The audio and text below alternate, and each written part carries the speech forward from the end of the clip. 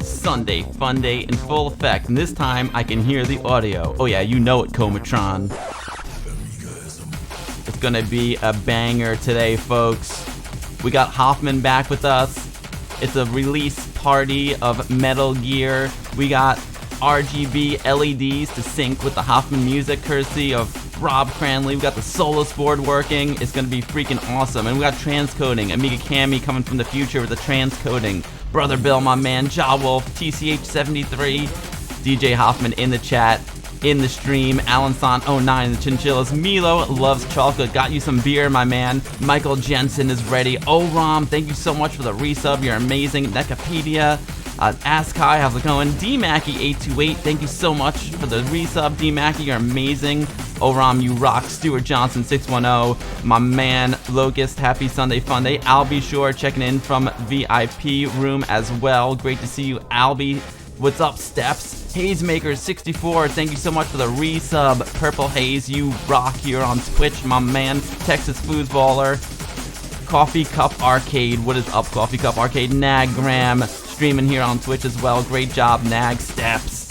Haze rules at Metal Gear, good. I can use some tips. Metal Gear Sunday, Nivrig, Falcon Salt. Amazing Tnoice, how's it going? Thank you for the 100 bits, Milo loves chocolate, you rock. 17-bit retro, thank you so much for the subscription, you rock, amazing, thank you so much. Palanurk checking in from Club Amiga Bill VIP Lounge, my man, Smash 1980, the HAL 9000, Seago 1200, Carlitos Way, Gabora, MCJX, MCJ, and Jand 909, thank you for the resub, Jand. Bergs Morg, how's it going? Steps, we in the hot tub, baby. D Mackey doing the Amiga Bill dance. Shouting out the Hazemaker64, I love it. I tell you what, we got Hoffman today. We got Hoffman, he's waiting in the wings, ready to go. I'm so freaking excited, like we gotta get pumped up for this one. I'm so freaking pumped up. And there's no better way. There's no better way to get pumped up for a stream than a little focused design. Turn it up for Storm Rider. Amiga.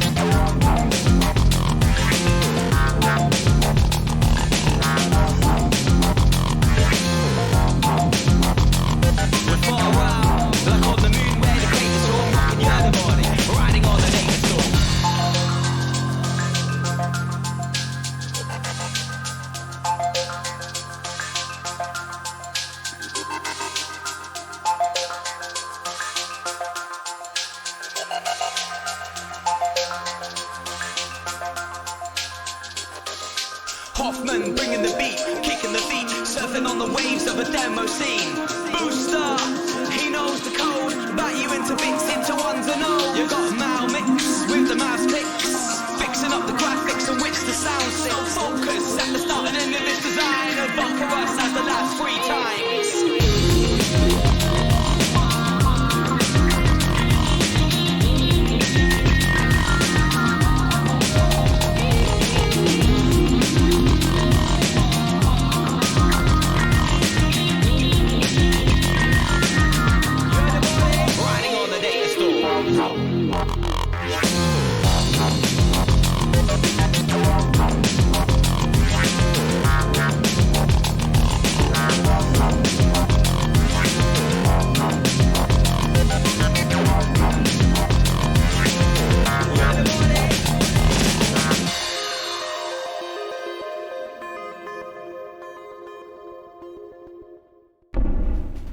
freaking Focus Design Hoffman first place Data Storm 2017 Amiga AGA demo. What is up, everyone? Freaking Sunday fun day in full effect.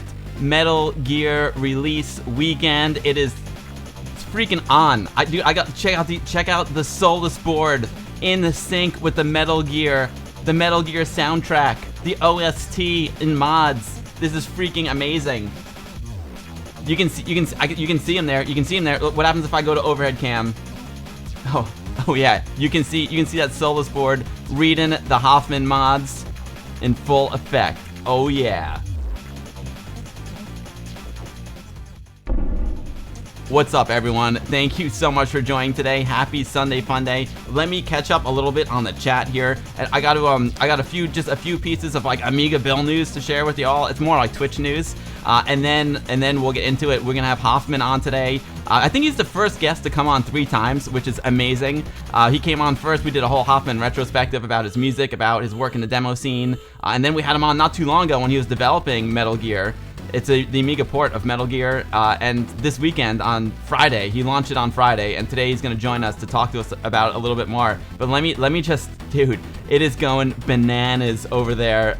Thank you all so much for your absolutely incredible support. Let me just try and catch up.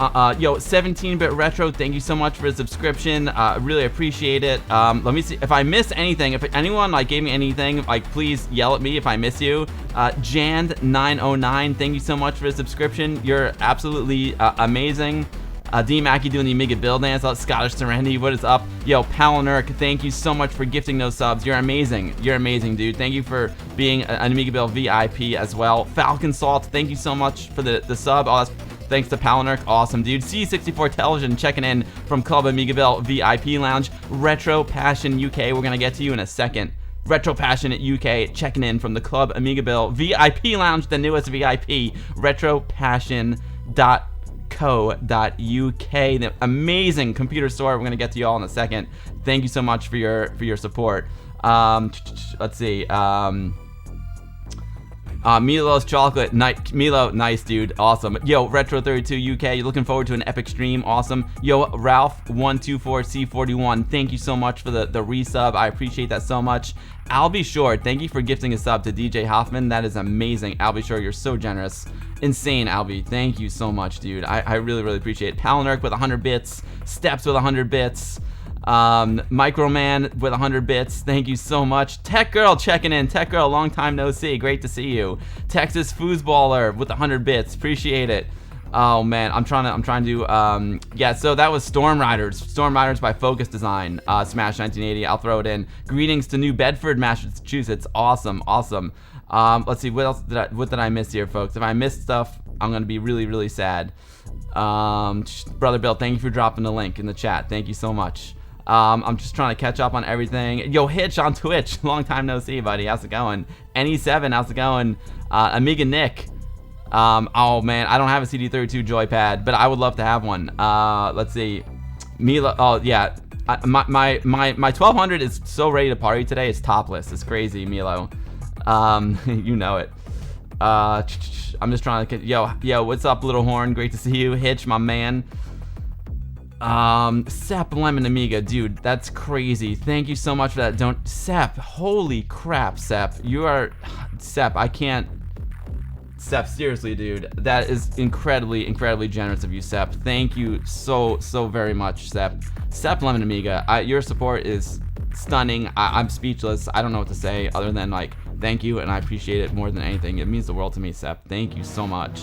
Voxel Trots gifting 5 subs. Voxel Trots, also Amiga Bill VIP. Voxel, Dave, you rock, dude. Thank you so much. I can't wait to fire up your monitor too. Thank you so much. I really appreciate that, Voxel. You're absolutely amazing. Falcon Salt, my 1200 is amazing. I agree. Mario, yo, Mario, great to see you, bud. My man, Mario, checking in from Ami Party. I hope all is well, buddy. Palinurk, again, thank you so much for gifting even more subs. Palinurk, amazing Palinurk. Thank you so much. Oh, wow. Remotely interested, I didn't watch Eurovision. What's up, buddy? Great to see you. Kisses to you, Mario. What did I miss anything? Did I miss it? Oh, J913B, thank you so much for the follow. Texas Foosballer, 100 bits. Microman 100 bits, Steps 100 bits, Palinark 100 bits. Again, Albie Short, thank you for gifting the sub. Ralph, thank you for the sub. I think Texas Foosball with 100 bits. I think I got everyone. If I missed you, I apologize. I thank you all so much for the amazing support. So I'm about to have Hoffman on. We're gonna play some Metal Gear. I just want to talk about something really bad, like really bad that Twitch did, and I'm really upset about it. So Twitch has done some very questionable things lately, and if Twitch, if you're watching, this kind of stinks, and I hope you change it soon. So as you all know, I give out an Amiga Build goodie bag to all my subscribers. All the patrons and all the subscribers on Twitch get the Amiga Build goodie bag every week, and it's like loaded with tons of stuff, man. Like all the links I throw down in the chat, all the Amiga news, all the indie retro news, like any demo that I play, it's all in there, man. It's all in there. So if you missed the stream or you just want to chill out and watch the stream and you still want all the good stuff from the goodie bag, you get it every week, and it works out well. But Twitch has without warning, they have disabled the feature for me to email my subscribers. So I can't send out an email. I can't say I email all my subs anymore. And this feature is suspended for months, apparently. I don't know how long it's gonna be suspended for, but they said it could be like 3-4 months. And that's really extremely frustrating. And it's like I couldn't even like reach out to my subscribers and warn them about this. Yo, J193B, thank you for giving out 5 subs. You're absolutely amazing. Thank you so much. So anyway, speaking of subs, so I'm like really upset with Twitch about this. So I'm not sure how I'm gonna fix the situation. one way to fix it is to support me on Patreon, and you'll get it every week. I think what I have to do, because now I have to individually message, I have to individually whisper every single one of my subscribers, which is fine, I'll do it, but it's gonna take a lot of time for me to do that. So I think I might have to consolidate and like send out the goodie bag to the Twitch subs like every other week, just because it's gonna be a lot of time. I can't just like send out one email anymore, and it's really frustrating. So I'm gonna message all of you individually after the stream throughout this week, and I'm gonna do the best I can. I'm gonna see how long it takes me to message you all individually. What I'll probably have to do, I'll probably have to consolidate and do like one mailing a month or one mailing every other week. If you want the goodie bag every single week, you can jump into Patreon, !Patreon in the chat. So I'm not sure how to the best way. Yeah, Steph Lemon Amiga, you noticed you got the last email only to your Patreon because Steph, I can't send email to my subs anymore. It's so freaking frustrating. So freaking yeah, J9, thank you so much, J913B.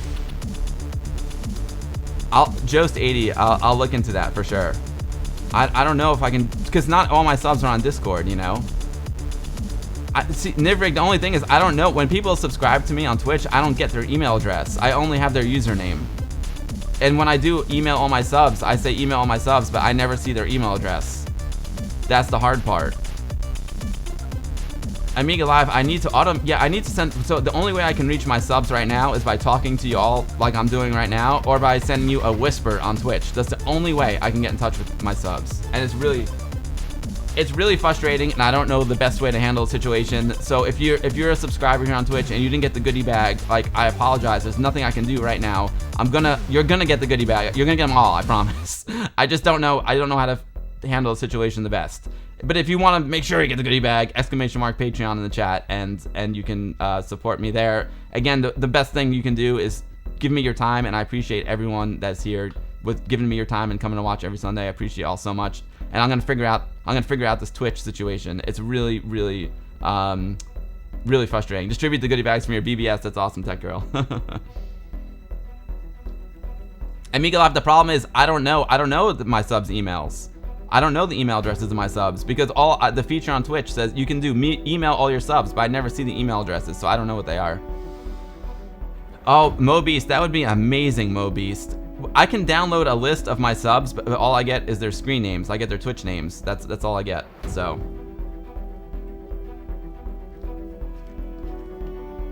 Hitch, your email address is safe with me, but I don't know if it's safe with other people. So anyway, there's my little thing. If you're not getting, if you're a subscriber here on Twitch and you didn't get the goodie bag, that's why. You're gonna get all the goodie bags, I promise. I'm just trying to figure out the most efficient way to deliver them to you. The easiest way, if you're into the goodie bags, !Patreon in the chat. And I apologize deeply. I'm really upset about it. But I'll do the best I can. We'll fix it, and I promise all you subs will get my goodie bag somehow. no matter how hard Twitch tries to sabotage us, we'll persevere. I promise we will. All right, so one more little piece of business. This is happy business. Happy business happening here, and then we'll get Hoffman on. Yeah, I can definitely put subscriber in Discord. I can definitely do a Twitch subscriber thing in Discord. It's just that not all my subs are on Discord, you know, and I want everyone to get it. So check it out, folks.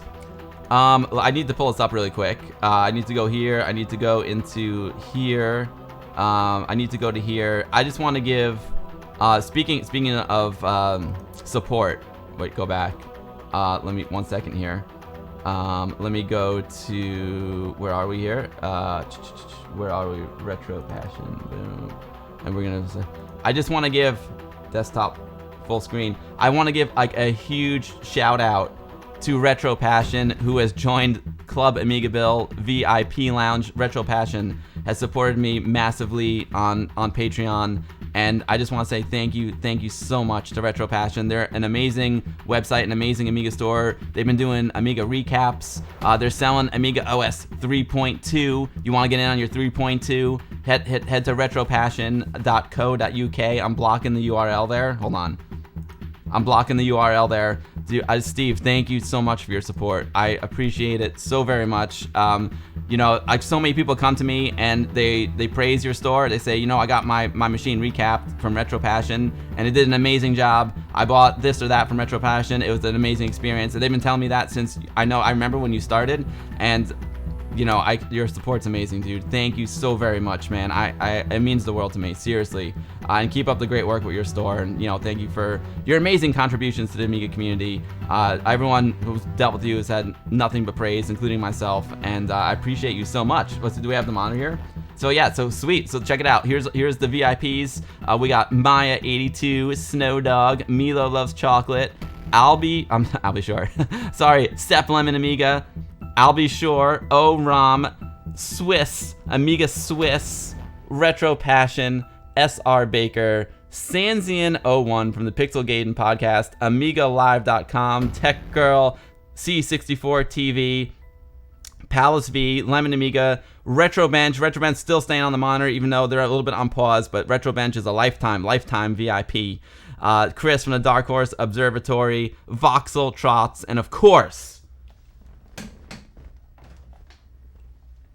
monsterjoysticks.com. Freaking thank you all so much for your support. You all are amazing. I appreciate you, each and every one of you, so much. And of course, the most important thing, like I always say, is the most valuable thing any of us have are our time, and I appreciate everyone who comes here and watches me every Sunday fun day. Your time is so important to me, and I appreciate it so much. Thank you all very, very much for being here today. It's going to be a banger. Let's go to, let me show you guys this real quick. This is, what we're listening to right now is the OST to Metal Gear by Hoffman, and this is going to be available for a limited time. It's like an Amiga Bill exclusive for a limited time. So like for the first week or two, it's going to be in the Amiga Bill goodie bag, which I'm going to get to all y'all. So all the patrons will get it like really soon. The Twitch subs will get it as soon as I can. But this is a collection of mods from the game, and it's a gift to Hoffman. It's a gift from Hoffman to me and all the people who support me. Thank you so much. And then this is going to be available to the public, you know, soon enough. So we'll talk to Hoffman when he comes on and find out all the details about it. But for now, Amiga Bill patrons and subs, man, you all get this in the Amiga Bill goodie bag. So thank you, a huge thank you to Hoffman. It's so freaking rad. Hoffman, you rock. Speaking of Hoffman, enough with the blah blah blah. It's about time to get this freaking party started. It's about time to listen to some music. It's about time to play some games. Look at this. Look what I got, yo. Amiga Love with the 64 biddies. Yo, Amiga Love, how much do you love this? How much do you love this? Where's my overhead cam? How much do you love the LED sync with the Hoffman mods? I'm running the Solus board courtesy of Rob Cranley of the Amiga Ireland podcast. Freaking amazing, Rob. I love it. I love it so much. It's so good. It is so freaking good. And you know, SW3PO, he's like, you know, you gotta get the Solus board working for Hoffman, because Hoffman's all about the tunes, man, and we need some RGB LED in sync with the Hoffman tunes. It's freaking awesome.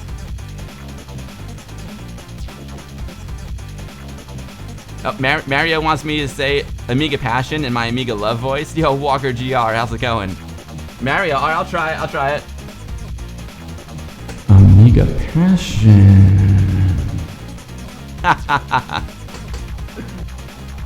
AmigaPassion.co.uk. There we go. There's MonsterJoysticks.com. Y'all want to play Metal Gear with a top-notch joystick? Exclamation mark joystick in the chat. Go to MonsterJoysticks.com. Get your Monster Mini. Get your Monster. Get your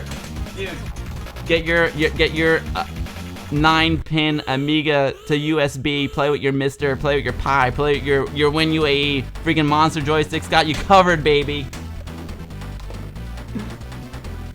Amiga Malta, we are rocking the Solus right now. How amazing is it? It's so cool, right? Amiga Passion should have an echo instead of a reverb. I'll dial it in, Milo. I'll dial it in for sure. You love that little adapter, Mixels Lab. It's so good, right? It's so good. Albie Shore, thank you for gifting that sub to Retro Passion UK. Thank you, Albie Shore. All right, folks. Without further ado, my guest is patiently waiting to come on stream and talk to y'all. I think he's the first one to come on 3 times, so this is super, super exciting. He's one of my favorite people in the Amiga scene. He's someone that inspires me. It's not just a good guy, but he's also obviously super talented. He inspires me. It's loud, it's beautiful. It's Hoffman. What's up, buddy? How you doing, man? I'm doing fantastic. Thank you for coming back on the stream, Hoffman. It's a pleasure. It's a pleasure to have you.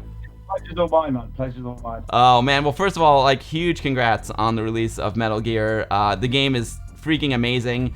It's a game I never really played the original back in the day. I played the newer ones for like PlayStation 3 and PlayStation 4. So I've been like really enjoying the original, and I know this is a port from the original MSX version because I did play the Nintendo version back in the day, but that doesn't count. No, definitely doesn't count. No, that's a shell of its former self, I think. Yeah, exactly. So folks, Hoffman was on the stream not too long ago. He was developing Metal Gear. We took a deep dive into Metal Gear on that stream. But let's just recap for a second. Obviously most of you who are watching know who Hoffman is, but he's a legend in the demo scene. He creates demos. He creates music, amazing music for demos. And now he's ported his first. It's your first game you've ported to the Amiga, right?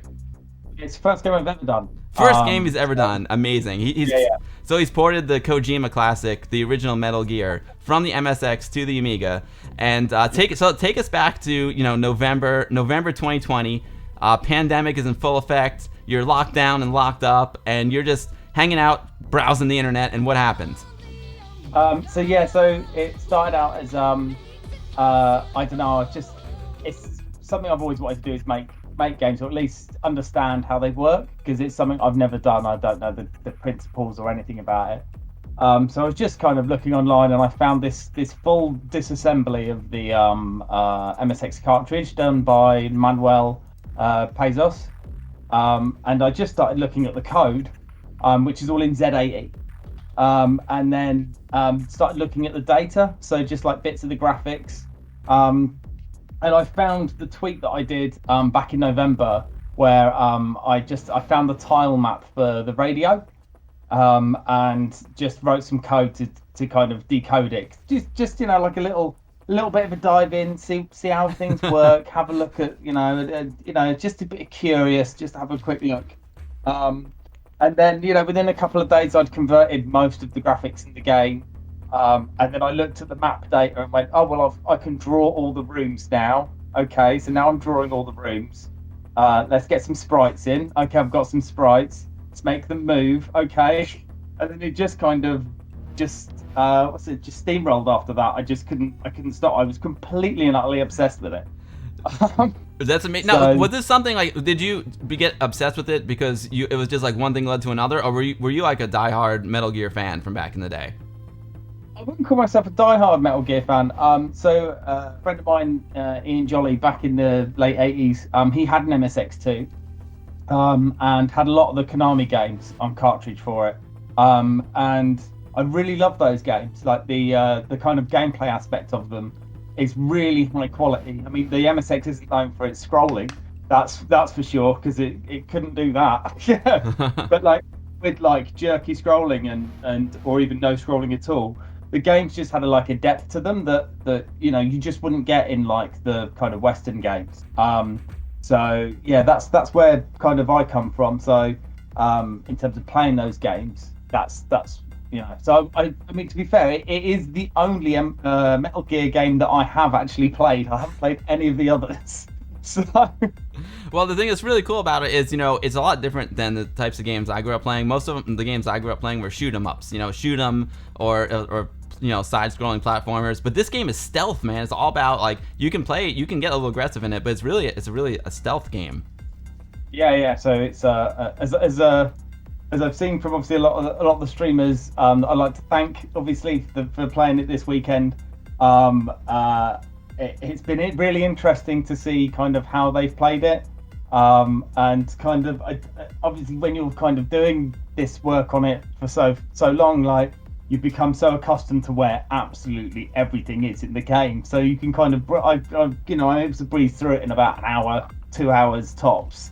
But yeah, watching someone else play it when they don't know what's going to come around the corner or where everything is, it's been really interesting, because it's obviously it's quite difficult. So I'm finding out from other people. Well, let's take a look and see how I do, because I haven't really played it much since last time we came on. Before I switch over to the game, I just want to say Ilamaros, thank you for the follow. Chunk Tech, thank you for the follow. Land24X, thank you for the follow. And DMackey828, thank you so much for going over to Patreon, man. I appreciate your support, DMackey. That's amazing. Roar doesn't play the game so much, but he's hypnotized by the music. Awesome, Hoffman. Hitch said he never cared for it before, but he loves it so much, the port so much, he played it for 5 hours over there on the Hitch on Twitch stream. That is freaking awesome. I know, as it sounds like Purple Haze Maker was playing it too. So let's freaking fire this up. Let's go over here. There we go. All right, cool. Hoffman, the OST is amazing. Obviously, being that you're like an incredibly talented musician. I noticed one thing I did notice, of course, is that the music is much better than the original game. So is that some of the things that you did to this port? It's a very accurate port, but you also did some enhancements too. Is that correct? Yeah, so there's a lot of enhancements to it. So one of the biggest ones obviously being that everything now runs at full frame rate, either 50 or 60 hertz, depending what mode you run it in. And that was actually quite a lot of work, because everything that moves in the game, anything that waits, like a timer or a pauser, basically it has to be kind of multiplied or divided by a factor of 2. So there was a lot of, it's quite easy to do, but there's a lot of it. So chunks of data, little values within lines of code and stuff all have to change.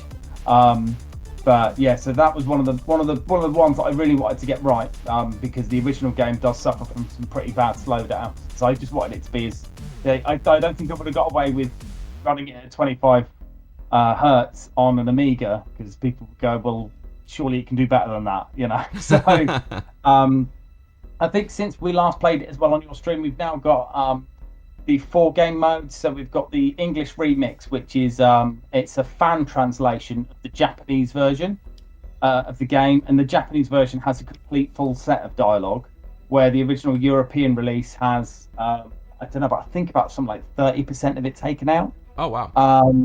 And so we've got the 2 English versions, the original Japanese version, and we've also got a brand new Spanish translation done by Akira from the ground up, using the English remix one. So there's that. Music and sound effects, obviously a lot of work that I put into that, but that's stuff that I kind of left it near the end, because I kind of know what I'm doing there. So so it's all the music is kind of it's not most of the time it's not like a direct port. There's like, it's either been remixed or reinterpreted, because I wanted to, on some of them I wanted them to be slightly more tense and a little bit darker to kind of ramp up the atmosphere a bit. So yeah, that's kind of all of that as well. All the sound effects as well, which is you kind of forget about it. You know, when you're playing a game, you can sometimes forget about the sound effects, because if you do, that means that they're doing their job. You know, Right. So what else was there? It's like a good editor. A good editor when it comes to filmmaking is you don't notice the editing, even with the cinematography. If something stands out, then it's probably really good, but it doesn't blend in and make the whole experience positive. You know. Yeah, exactly. Yeah. Go ahead, sorry. I should have my list in front of me. No worries. We're gonna get into it. And so, folks, if you have a question for Hoffman, you can do @Amiga Bill in the chat, so I see it. I know Mario, DJ Mario, who's one of the hosts of Ami Party, the first demo party or the first like real demo party I ever went to. He asked you a question about Eon, so maybe we'll talk about that after we play the game a little bit. Because Mario's amazing and Ami Party is so freaking cool. I love Ami Party. But I want to start the game up, so I'm gonna turn off the Amiga here. I'm gonna I'm running it off the ADF because there's something rad. There's something really rad that happens when you pop in the disc. Hopefully it'll work. I've been working on this Amiga all morning. I got RGB LEDs coming out of it. I got SD cards in place of floppy drives. It's kind of crazy. Let's see what happens here. Let's see what happens. Oh, we're good. We're good.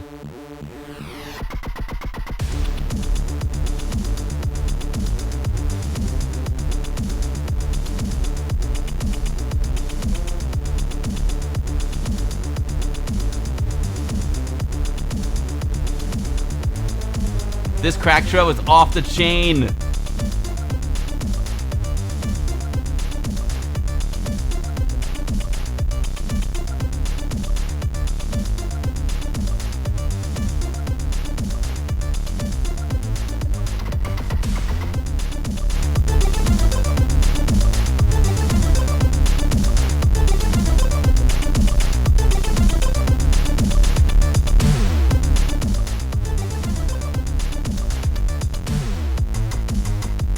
It's so good. So wait, so who did the music to that crack trail? I see the Logicoma. I see the Logicoma logo up there.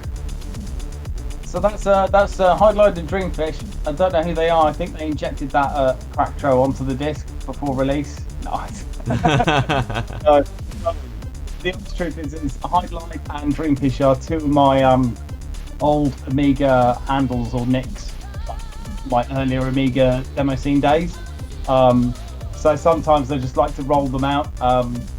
For projects like a little bit tongue-in-cheek, which this Cracktro is, with the, all the RGB colours and everything, and the star field and everything.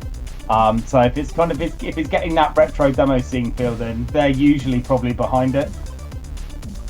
I love it. I love the colors are great. The Logicoma logo is amazing, and the fact that I got a shout out in like a legit Cracktro, I feel like I made it. I'm so thankful and grateful. Thank you so much. Oh my God, it felt absolutely incredible. When I saw that, I went crazy. So folks, it's a little bit cropped right now because of my profile. I have it cropped to show you like Metal Gear full screen. You know what I'm saying? So the crack show is a little bit cropped. When I go over it and I uncrop it, then we lose Hoffman. I had a lot going on before the stream started. But yeah, dude, thank you so much. It's such a rad Cracktro. Yo, Mariusz Jankuya Barzo, thank you for becoming a patron. I appreciate that so much. Gustavo's asking if you're planning on porting Metal Gear 2 Solid Snake to the Amiga. I'd love to, but it's not been disassembled. So I think there's another question about getting that disassembled, which is the thing that needs to happen. It kind of, without it being reverse engineered, it's quite hard to build. But I'm not saying that I'm not interested in reverse engineering the entire game cartridge. I am. I just don't know where to start, really. Yeah, understood. Well, I mean, you hit gold like when you found that that posting, right? Because it had it was basically all commented, right? All the source code was commented, so you were able to. Yeah. So yeah, it was really good. It was really, really easy to understand. I mean, I didn't understand Z80 when I started this project, and I can almost sight read it now, in terms of converting it into 68,000. Amazing. I mean, yo, Maya82, what is up, Maya? Great to see you. Another great game designer here, Hoffman, Mick Geezer. He's got a question for you. When you did the conversion to 68K from the Z80, do you know what all the code was doing? Like, did you understand the full game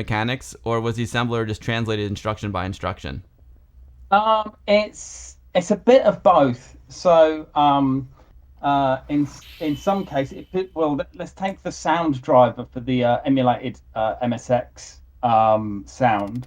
That is a line by line verbatim translation because that thing is about 1,500 lines of code. And although I kind of understand what it's doing now, it was probably the single most complex bit of code to convert.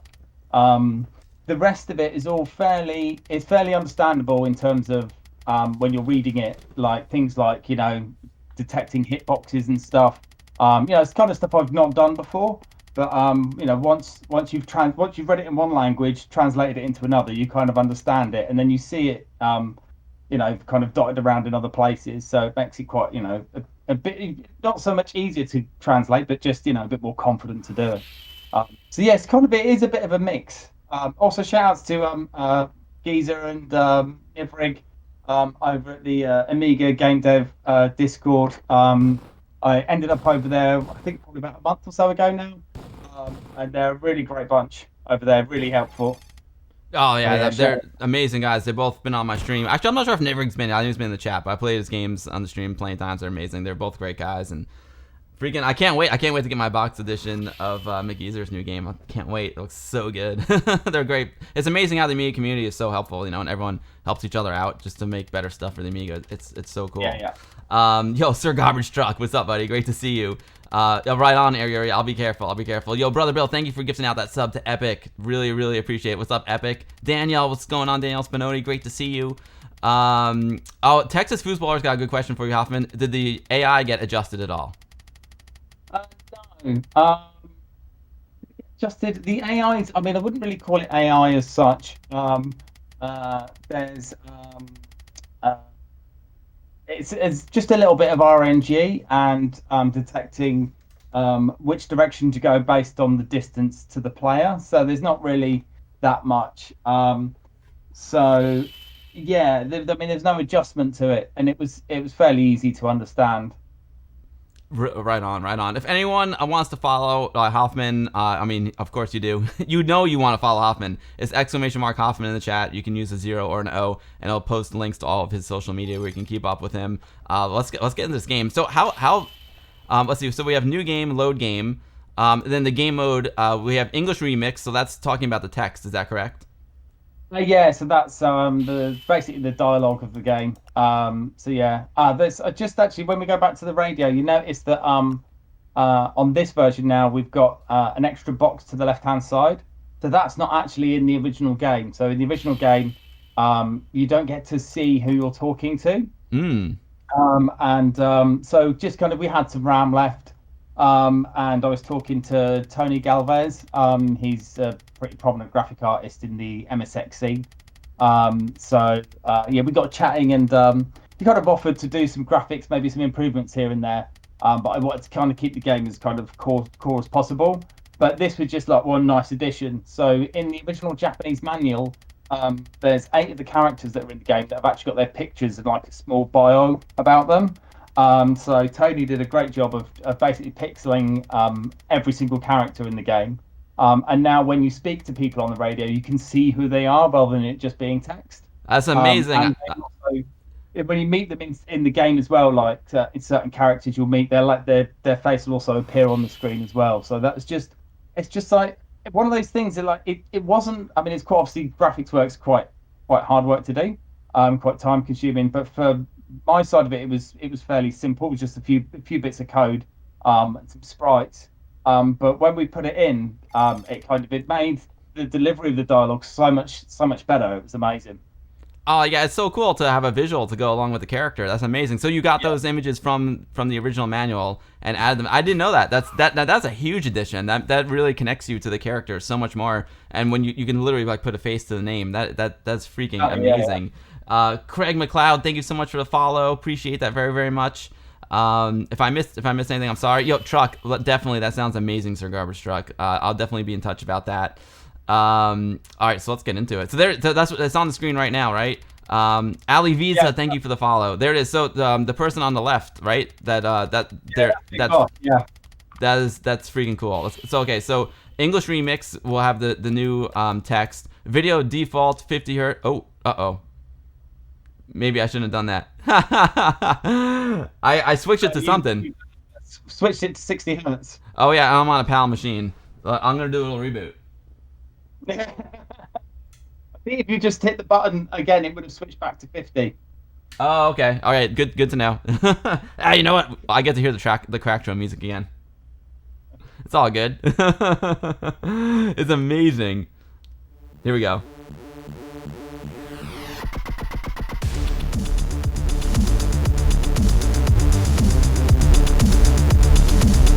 Yeah, garbage truck. The README has all the controls in it. So if you do have a CD32 pad, it'll tell you about them all there. It does also tell you them on the attract mode in that little radio section, but that doesn't stay up very long. So yeah, I just open up the README. That's a good point. Actually. Anyone playing the game, it is really like there is a full manual that comes with it in the readme.txt. I would suggest you go and read it. So yeah, there's one thing actually that is missing from the manual, which I also forgot to add, is that in the radio you can actually, in some rooms, you can just scan up and down and find people to speak to. So that's reading the CD32 pad in. Let's see. Yeah, that's a piece of code that I borrowed from someone else on EAB. Yeah, it'll be on GitHub soon anyway, so be able to grab it from there. Yo, Fearless, thank you so much for the follow. I appreciate that. Okay, so I'm gonna leave the video default. Audio, we have Amiga enhanced, MSX emulated. Oh yeah, so if you go to the MSX emulated, and then you've got the sound menu now as well. So if you put it in MSX emulated, then go to the sound menu. Oh, there you go. Very cool. And then you can play each of the pieces of music from the game and all the sound effects. Oh wow, that is sweet. Oh, and every time I hit the button, it does the propeller. That's great. Oh, there's the original.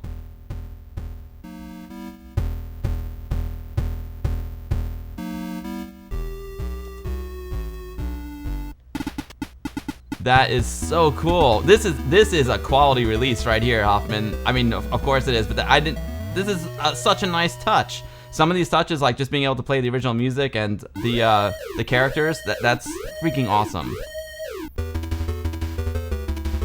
And I love how you can see all of the data there on the bottom as well. So yeah, the reason why I ended up coding the sound menu because I had some serious problems with the sound driver emulation. So this is actually just a debug screen that I built, but I kind of tidied it up a little bit and just put it on the menu because I thought it's quite nice to be able to get to all the music and sound effects.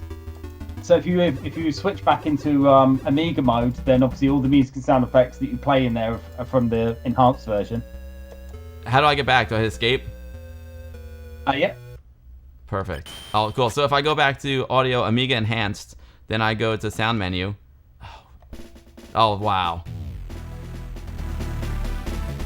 That is so cool.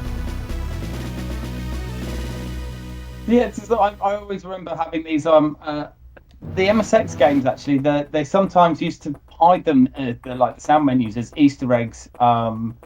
In certain places in certain levels, or they would be available on something called the Games Master cartridge, which is like a second cartridge you could put in the back to then open up parts of games and do cheats and stuff. So it just seemed kind of fitting to make sure that that principle of having the sound menu was in there.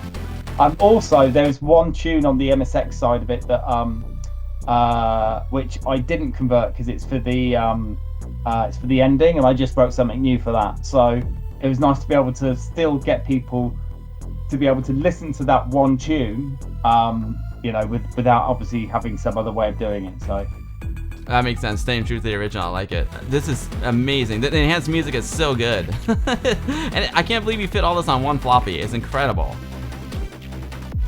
The ending's nearly half of the disc. The ending is nearly half of the disc. Yeah. Wow, well, I've never seen the ending. I'm gonna have to play it. I have to get really into it. This is so cool. Oh my god. Actually, it was up until about somewhere last week. There was a cheat code on the main menu to basically trigger the ending. Just because I obviously needed it to test that it would actually load the ending, play it properly, and then load the game back in. But yeah, I thought I'd take that out. So you have to finish the game. There you go. No, you can't just skip to the big part there. Control, Yeah. so it's CD32 pad support, obviously. But I don't have a CD32 pad. I do. My monster joystick though is definitely a 2-button joystick. So if I select joystick, will it utilize both buttons, or is it for a single button? I believe it should do. It's a strange one. I mean, basically, the code I borrowed for this has basically got two modes where it'll either, I think it'll check for two buttons on a standard 2-button controller, or it'll do the whole CD32 thing. You can get into some really strange, odd things if you're using. I think it's if you're using a CD30. You've got it in CD32 pad mode, but you've got some strange controller in it. It can start doing things like randomly hitting buttons and stuff. So yeah, if you do get a problem with it, I mean, if you've got a genuine CD32 pad, just run it with that. If you've got a 2-button joystick, just check which setting works best. I obviously don't have hundreds of joysticks here to test it out on, so the reports that I got back were, everything on the various controllers that my guys had all worked. So. Perfect. Yeah. Well, I got a couple here. We'll try them out. I'm going joystick control, and I got the Monster Mini. And it works great for all the other two-button games. And you can also remap the second button if it's a single button game for up, so it can jump with the second button, which is rad. But for now, I have it in regular 2-button mode. So all right, yeah, just start this puppy up. Let's go. Yeah, that's a good point. When you start, if you just try the second button, if he punches, then you know you're good. Okay, cool. So button 1 is to shoot, button 2 is to punch, right? Yeah. Yo, Fearless, thank you so much for the follow, Fearless. All right, we got a call here. This is Big Boss. Operation Intrude N313. All right, Big Boss. I love so in the original you could not see Big Boss's face. Is that correct? That's one of your enhancements. Yeah, there's basically nothing to the left of the radio. Also, the image on the right is new as well. So we just did them all in the same aspect ratio. Perfect. Shrimpers has a great questions. How do we get our hands on this game? ! Hoffman in the chat, and that will send you to all of Hoffman's social media, or you can do ! game, and that's a direct link to the blog post where you can download it. Yeah, you can also do ! game, and that'll take you right to his blog post. There you go. Perfect, Hoffman. Infiltrate the enemy fortress. Thank you, Shrimpers, for the follow. Appreciate that. Infiltrate the enemy fortress, Outer Haven, and destroy Metal Gear, the final weapon. First contact Gray Fox, who has vanished, and learn about Metal Gear. All right, so first we gotta get Gray Fox, learn about this Metal Gear. Call on frequency 120.85 from now on. Over and out. All right, here we go. Yo, and everyone, thank you so much for the new follows. If you're new to my streams, welcome. I'm Bill, and I stream Amiga stuff almost every Sunday here on Twitch. I do my best to stream every Sunday, but I got a regular job, so sometimes I can't do it every Sunday, but I try my best. And I like to play new Amiga games. I like to play classic Amiga games. I like to do creative streams. I do Amiga news. But my favorite thing to do is to have guests on and do interviews with guests and check out the cool projects they're working on. And today we are with Hoffman, who has done this amazing spot-on port of the classic Kojima Metal Gear. Look at that. We can punch with the button too. We're good to go. That's good. Okay, so I'm going to give a tip now. This is a pen, a piece of, and a pad. So what I'm going to do now is write down Big Boss's frequency for you, which is 120.85. 2.85. Perfect. Thank you, Hoffman. I appreciate that. So this is not the Monkfish. This is not ported from the Nintendo version. It's ported from the original version, which is on the MSX. Yeah, so just about the NES version, that wasn't dealt with by Kojima. It was dealt with by, the port was done by a completely separate team, and Hideo Kojima, who designed this, had nothing to do with it. He just basically licensed it out. So word is that he wasn't particularly happy with the NES version when it arrived. Let's hope he never saw the C64 Spectrum versions. Oh, that they were even worse, huh? Oh, I missed it. I missed what Big Boss said. Sorry about that. Comatron's asking what the original song title was for this one on the NES version. I'll be honest, I've not played the NES version, so all I know is it starts with you parachuting into the jungle. All right, so I just see. So when every time you go back to the screen, it calls again. So yeah. So I can read it. This is Big Boss. This is an infiltration mission. Avoid detection by the enemy. Over. Thank you, Big Boss. Big Boss is looking sweet. What a cool character. All right, so I like the stealth here. We'll take a stealthy approach. There we go. It's fun to play. It's fun to play a game where you don't just shoot everything. And then I see. So F1 brings up a menu. Pause, continue, load, save, exit game. So obviously you can have some save games. Yeah. So save game works exactly the same as it does in the original, where you get to a checkpoint is effectively the data it will save. So if you go kind of halfway across the map thinking you've got everything saved, you may not have. That only actually saves the checkpoints that you go through. Gotcha. So that's important to remember that, because I've seen a couple of guys play it, get a little bit not know that, and then it does explain that in the README. But if you start playing the game without the README, then you might have missed that one. We'll check it out the README later. The README is good, and I thank you so much for the shout out in the README. That was so awesome, Hoffman. I was like, yes, that's so cool. The README is very helpful. It gives you background on the game. It tells you about Hoffman's process doing the conversion. A bit of an overview. The README is really good. All right, so F1 brings up the menu. Metal Gear Solid 3 tells the story of Big Boss. Oh, sweet. So F1 brings up the menu. Escape out of that. F2 shows what weapons you have right now. I've only got my fists, so no weapons yet. Yeah. F3, all I've got is a pack of cigarettes right now, which is the most important thing to have. He's got Yeah, and F4 brings up the transceiver, right? And right now we're not dialed in. Just on the transceiver, so you use left and right to go up and down the frequencies, and then you press up to do so if you press up now, he'll do a call out and see if there's someone there. Okay, we're calling Big Boss. Oh, there we go. He's on 120.85.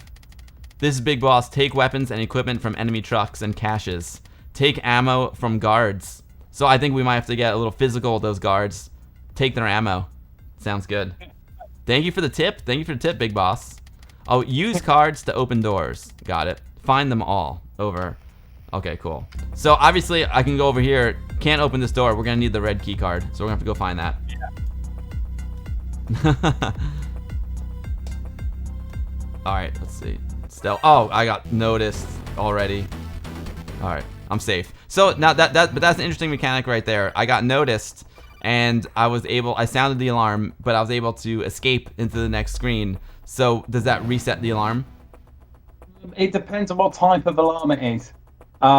So that one there, you noticed that it had a little white kind of white speech bubble and one exclamation mark. That means it's like a low level alert. So if you get out of the room, it'll disappear. They won't go running after you. If you get a yellow one with 2 exclamation marks, or you trigger one of the security cameras, then you will get a red alert, and basically you will get guards coming at you until you either get to a safe spot like an elevator, or you kill enough guards.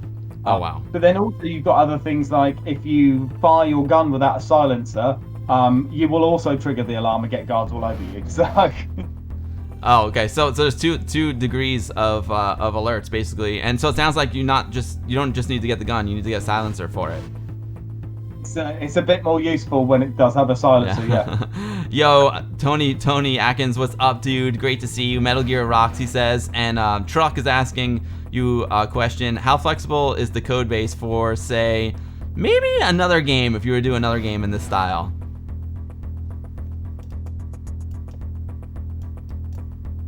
Yes, you could do. It's kind of reminiscent of the way games were coded back then. So it is pretty much, each of the enemies are pretty much hard coded. But you could change those enemies. Personally, I think if I was gonna I mean, there are chunks of it that I could use again. Things like the way the double buffer drawing mechanism for the blitter objects, all that kind of stuff. You know, that's all reusable. But yeah, the data structure is probably kind of useful for doing maybe just the map side of it. That would be quite good. But yeah, it is very kind of hard coded. Like each enemy has their own little section of code that basically makes them work. Yo, Matthias 1981, thank you so much for the follow. I appreciate that so much. Uh-oh. Alright, there's a dude in that truck. Let's knock on the truck and we'll come out. Yes! He came around the corner and we knocked him out. I love it. Now we can hop in there. And it looks like we got it. So I got some rations in the first truck. I guess that's good food. Will that restore your life? Yeah, so yeah, one of the funny things is obviously if you use it now, that won't restore your life to the full bar because you're only a class 1 at the moment, so the 1 star. So that is your maximum energy at the moment. So yeah, as you rescue prisoners, you know the more you rescue, the higher class rank you end up being. So it pays to go looking for them and rescuing them. Got you. Look for so you get extra basically rations when you rescue a prisoner. Yeah, so you get extra. You get a larger maximum health bar. You can carry more ammunition. You can carry more rations. The higher rank you get. So yeah, there's some other bits about the rank, but you know, no spoilers. So in case you haven't played it, so yeah, pick a king. This is our character is Solid Snake, right? Right, Hoffman? Yeah. Yeah, Trapshot is asking. A lot of folks are saying, could you port Metal Gear 2 from the MSX? Again, if someone wants to do the full disassembly for it from Z80, you know, into Z80 for me with a bunch of comments, then I definitely consider taking it up. I have played it on my MSX2 recently. The soundtrack on it compared to the first game is phenomenal. It is amazing. So on the MSX2 version of Metal Gear 2, it's got they use the SCC sound chip, which is like an additional sound chip that they put inside the cartridge. And yeah, the soundtrack for that game is really good. So I'd love to do it. I really would love to do it, but without the disassembly, it makes it a bit difficult.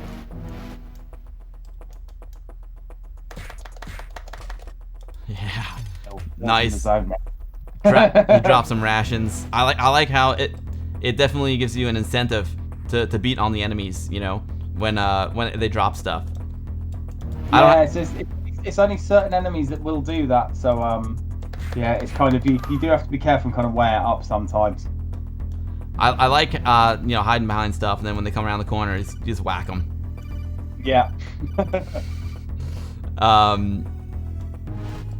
Very cool. All right, so if I wanted to, so what I should do now, right? I'm gonna need the key card, so I'm gonna switch from the smokes to the key card. But let's navigate the screen first.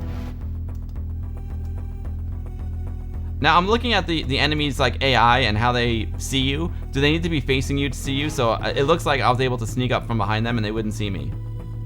Yeah, that's pretty much it. So they've only got a direct line of sight, and it's actually quite narrow. So you can get away with quite a lot. Okay, cool. So I'm gonna switch over. So I got 2 rations, I got a pack of smokes, I got the red key card, and some binoculars. So I'm gonna choose card 1. So it's when you're outside. Obviously, you can get if you get your binoculars out, and then exit the menu. Oh, I'll take out the binos. Got it. Whoa! Telescope mode. Now move around left and right, and then you can kind of look into a room before you go into it, in case you're a bit worried about just running in and you know, getting spotted by a guard. That is genius. That's really cool. That's super helpful.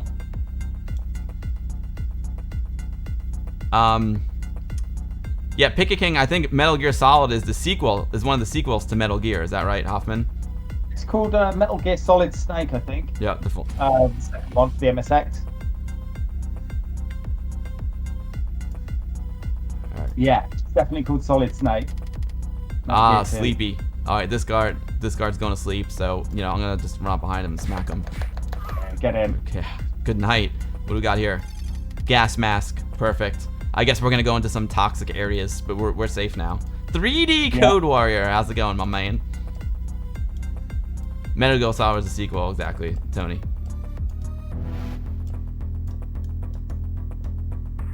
Now I wonder if I should beat these guys up, or we're just go incognito here. It's fun beating on them. It is fun. It is fun trying to avoid them as well.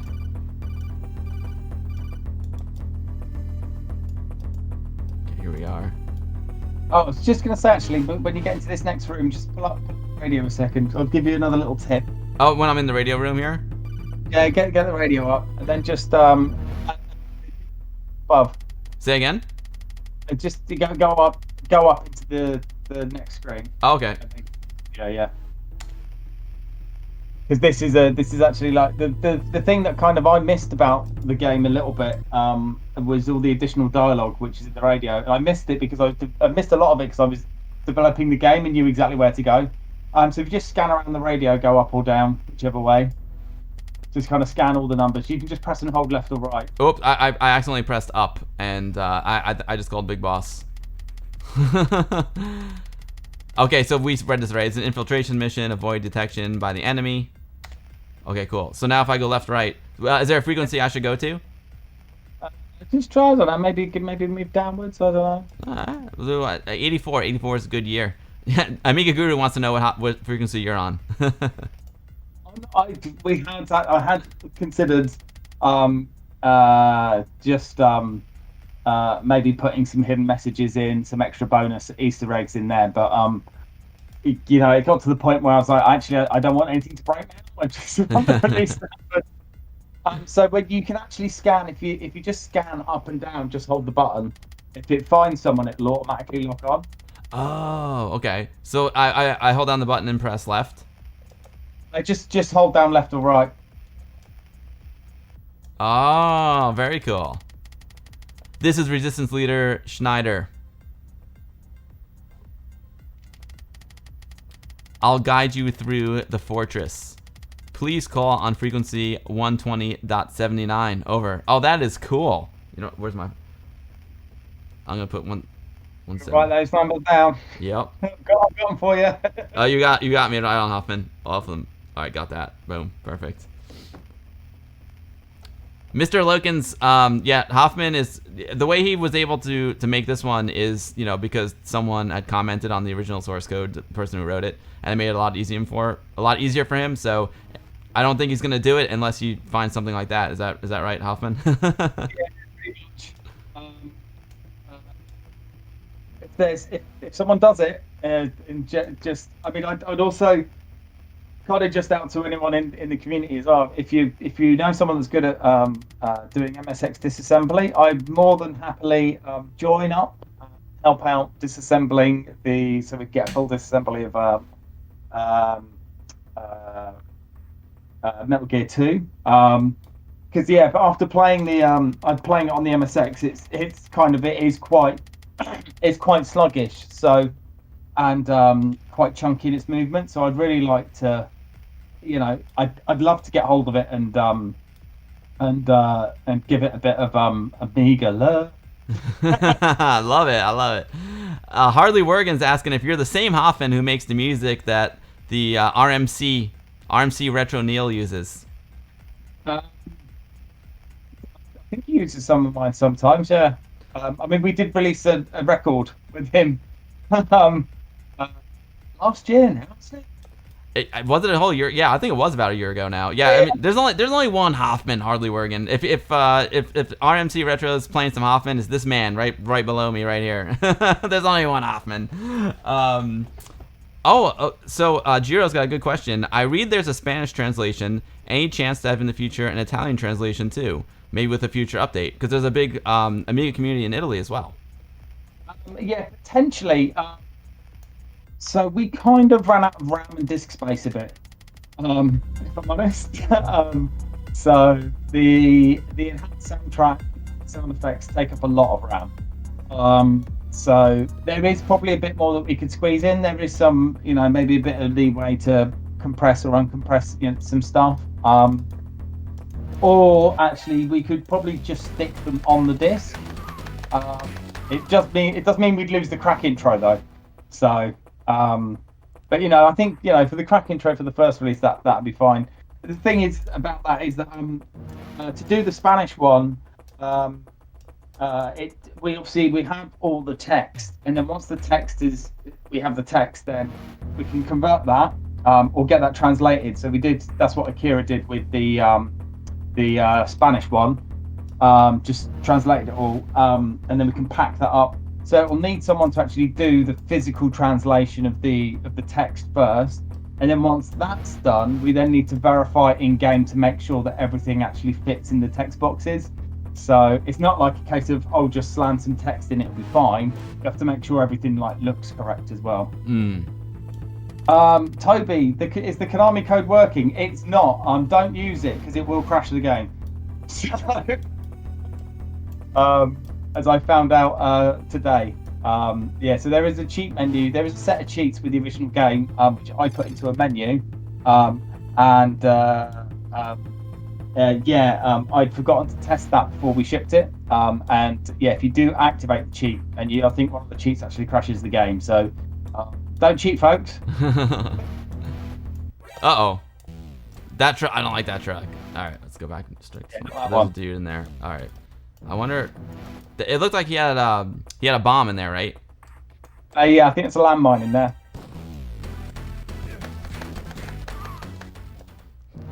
I wonder. I don't know if it was worth getting the mine. So far I've taken 2 hits. I took 1 sloppy hit, and that hit. You're not looking so healthy there. I'm not looking too healthy. I do have some rations I could take. Let's see. I'm gonna try and open this door. Nope. Okay, so I guess my red key doesn't open that door. Oh, I should have waited for him to come out. Then I could have whacked him. I just went in. Fists blazing. I can eat the rations if necessary, but I think here I can go from here I go into the elevator if I'm not mistaken. Yeah. And now when you go in the elevator, do you get your health replenished? You don't get your health replenished, but you'll notice that this is another feature that actually wasn't in the original game. So when you walk in, you'll notice at the bottom it'll flash the words checkpoint. So the original game wouldn't. Oh, get in there. So there you go. You notice that the music's now also died down. So that was a red alert that was triggered then. So they would have all come after you. But as soon as you get into an elevator, you're safe. So it's like your little safe space. But yeah, the original game wouldn't let you know if you actually hit a checkpoint. So you just you'd run around the game and then you die. Then you go, I'm back in the elevator. I guess that's a checkpoint. So I just wanted to add that in. It's just a little. It's just a little bit of code that you can chuck in. Say, write the word checkpoint on the screen when you pass one. But yeah, it really does help remind you of your save points. Yeah, I wouldn't have known. That's a really nice feature because I wouldn't have known. Unless you told me. So that's really helpful, actually. Acid Ball's asking if you find coding relaxing or a bit stressful. It's always a mixture of the both. I'm absolutely fascinated with it. I get really obsessed with it. So it's about getting an understanding of how something works. A lot of the time the end result of it is it's an experiment. You're looking at how something works, and then you end up with something at the end of it that you can give to other people. Kind of in this case, because this started off as I was just interested in how the graphics were stored on the game, and how.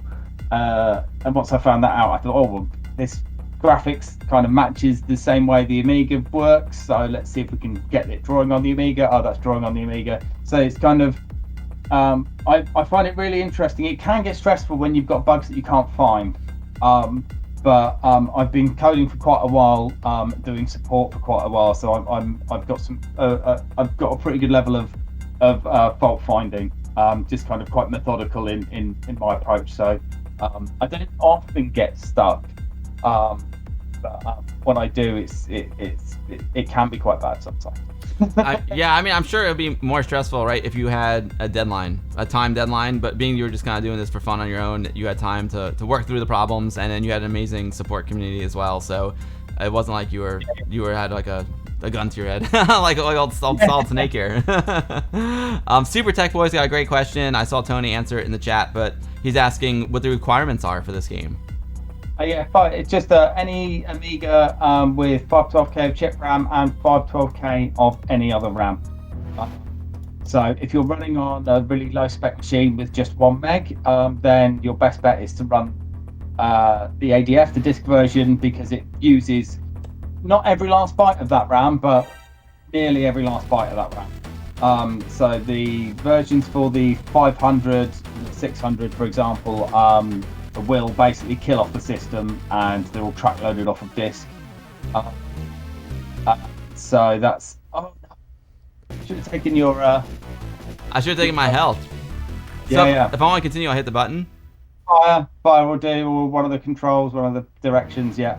Oh, and see, and it brings me back to the elevator, but with my limited life, it didn't replenish my life. Yeah, and folks, if the game is available now, if you would like to get the game, you can do !game in chat like Nivrig did, and that will give you a link to Hoffman's blog where you can download the latest version. And if you want to follow Hoffman on all social media, do !Hoffman in the chat. It can either be an O or a 0. And you can follow Hoffman on all social media. What's up, John McDermott? Great to see you. Yeah, D Mackey, you're gonna love it, dude. It's so much fun. Yes, Trapshot Live, great question. I am running this on my Terrible Fire 1260. It plays fine. This the 1260 is just, it's in my 1200 right now, and I booted from the ADF file. This is a good point though, Hoffman. When you run the WHD load version, you have to use no cache. You have to put no cache in the parameters. You know. Yeah. Basically ships the WHD load without the setting to switch off the cache. Which is fine if obviously your CPU isn't that particularly heavy duty, like a standard vanilla 1200. Doesn't have a problem with it at all. But a 68060 with its caches will have a problem. So at the moment you have to add that into the WHD load slave config, just no cache. But yeah, when I've got some other slight niggles with the game that have kind of popped up, like a couple of things that need fixing. So I'll be wrapping that all up together as like a single update. So I don't want to do loads of incremental updates. I want to just kind of pull everything together and then just try and do one set, a 1.1, and hopefully that'll be it. Because as you can probably guess, there's 101,000 different configurations of Amigas, whether that's emulated or real world. So as much as I thought I coded this in such a way that it wouldn't cause a problem, it's been really interesting to see everything go slightly wrong on various different different configurations. But yeah, most of it's just cache related. So the code's good. The way we're treating with the hardware is good. But yeah, the problem is those CPU caches cause us a problem. Yo, Terrible Fire, what is up, Terrible Fire? Speaking of Terrible Fire, it is running. We're playing the new Metal Gear port by Hoffman, and it runs beautifully on the TF 1260. Daedalus, who creator of the amazing Solus board, which we're gonna look at in a little while, he was on my stream not too long ago. He said that a lot of the games need the no cache setting because he also has a Terrible Fire 1260. Yeah. It was just kind of, it's like one of those small details that is kind of quite important, but got forgotten at the last hurdle. So I didn't want to kind of change all the upload or the downloads and stuff just yet, because most of the people, I managed to get a message out on Twitter, and was kind of dealing with the responses off of some of the forum posts. So I think most of the people that were trying to get it to run, we've managed to kind of get it running. We can show them. I can show them how to change that parameter. It's so easy to do it. I can show you guys how to do that. But first, I'm gonna eat some rations. Get my life back up. Yo, the Amiga Guru.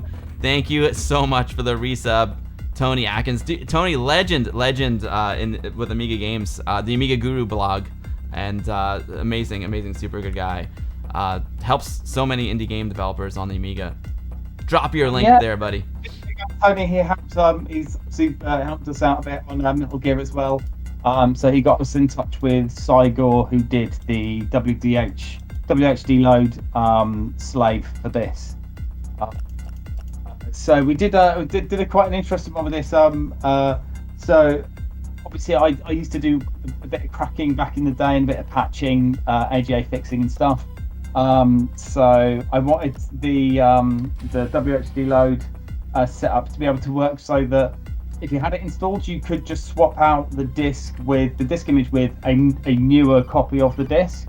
So the game's kind of laid out in such a way that we can do that. So the slave doesn't need to change, that code doesn't need to change. You just basically drop the new disk in, and it's like, yeah, it's good to go. I can show you. I'll play for a little while longer, and I'll show everyone this. So if you guys want to do !game in the chat and go download it yourself, I can show you how to do that if you want to run the WHD load. This is Big Boss. I forgot to tell you, use a gas mask in gassy areas. So yeah, I put on the gas mask. We're good to go here. It was interesting because you can only have one item active at a time. So I had to open the door with the key card, then put on the mask. Yeah, I mean, now you've got to get your key card out and take your mask off. Oh boy.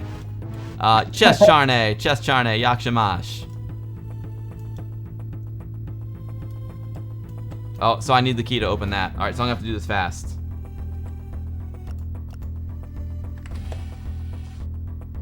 Uh-oh. I'm gonna put it back on.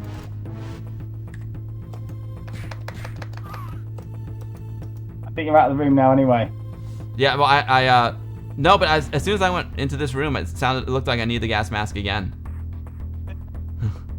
Terrible Fire, I'm not still enjoying the TF1260. I'm like, kicked it up into a whole new level of enjoyment.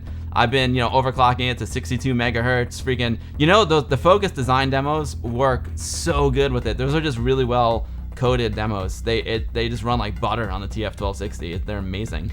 I was playing some Hot Dots. The one I opened the stream with, the Storm Rider, they're all so good. Focus design, whoever coded those did an amazing job, Hoffman. Yeah, shout out to Coriel and Booster and the rest of the Focus design crew. Yeah, they're amazing. Thank you, Amiga Guru, for the 200 biddies. You rock, Tony. Alright, so it looks like I've got, so there's a camera on that side. I got a couple more doors to open. I'm gonna have to remove my mask to open those doors. Yeah, but let's. You're right. You can tell it's a gassy room because you get those little white plumes of gas popping up. Got it. Oh wait, so John has a great point. The Terrible Fire runs solid in his without cooling at 75 megahertz. Very cool, literally. What's over here? I'm gonna check this out first. But it's interesting here, Hoffman. I don't see any of the gas plumes in this room. But as soon as I took off you won't need your gas mask on. I don't need it here. No. Oh, okay, great. Okay, I'll take it off then. It's strange. I thought I saw some hard breathing before. When you get damaged, you get like you flash red and you've got like a delay timer. Ah. So it makes you think that you're still. When you get into the room, when you get into that room into safety, it can trick you into thinking you're still getting hurt. Oh, I like it. He dropped a ration. Now, I remember last time we kind of spammed a couple of things. I think we got extra ammo somehow, and then can I do that? Can I like leave the room, then go back in, kill this guy again, and get some more rations? Things like rations, ammo packs, anything that's not like anything that's like a consumable item will always respawn. So the other items like the gas mask, the cards, once you pick them up, then there's only one of them, so they won't show again. Got you. Retro Passion UK getting a Terrible Fire. I love it. You're gonna love it. So are you gonna sell them, Retro Passion UK, like in the store? I think Steven was saying that it's just kind of a smaller batch style. Oh yeah, Retro Gaming Denmark is thanking you for the support. Ooh, John McDermott has reviewed all the Terrible Fire range, including the 1260 in the latest issue of Amiga Addict magazine. You can see that Amiga Addict sticker right up there on the Hoffman's monitor. Amiga Addict, incredible new magazine for the Amiga community. !magazine in the chat will take you to where you can subscribe. or buy individual issues. They'll take you to their website, man. Exclamation mark magazine in the chat. Amiga Act's amazing. It's what a well-produced magazine. We're saving hostages here. We're saving the world. The Foxhounder who infiltrated a few days ago is safe. Oh, we just saved the Foxhounder. Right on. Oh, there you go. Right on. Who's that guy? Oh, that's so cool. That blew my mind, Hoffman. That blew my mind. Totally mind blown. Oh, they're still holding him. Okay, so he's a hostage, and we need to get him.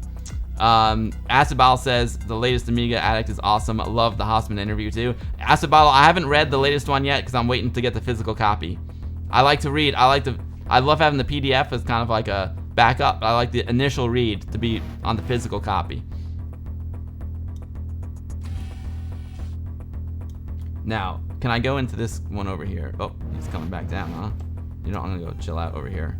Uh-oh, I'm in trouble here, folks. I'm in trouble here. I got lucky. Let me get rid. This guy's stressing me out, so let me beat him up. Got him. And we'll get some rations while we're at it. D Mackey just ordered issues number 4 and number 5 of Amiga Addict. You're gonna enjoy those, D Mackey. I can't open that one. So check it out. Today when I drink my coffee, let's go to VHS Cam. Where's VHS Cam? I'll find it here somewhere. There we go. Every day. Every day. Look at, you can see the drip. You can see the coffee stained drip on this gorgeous.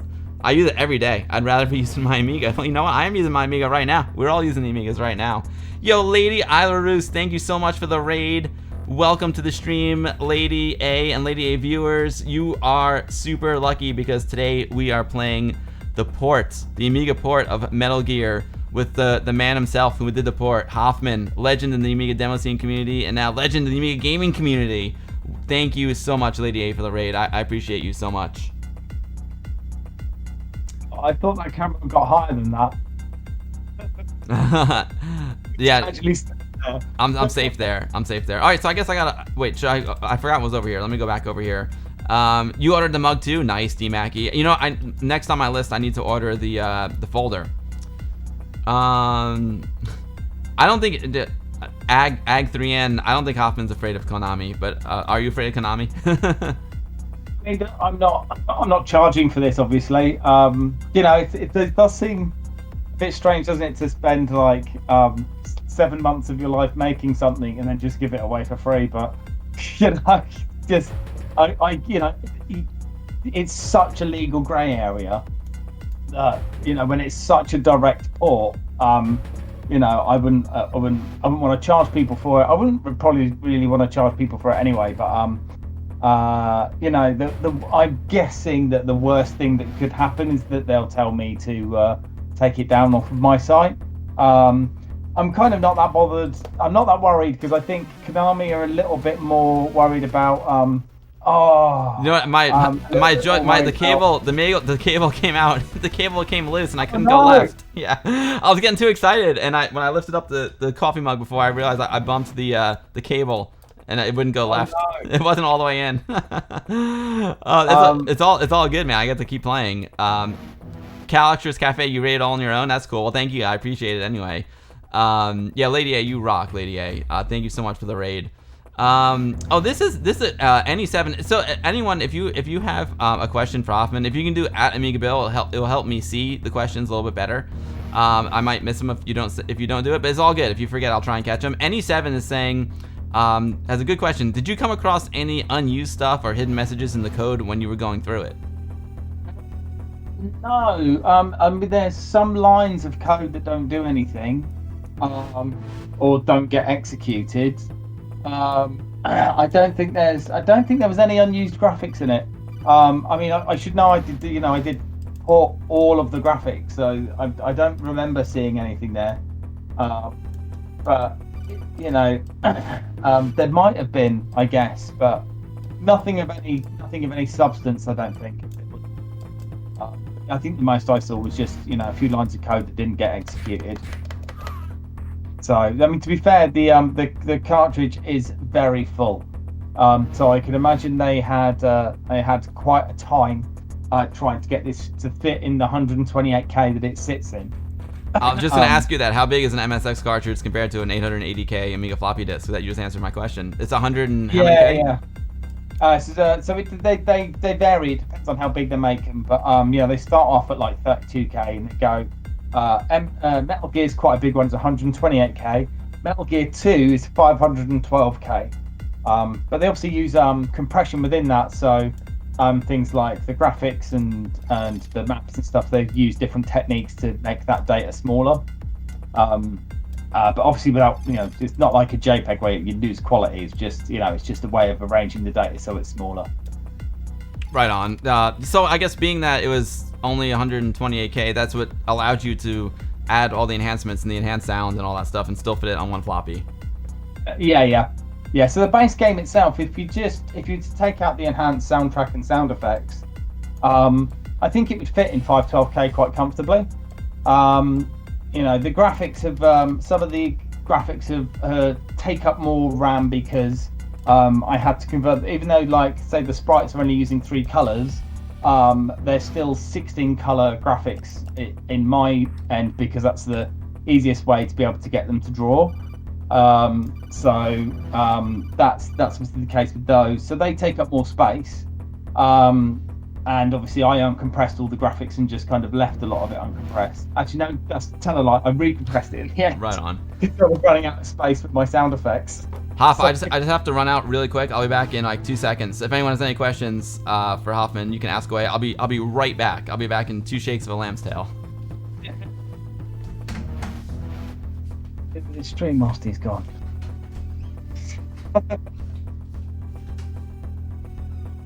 I'm just seeing if there's questions. Fix the C64 version, please. Hazemaker, no, I'm not touching that.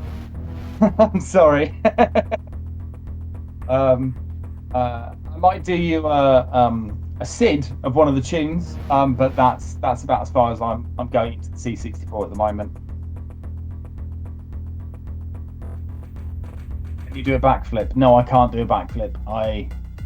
I can't do very many athletic things. I'm a programmer, so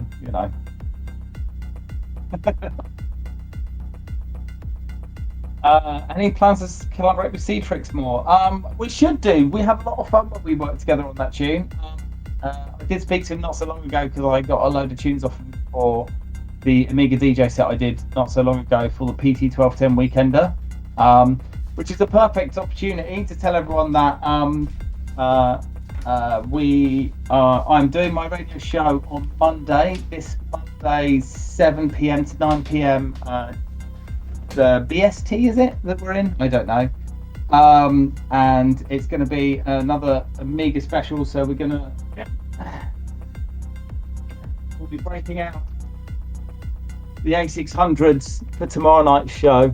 So if you catch me, if you go and follow me on Twitch, you'll get a notification when these will be making a lot of noise on Twitch. Oh, so you're doing a DJ stream tomorrow night? Yeah. Oh, yeah. sick! So Oh man, your DJ streams are amazing. Every second and fourth Monday of the month. I used to do it just on NSB radio, and I've recently started just dual streaming it because that's an audio station. So I've started dual streaming it on Twitch as well. And it's usually just to kind of make sure everyone's clear.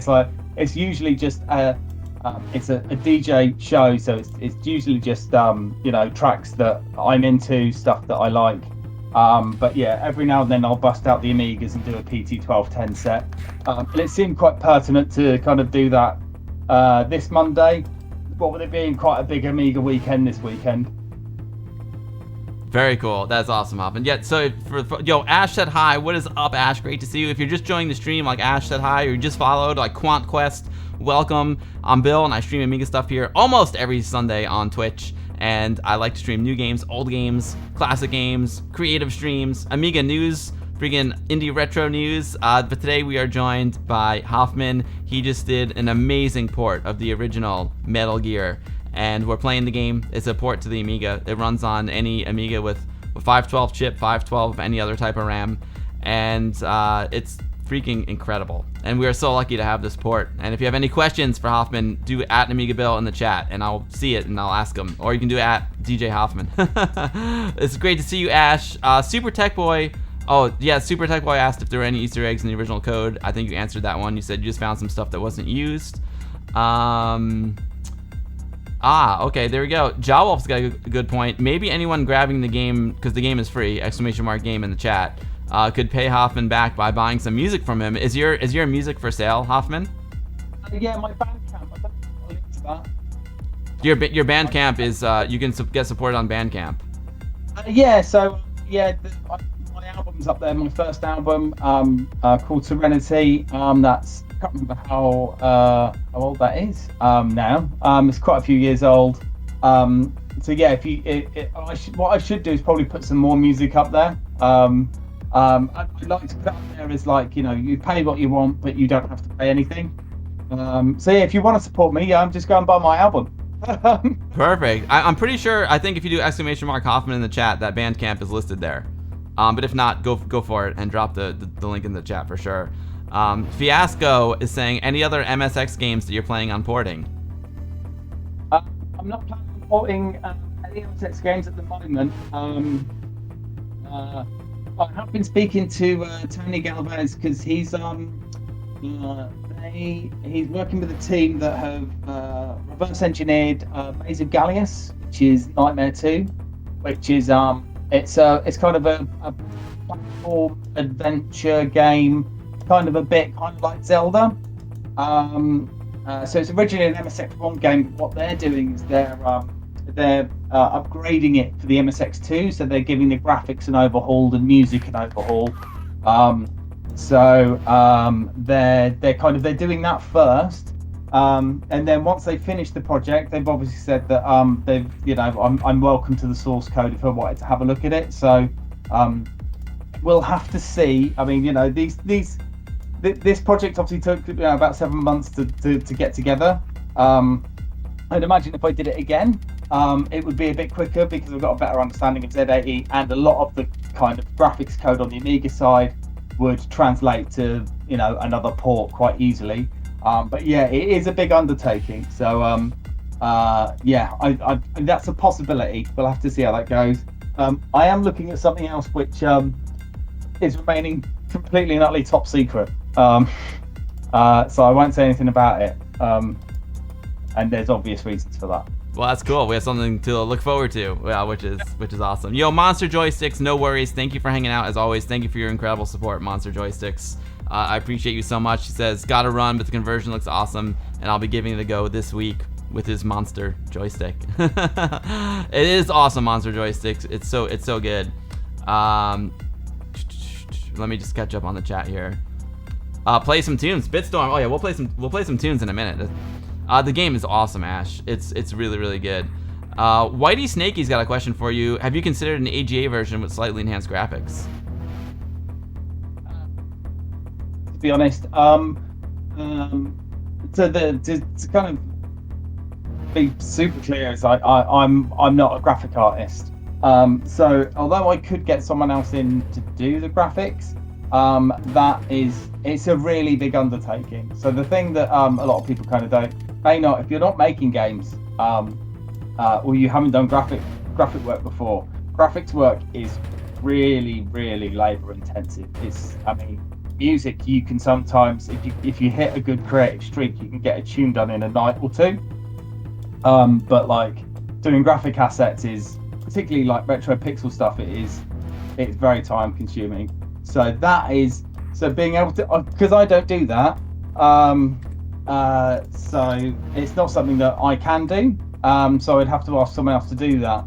And then on top of that, you've then got the complication of the game code is kind of, it is in some places it is kind of flexible in terms of what the color depth is, and in other places it isn't. So it's going to be a big undertaking in that respect as well. So it's not something I'm at the point now where I'm really happy with the state of the game and how it plays on OCS. So it's not something I'm particularly interested in kind of pursuing, I'd say. I got messed up here. I got messed up here, Hoffman. Oh man, awesome. Thank you for that, folks. I gotta do a backflip. The Retro Gaming Denmark saying, are the sprites 4-color?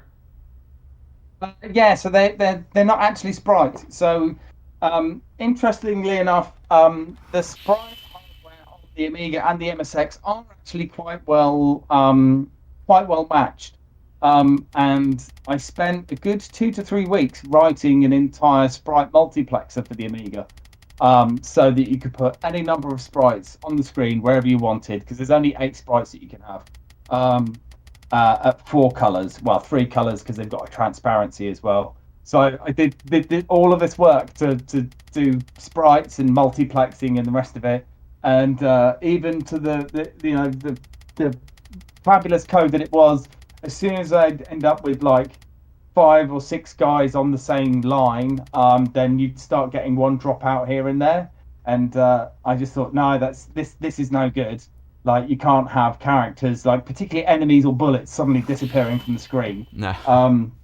So I kind of branched the code off and then turned everything into blitter objects. And the end result was that it was about 40% faster and much more stable. So it just kind of made sense.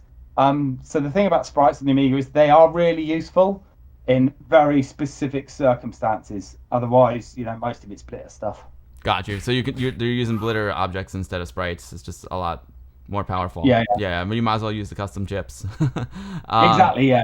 Yeah, exactly. I guess you mentioned something about a SID tune while I was away. Just said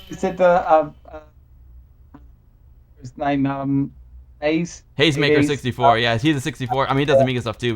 He's like the man when it comes to 64. Yeah. So I was watching his stream from of Metal Gear earlier today. So so he was asking me to fix the C64 version of Metal Gear, and I was like, I'm not touching that. Gotcha. Yo, what's up, MCJ? Great to see you. Let's see. I'm trying to catch up on all of the stuff. AGA version we said. Definitely follow Retro Gaming Denmark. Mindrax, what's up, Mindrax? So what's up, Indie Retro News? Great to see you, buddy. What is up, dude? Indie Retro News. I haven't done any Indie Retro News yet, but we're here with Hoffman today, and the big news is the port of Metal Gear, which I know you wrote your article about. If you want to drop a link to your article to Metal Gear, thank you so much as well for the shout out. Indie Retro News mentioned that you would be coming on the stream today in the Metal Gear article. I really appreciate that, Indie Retro News. Thank you so much. NE7 is asking, how's the new MSX2 machine doing at the moment? He's doing fine. It is good. I love it to bits, actually, because I got one of these, which is a Carnivore 2, which is basically it does everything that you need to do. There you go. Does everything you need to do in terms of so it's obviously got a compact flash port at the top, so it's hard drive support, cartridge support, floppy disk emulation, basically the whole works. The only thing that I do need to do is to take the thing apart and try and clean the keyboard again, because it's a great keyboard, but it's kind of when you're pressing the keys, they're a bit noisy at the moment, so they need a really good clean. It's interesting. I never even used an MSX before, so I would love to use one day. I know they've seen them around briefly at vintage computer festivals, but now that I've been playing this game and your port is so good, I want to actually see what the real one's all about. And that cartridge looks awesome. I guess that's like a must-have if you have an MSX. Yeah, exactly. Yeah. I've got you full screen right now. Is there something else you want to show us here? You might have showed me something before. Yeah. Although it's not fully working, Hoffman, I think you have some weird thing on Discord again. It's acting up a little bit. Remember before we turned off the automatic gain control? I think it's maybe you turn off like the background noise suppression, because I feel like every time you turn your head away from the mic, it kind of drops out your audio. Okay, well I'll just keep talking at you. There you go. What do you got there? So this is the Sharp X68000. I don't know if you can see it. There we go. So this is a Japanese machine from the late 80s and early 90s with a 68000 processor in, and some serious custom chips. This thing is an absolute beast. So this is a little project of mine because this was bought from like a Japanese like Yahoo auction page, and it's not in the best of states. So the power supply needs a complete rebuild. I'm not sure what will happen once that power supply is built. But yeah, so it's a little bit of a project of mine. These things are, I think I read somewhere that Capcom used to use them to make their video games. That's how powerful they are. Wow. So, That's cool. That's I've never seen one of those before. It's interesting because it almost in some ways it almost looks like a squared off PlayStation 4. Like like the design, it just reminds me a little bit of it. But I love that top handle. That's really really cool. yeah, I love. I mean, I never heard of them until about 5 or 6 years ago, I think, or maybe even longer. And as soon as I saw it, yeah, I just fell in love with the form factor. I just think this, the way the Japanese made and designed computers back in that era, they're just stunning machines. Stunning bits of kit. So yeah, it's just I've been wanting one for ages. I've got one, but he's very poorly at the minute. So I think the way I put it was it's kind of like it's a retro equivalent of a midlife crisis. You get an old motorbike or an old classic car that you have to spend loads of time fixing up and getting running just right. Yeah, we do the opposite. We get old school computers and try and fix them up and get them going. That I would love to see what those custom chips can do. It sounds similar to like an Amiga, a 68K based processor with custom chips. Yeah, it's basically the Japanese Amiga, but on steroids. Like the custom chips can throw like a ridiculous number of sprites and tiles around the screen, multiple parallax, the lot. It's basically like an arcade machine with a keyboard. Oh, that's sick. I can't wait to see you get that thing cooking. John McDermott saying he would love to hear a DJ Hoffman mix of the Ocean Loader. He did a version using his Roland JDXi and Juno 6, but would love to hear a pro do it. I did. I think I did a version. I did a chiptune version many years ago. But to be fair, I do remixes of stuff. It's got it kind of have to have the mood for it or whatever. One that I've done is Parallax actually for the C64. That I did a remix for, and that's like the full 8 minutes long as well. So. Yeah, if you can find that's on remix64.com. Oh wow! So, I've never heard that one. Go and check that out. It's if you like the music to Parallax on the C64, then definitely go check out my remix. I love your remixes. I was listening to I've got a whole collection of them. They're freaking awesome. I've never heard that one though. That's really cool. Retro32 UK is asking if you've done anything special to the Amiga 600s that you use in your sets with the PT1210. The only thing on those 600s, it's just a couple of things. So they've got the 1 meg chip RAM trapdoor to make them 2 meg chip. Obviously, they've got SD cards in there as hard drives instead of compact flashes, but it's an internal solid state storage. And the other thing is there's two, I think they're resistors. There's C321 and C331 on the underside of the board, and you just desolder those, and it makes the sound on those so much better. Oh wow! Like it's like night and day. So I was actually, because I had the 1200 and the 600, like basically playing the same piece of music with the crossfader, so I could check the difference between them, and you could tell that the 600 was visibly muted or muffled, so all the top end was gone. As soon as you pop those two off, it makes it a little bit quieter, so you have to gain boost it a bit more. But it actually ended up sounding better than my 1200s. Why were they there in the first place? I think they've just done a bad design on I think it might be the filter, the light pass filter that you can switch on and off. Right. I think it's just basically on all the time, and turning it off doesn't really do anything. So yeah, I think there's like a proper way of fixing it. Like it's like a quick and dirty way of fixing it. And it's just there's a way of like boosting the volume as well. But I use it through my DJ setup and my desk anyway. So I can just gain boost everything anyway. So but yeah, yeah, so that was if it's a little bit low, you have your regular mixing equipment. You can just boost it up anyway. exactly, yeah. Or you just your amplifier, you can just turn it up. If you've got an amplifier with your TV, you can just turn it up. But yeah, it's I should really maybe we should do like a video someday of like just comparing what each Amiga sounds like. That would be amazing. Oh my god, that'd be so cool. Yeah. That'd be a lot of fun, and I'd love to see that you show the process that you did to make the 600 sound better as well visually. Yeah, That'd I be should cool. get. Well, I might have to get it back up 600 at some point. Yeah, fair enough. I mean, that's the funny thing with Amiga is like you kind of need 2 of each one just because things happen. Yeah. Well, yeah. Well, in my case, I need 3 600s, don't I? So, Yeah, exactly. I use 2 of these. Exactly. Yo, Monkfish, you should. Monkfish is asking if you did any cool Amiga demos. Not only did Hoffman do tons of music for classic Amiga demos, but he's made 2 of his own that are amazing. He made Every Way, which is one of my favorites, and he won like best. It was the best intro, right? Best Amiga intro revision 2020 for Way Too Rude. Yeah. So he's made 2. We'll check those out in a second. Actually, that'll be so. I don't want to forget that. Fiasco. Sorry. Fix a toe. I'm sorry. Fix a toe.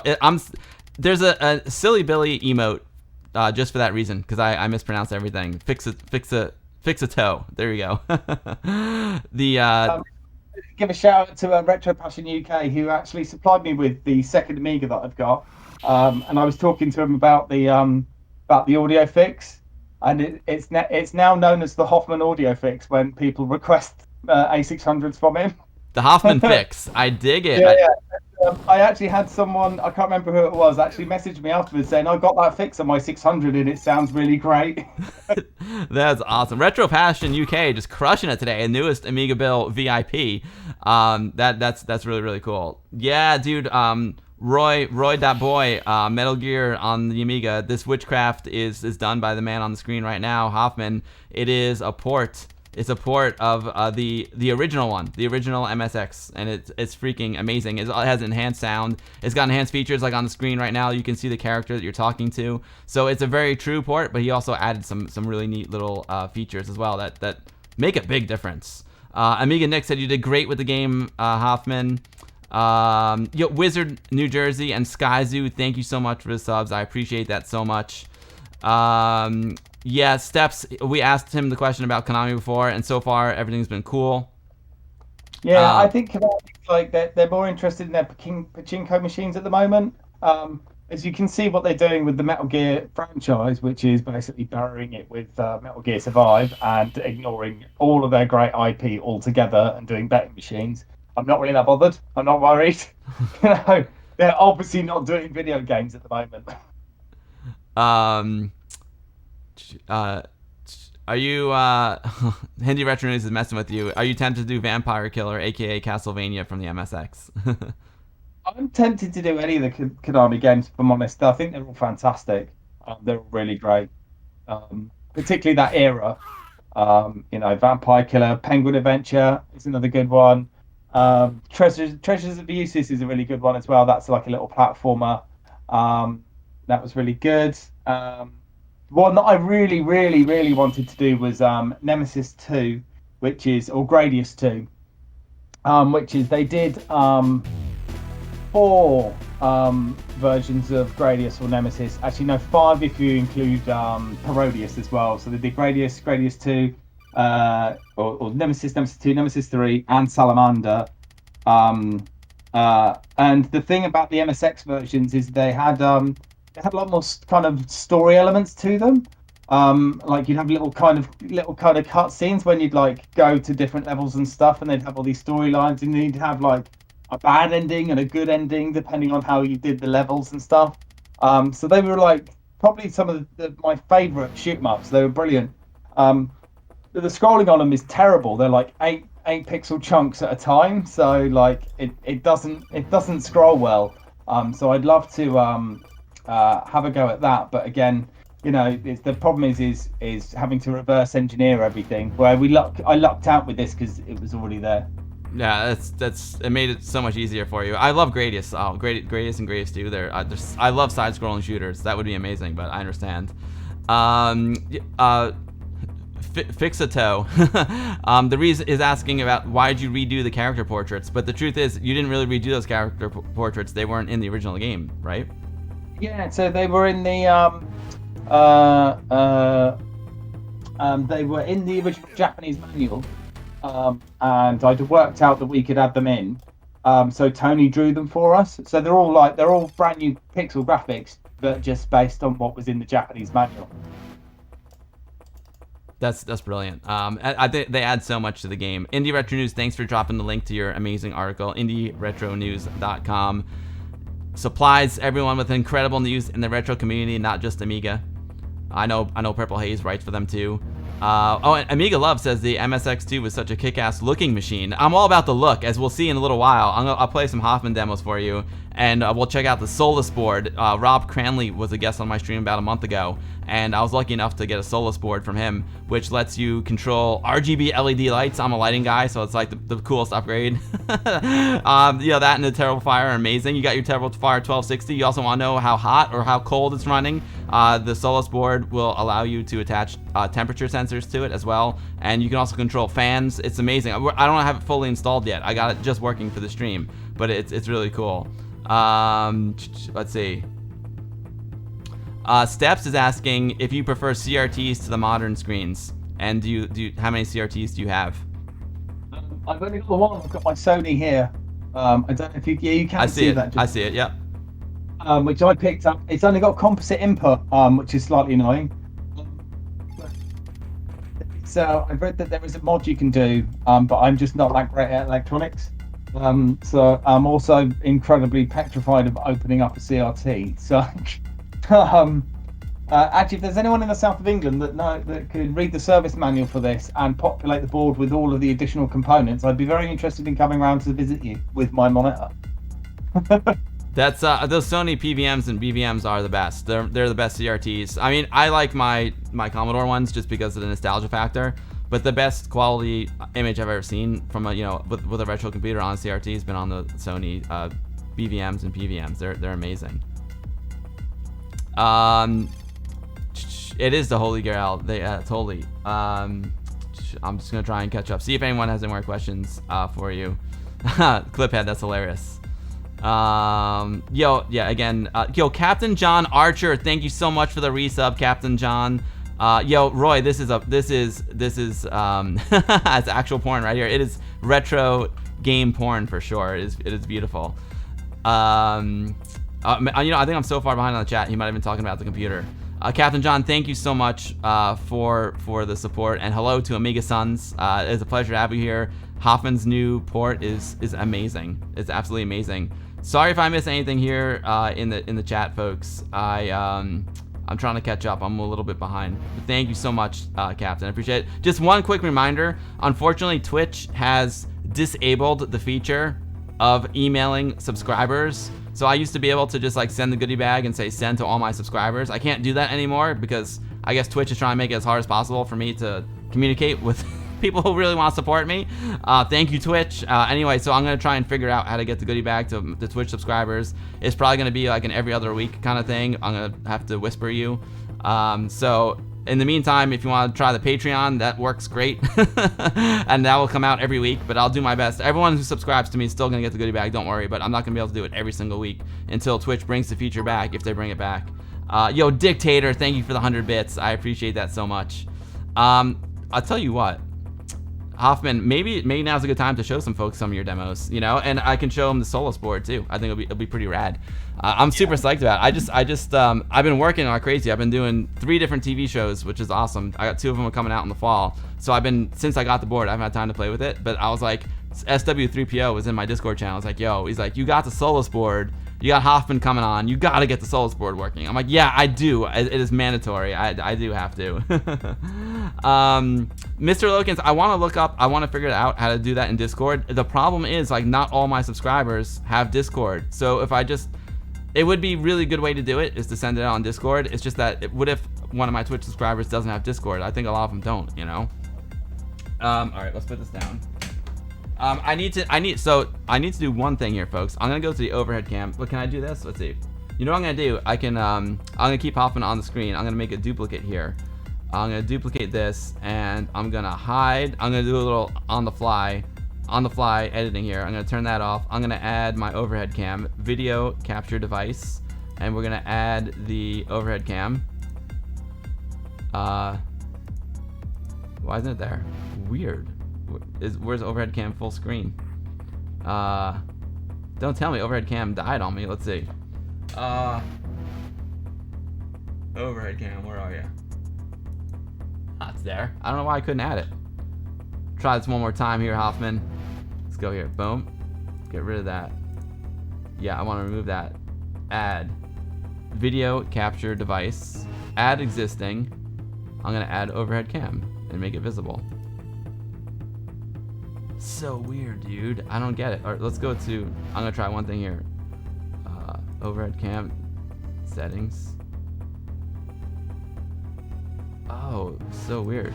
USB capture is USB capture. USB capture HDMI. Didn't do it. Oh man. Oh, I'm gonna try one more time, folks. If not, I know a solution. I'm gonna add this video capture device. I'm gonna do. That was my. This will work now. There we go. I had it mislabeled. So check it out, folks. Here's my Amiga. You notice the top is off because I installed Rob Cranley's Solus board. Now it's so cool. So the Solus board will control those LEDs that you see there, and it's got this. I call it a probe, but there's a better word for it. But I call it a probe, and you connect it to the RF modulator on the 1200, and there's 3 leads on it, and there's 1 lead for audio. So you connect the probe to the audio lead on the RF modulator, and then it will sync the timing of the LEDs with the sound, which is amazing. So I need to reconnect it because it popped out. So I'm gonna turn off the Amiga. Please bear with me, folks, but this will be worth it. Let me just group all the stuff for a second. Checkmark monitor and all this stuff here. Shift group. Group. Oh, we're grouped. We're good. Yeah, got that. I'm gonna slide this over to the side like that. I can make this a little bigger. We're good. All right, I'll zoom in for y'all, and we're gonna. Oh, that I am zoomed in all the way. I need more telephoto lens. Anyway, you'll get the idea. I'm gonna pop off the keyboard. First, I'm gonna unplug the power. I'm gonna pop out the keyboard to give myself a little more room. Take out the ZIF connector, and then we're gonna see these RGB LEDs work. It's amazing, and we'll check out a couple of Hoffman's demos. They're so good. All right, keyboard's off. So here's I don't know what the proper name of this thing is, but I call it the probe. It is live surgery. Sir Garbage Truck, this is the Go X drive, which is amazing. I love the Go X drive. The Lothric is also amazing, but this is a Go X drive. It's basically it's a redesigned GoTech drive. It uses the flash floppy firmware right now. It's awesome. So let me go overhead full screen here, and I'm gonna try and plug in. There's a lead over here that I'm gonna try and get into. I need some light here, folks. Yo, Mr. Logans, I don't have Amiga OS 3.2 yet. However, I am gonna put OS 3.2 on it. All right, let's go. I got 3.14 on here right now, so I'm gonna try and grab this sucker like this.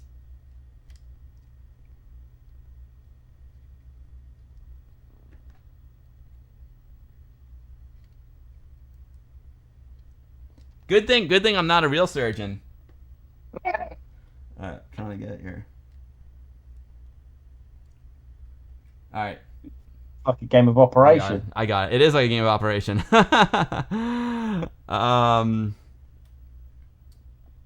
Just there's a lot more at stake than Yeah, exactly.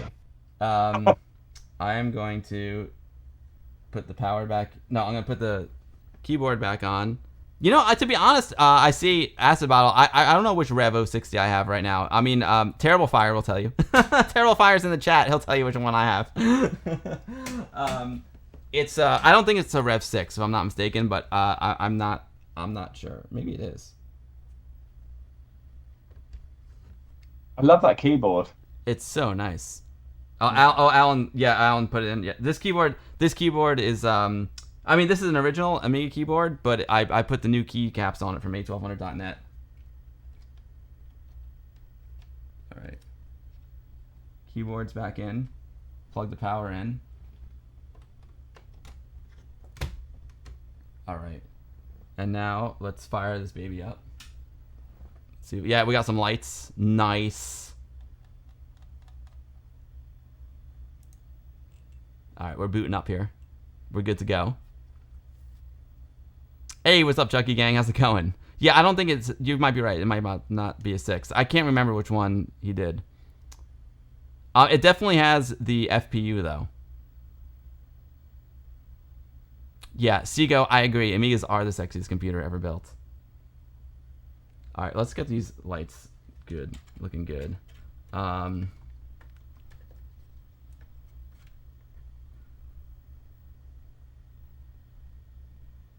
Oh, you know what I did wrong? I'll turn this off here. Hold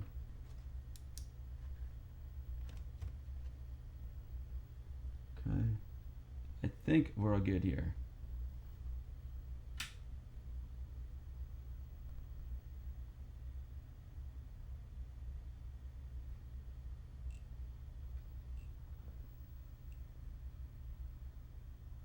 Every time I change something in Amiga Hoffman, I get nervous. Well, my 600s for DJing never get opened. The only thing they ever get is a PCMCIA card into the side to get more music onto them. It's polling.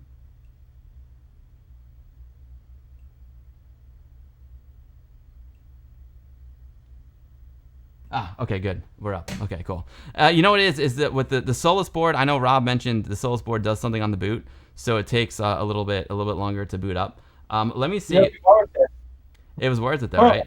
I was not gonna lie. I was a little worried. Folks. I wasn't quite ready for this. Let me try something on here really quick. If I go to, nope. I'm gonna go to, hold on. I'm just looking at my profiles here, folks. Let's see. I'm gonna go to. That's what I want. I want to have Amiga Cam on. I want Amiga. I want Amiga Cam, and let me bring Hoffman on. Let's see. I'm gonna do this. I'm gonna open this up here, group 3. I'm gonna ungroup group 3. I'm going to duplicate this profile. I wasn't planning on doing this, folks. I'm just freaking going. I'm just freestyling it right now. Let's hide VHS cam. Let's see, VHS cam. Copy that transformation, and we're gonna add. I know, actually, there's another transformation I need. All right, do that, and we're gonna add video capture device. Where's Hoffman? Here he comes. There he is. Oh. There we are. All right, cool. Now I'm gonna crop you here. Let's see. I probably should have done this earlier. I wasn't planning on doing this. This is great. Let's see. Let's transform.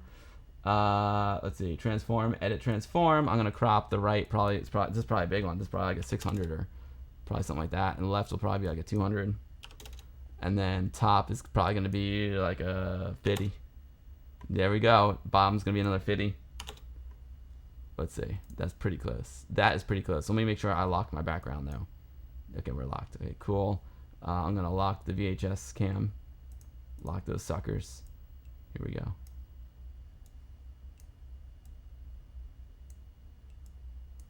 It's gonna say VHS cam, not Hoffman. I apologize for that. For on the fly, it's not bad. There we go. There we go. All right, let's bring him down.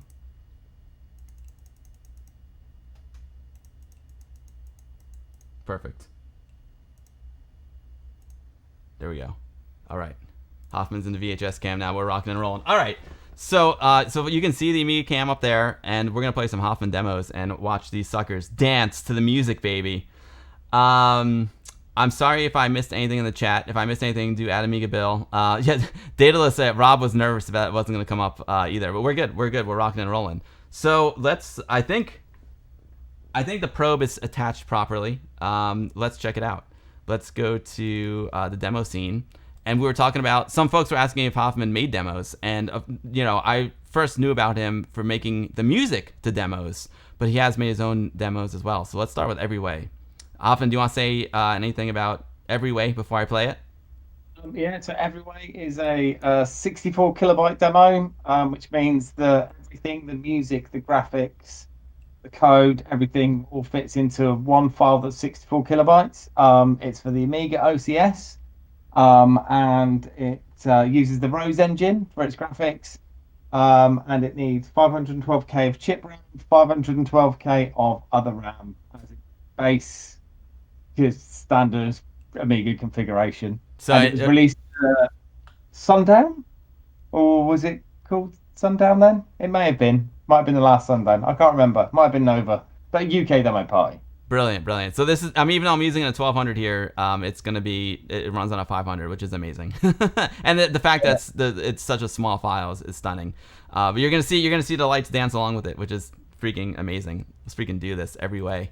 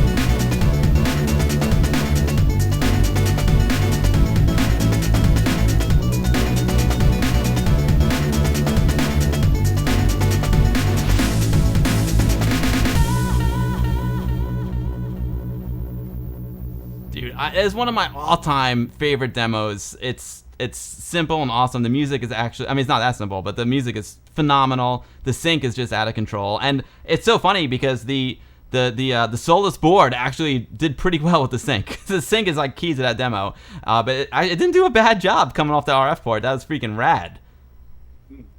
Yeah. Yo, Chris, thank you so much for the raid. What is up, dude? Great to see you, Chris. Thank you so much for your support. Chris is always bringing the big raids, man. Chris, thank you so much, man. Welcome, Chris. Welcome, Chris's viewers. It's a pleasure to have you all. Yakshamash. Thank you for the raid, Chris. I have a Rev 1 060. There you go. Chris, you're in for a treat. We were playing the new port of Metal Gear, the original Metal Gear, ported from the original MSX to the Amiga by Hoffman, the gentleman who is down there in the bottom of the screen. It is an amazing port.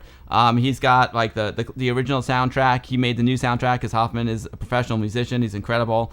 And he did the port. It's unbelievable. It's so good. I'm loving the game so much. It's a top quality port. And right now we're looking at some of Hoffman's other work because we've been playing the game all stream. Maybe we'll get back to the game so if your viewers really want to see it. But right now we're watching some demos that Hoffman has made. They're stunning. He did the music and the coding. And we're also checking out this rad. If you notice over here on the Amiga cam, I got this rad LED strip. My friend Rob Cranley, he made a board called the Solus board, and it allows you to have a fully controllable RGB lights in your Amiga, just like you can have, like in a modern PC. He also made this, I call it the probe. You can attach the probe to the audio output on the RF modulator, and it actually will change the pattern of the LED to the music, which is my favorite part. It's amazing. You can program this thing to do all kinds of crazy stuff. But we're just hanging out with Hoffman right now, playing some of his demos, checking out the Solus board. It's pretty incredible. Terrible Fire 1260. Terrible Fire is going to give out a free Terrible Fire 1260 if Hoffman ports Vampire Killer. May need to give some beers too. Hilarious. Anyway, definitely, Brother Bill, can you shout out Chris? Chris is an awesome streamer here on Twitch, one of the top retro streamers. Really, really great guy. Great friend of Luba 3D as well. Chris, thank you so much for the raid, man. I appreciate that. Demo scene, yeah, every way is a fantastic intro. I agree, Amiga Nick. Let's take a look at that one revision last year, Hoffman. Let's take a look at Way Too Rude. Do you want to tell us a little bit about Way Too Rude?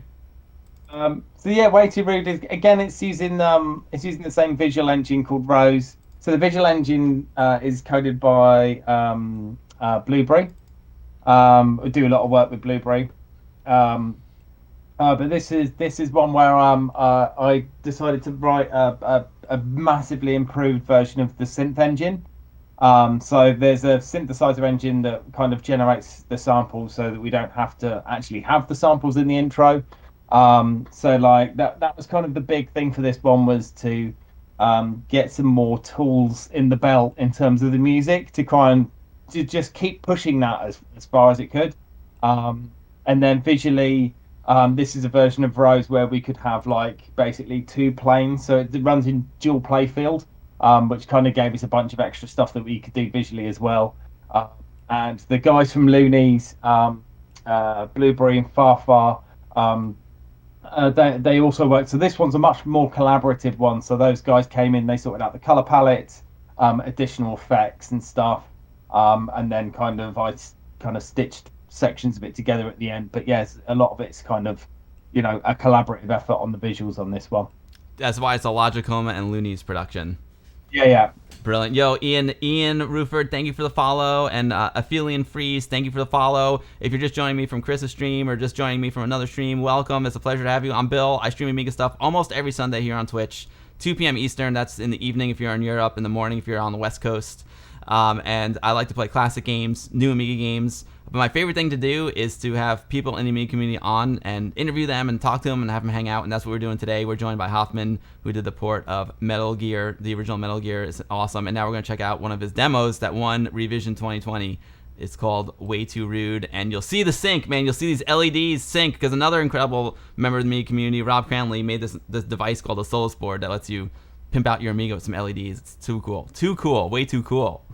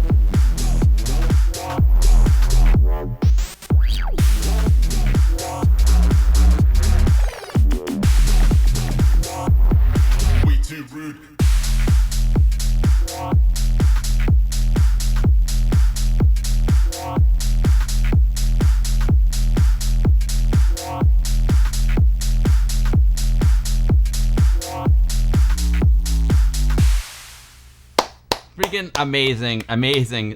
Hoffman, it's so good. I'm not gonna lie, I play that in my car when I'm driving, and I just go bananas. I just go absolutely. What's that? I said it's been a while since I've seen it, so it's nice to see it again, actually. Yeah, and the RGB LEDs did a pretty good job keeping up. It was pretty rad. I mean, it's taking it from the RF sound, so if it's not bad at all. I agree. Hoffman is the best. Agreed. Yo, Holly Duke, thank you so much for the follow, and Prince Phase 101, thank you so much for the raid, Prince Phase. I hope all is well. And someone mentioned it's Super Tech Boy. This actually the default setting for these is kit like in Knight Rider. So I can definitely put it to the kit in Knight Rider. These are fully customizable RGB LEDs. Right now I'm just rocking it out to the sync. But I can make it go like kit because Rob is a genius. Oh yeah, it looks. Oh yeah, Cal says the way the lights synced up to the demo kind of looked like how the lights on Kit's voice box lit up when the character spoke on Knight Rider. So cool. Yeah, totally. Yeah, Super Tech Boy. We'll put a link in the goodie bag, Super Tech Boy, for sure. Rob says RF sound is used because it's a convenient mono mix signal. That makes a lot of sense. And it's so easy to connect that probe to it. You saw I just did it like live on stream. It was just clip. It was perfect. Yeah, he is FX Gogo's looking at your code, and he's one tidy coder, very talented and organized. He sure is. Sir Garbage Truck was mentioning about thank you to the person who made 16:9 demos. A standard, I guess, and I like the 16:9 demos too, but it's so funny because there was a 16:9 demo I played from Lemon, and I cropped it to 16:9 so it would fill the screen. And I think Dan came on. He's like, "Dude, you messed up the cropping on my demo." And I'm like, "But I just cut out the black part. It's 16:9 now. Isn't that what you wanted?" But it's funny. It's cool though because it looks very appropriate, for modern displays. Yeah, so when I think it was Revision that was like the first people to kind of do that. And when you've got a screen that's the size of the screen at Revision, which is huge, it's nice to fill the whole room with it and kind of have that kind of cinematic kind of thing going on. So that's so everywhere was done in standard 4:3, but Way Too Rude we set up as 16:9.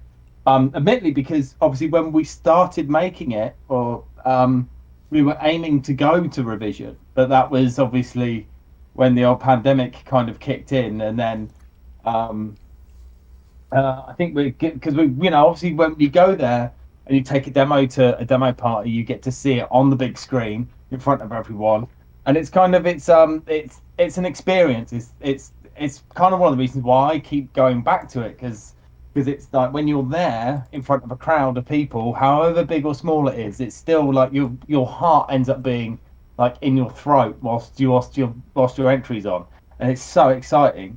But yeah, to see it in like a full 16:9 on a massive screen like that would have been amazing. But so we were kind of beavering away at the demo, and then Revision said, it can't happen in person, and kind of at first I was like, well, I don't know if I want to still release it, because if it's if we can't actually be there, it's not quite the same. But after just thinking about it for like another couple of hours, we all just agreed, well, we've got this far already, let's just get it done. We put a Revision logo in the demo, so we're like, well, where else are we going to release it? So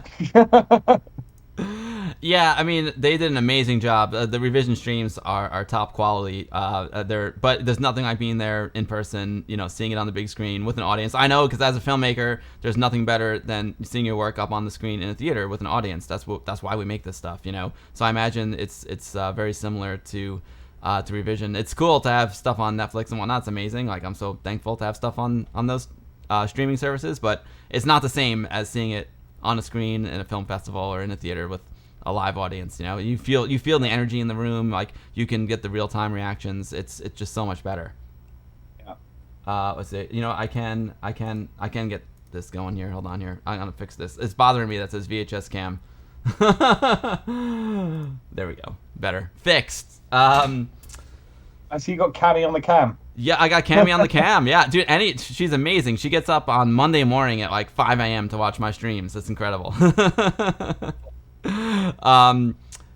Super Tech Boy, yeah, it's the quarantine bubble job is on the front page of Hollywood Reporter, I think, recently, and it's so I can talk about it. I think it was just bought by Apple, and it is the filmed version of a Broadway show called Come From Away.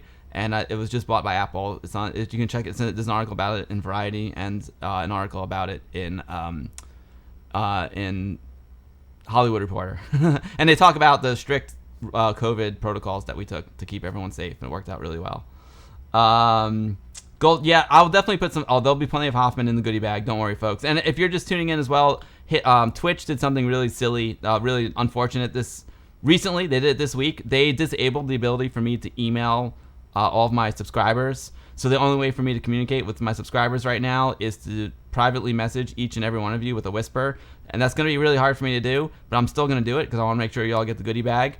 But I might not be able to do it after every stream. I might have to do it like every other week or maybe once a month until I bring the feature back. If you want the goodie bag like right away, please consider the Patreon, _Patreon, or just like message me and I'll send it to you right away. But I'm gonna try and get the goodie bag out to everyone. It's hard to do individual private message to everyone, especially since I have to like copy and paste everyone's screen names because it's a little tricky. But I'm gonna do my best. But it'll be there. Thank you for shouting out to me, Cammy. She's amazing. So do you want to check out another demo? I was telling you before how good the focus design demos work. So those are two demos that we just watched that Hoffman, he did the coding and the music. Maybe we'll watch a classic focus design demo. Hoffman, what do you think? Oh, if it's anything, it'll have to be hot dots. Hot dots. All right, it sounds good. Now I'm running the TF1260 at the base 50 megahertz right now. Oh, this should have no problem at all then. Right on, right on. I just wanted to just reiterate that so hopefully in the goodie bag, when you finally get it, because obviously Bill's got a lot to deal with, we're actually putting the Metal Gear soundtrack in Pro Tracker form in there. So that's kind of an exclusive if you're a subscriber to Bill for a couple of weeks. And then like in 2 or 3 weeks time, then they're going to be out for the public for everyone else to have. But yeah, so nice super fresh Pro Tracker modules in your goodie bag this week, hopefully. I love it. Thanks for bringing that up again, Hoffman. I appreciate it so much. Yeah, it's everyone. Don't forget, everyone will get that goodie bag who's a subscriber here on Twitch. Or the easiest way for me, the easiest way, if you want that goodie bag ASAP, is to do this. Boom, and it'll be again. The mods will be free like after a couple of weeks to everyone. But for now, Hoffman, I really appreciate it. Thank you so much for trying to help me out and do a little Amiga Bill exclusive. We'll listen to those mods in a minute. Let's watch Hot Dots, and then we'll listen to some of the mods that'll be in the goodie bag. It'll be dope.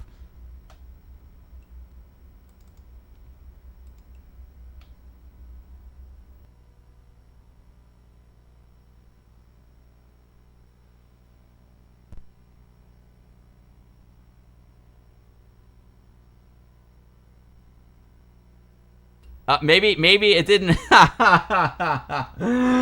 Oh man! All right, we'll do a reboot here. Who knows? Who knows why it crashed? I don't know. It could be also because I didn't reset after playing your demos. Hoffman. Yeah, to be fair, I'm not very good at saving and restoring the system. Mine can get a bit. Yeah. It's good to reboot after every demo. Yeah. Retro32 UK is asking, apart from the audio fix or your Amiga 600 standards, what you'd love to see a stream covering your whole setup. Yeah, I should do that at some point. Actually, just do like a little YouTube video or something about the setup and how it all works. Not that I've ever produced a proper YouTube video, so I don't know how that would work. A good trick is just to do a stream and then you can cut it down, in post, or just do a stream and upload it to YouTube. Chip mem fragmentation. I bet you're right, Rob. I bet you're right. Oh yeah, I've probably ruined it with my code. I'm pretty sure I've played it. I'm pretty sure I played Hot Dots with the Terrible Fire in here. I'm pretty sure I did. It's one of my favorites. State of Voxel Trots. It's my preferred Amiga tracker.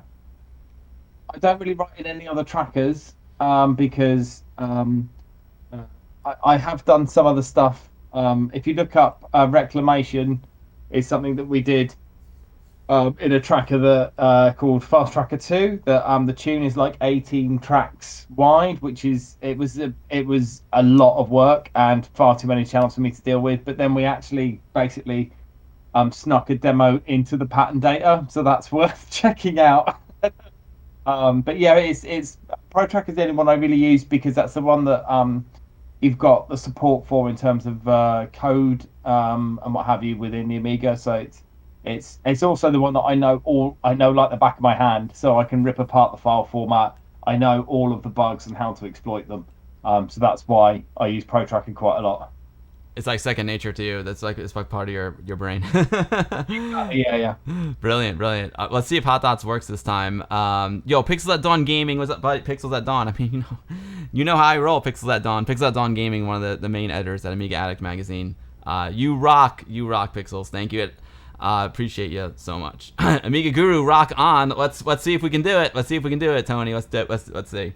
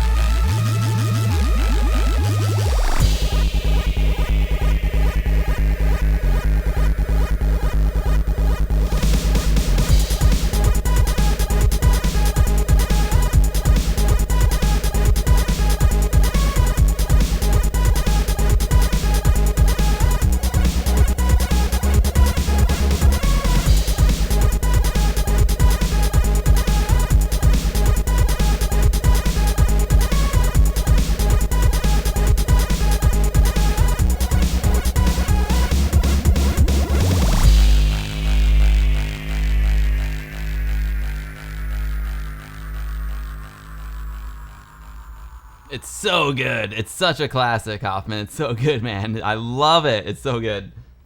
It's been a while since I've seen that one as well. I just realised though, because I looked it up, I was trying to work out when it was, and it was revision 2012. Oh wow. it's it's amazing how Wow. time flies. I know. I did one of the best jobs I ever did in my life in 2011, and it seems like yesterday. I'm like, holy cow, that's 10 years. It's a 10-year anniversary now. It's amazing. Yo, Akira's here. Amiga DJ's Akira. Akira, who did the Spanish translation for Metal Gear. Is that correct, Hoffman? He did a lot more than that actually. If he's I kind of let him onto the project quite early on, just because obviously we work a lot on the PT1210 side of things, yeah, so I kind of showed him a sneak peek, and he's like a fan of the series as well, so he's been helping me with like a lot of feedback and testing, and you know, hammering me on certain design choices to make sure that you know, boxes were lined up in particular ways, you know, like the designer in him basically spanked me hard until everything was just right. So yeah, he was a massive help on the project, and you know, I guess it doesn't quite you know, I kind of shout him out on the readme and stuff, but you know, big ups to the man. He really helps kind of push this project in the right direction, and did loads for it. So yeah, big ups Akira. Right on, Akira. He's also one of the creators for the PT1210 that you DJ with as well. Yeah. He's basically he's also our massive community manager. Like, so we've got a PT1210 Discord. So if you're into DJing with the Amigas and want to hang out and find new music and the rest of it, then yeah, come and join us on that. Brilliant. Yeah, that if you want to drop a link to that in the chat, anyone, go for it. Yeah, Akira also on my Discord. Awesome work, Akira. It's so good, and I appreciate you pushing them, because you know, sometimes when we do these projects, I know with me, my videos, like it's easy to lose momentum, you know, unless you have someone pushing you, and it really helps to have someone in your corner giving you the motivation that you need. So check it out, folks. This is the folder that is going to be in the Amiga Build goodie bag, thanks to Hoffman. These are the mod files from the game, and we can. Which one should I start with here, Hoffman? Well, the crack intro, I imagine. Chips before foes. There we go. All the chips before foes is the one for the crack intro. I love it. Yeah, so just a little bit on that one. So there's a demo by Logicoma, a 64K PC demo by Logicoma and Poobrain, called Bros Before Foes, that me and Ferris did the music for, and this is like a chip tune rendition of it. So it's kind of like a remix, but it's I was surprised at how accurate I managed to get it to sound to the original. It's quite impressive. Amazing. I want to hear it. Yeah, I mean, I love the crack show. It's so good, but we'll play this. Nice. It's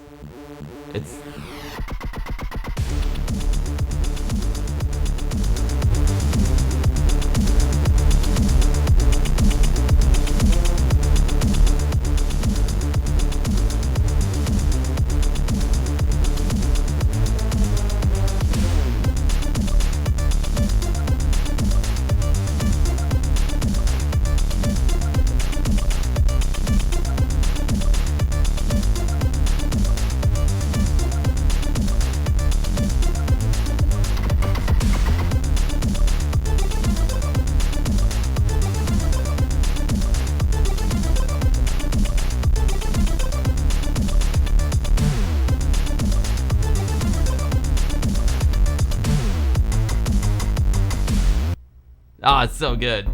It's so good, Hoffman. I love it. I want to play the crack show again. I love it. Yeah. So that's awesome. Yeah. So it's the original Metal Gear. The original Metal Gear is not called Metal Gear Solid. Metal Gear Solid Snake is one of the sequels. Garbage truck. Yeah, I didn't. It was done for a crack intro. I'd already used loads of sample space. I might go and revisit that and put the damn sample in. So there's a sample in the original track where it goes damn, which is like it's big feature actually. So yeah, I might go and revisit that and extend it out to be the full tune, because yeah, I could do with it for my PT1210 set, but I don't have time for it for tomorrow. So Yeah, definitely tune in to Hoffman on Twitch tomorrow. He's going to be doing an amazing PT1210 DJ set. He's doing them every other week now on his Twitch channel. And it's not always Amiga though, but tomorrow will be Amiga, right?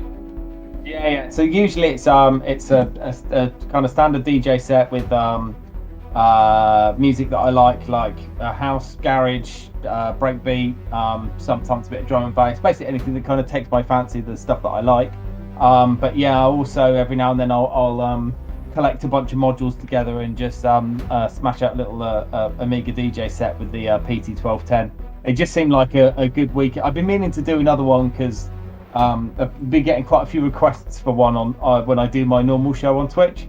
And it seemed like the perfect week to do it if I was launching the game. So yeah. So if you tune in 7 till 9 BST, I don't know what time that is wherever you are. I suppose I should just schedule it on Twitch, shouldn't I? Then you'd know, wouldn't you? Yeah, it does the conversion for you. But it's so easy. If it's 7 p.m. BST, the easiest way to do it is you type in, you go into Google, use Google, you type 7 p.m. BST is what time in, and that's wherever you are, and it just does the conversion immediately. It's super easy. Yo, Delamort78, welcome out of bed. It's a pleasure to have you. Yo, Signal, Signal, thank you so much for the follow, Signal. Sorry I didn't catch that before. I think it was during the song. I appreciate it so much. Yeah, scheduling it on Twitch does help. Sir Garbage Truck, for sure. Signa, I should start 2 hours later. Hoffman should start 2 hours later. Always just catch the ending. There's always the VOD. You know what I'm saying? Well, that's the thing with the normal DJ set. The VOD is it can be slightly muted. Is about the best way you can describe it, because that's playing music that is effectively purchased, so it's effectively commercial stuff. Gotcha. But the Amiga DJ sets are always clear, because there's never any copyright strikes against them or anything, because it's all like stuff that isn't in general circulation. So PS, well, I'll give you a shout out at the start, PS, even though you won't be there. It is nice to get the shout out. I agree, Signa. That's the cool part about being live, live interaction with the streamer. That's my favorite part. This ending mod is pretty epic, Hoffman. It's I've never heard it in the game, obviously, because I haven't made it to the end yet, but it's motivating me to get there. It's pretty incredible. Yeah, so kind of on that, the original game, I described this to a friend of mine as well, that I put so much effort into the ending. Like, the ending section is like it's all new code. The graphics are basically they're taken from sketches from like the Metal Gear wiki and stuff. So like I put like a ridiculous amount of effort just in the ending, and the original ending in the game is basically, it's short and it doesn't do a lot. It does have a piece of exclusive music for the end, but that's it. So I guess a part of me has been cheated out of endings from many games that I've played over the years. So I think my younger self said, you can't let someone finish this game and not give them a payoff. So yeah, I put just like as I said, it takes up nearly half the disc. The mod itself is like 400k. So. Wow. So did you add extra animation or something to it, or is this something you just want to keep on the down low and make folks earn it? Yeah, I think the point. I think if someone does like a trainer, there is basically just one flag that you need to set in the game code, and then it'll let you trigger it. But yeah, NE7, that's right. Well done, game over. I mean, that's what the original is like. There's not much fanfare. Yeah, exactly. So the kind of it's more just like an end credits, and it goes through like the bios of each character that we've got. So that's another thing I wanted to do is like, you might not, Tony's additional graphics that he put in there, we kind of used that as part of the ending to show the character bios and stuff. Because you want to showcase that stuff, because someone spent their hard-earned time, getting those graphics done. So we wanted to, put those up and give those time to kind of, shine. So that's I mean, you just got to finish the game, even if you cheat, I guess. As long as you get to the finish line, that's all that counts. Yo, take care.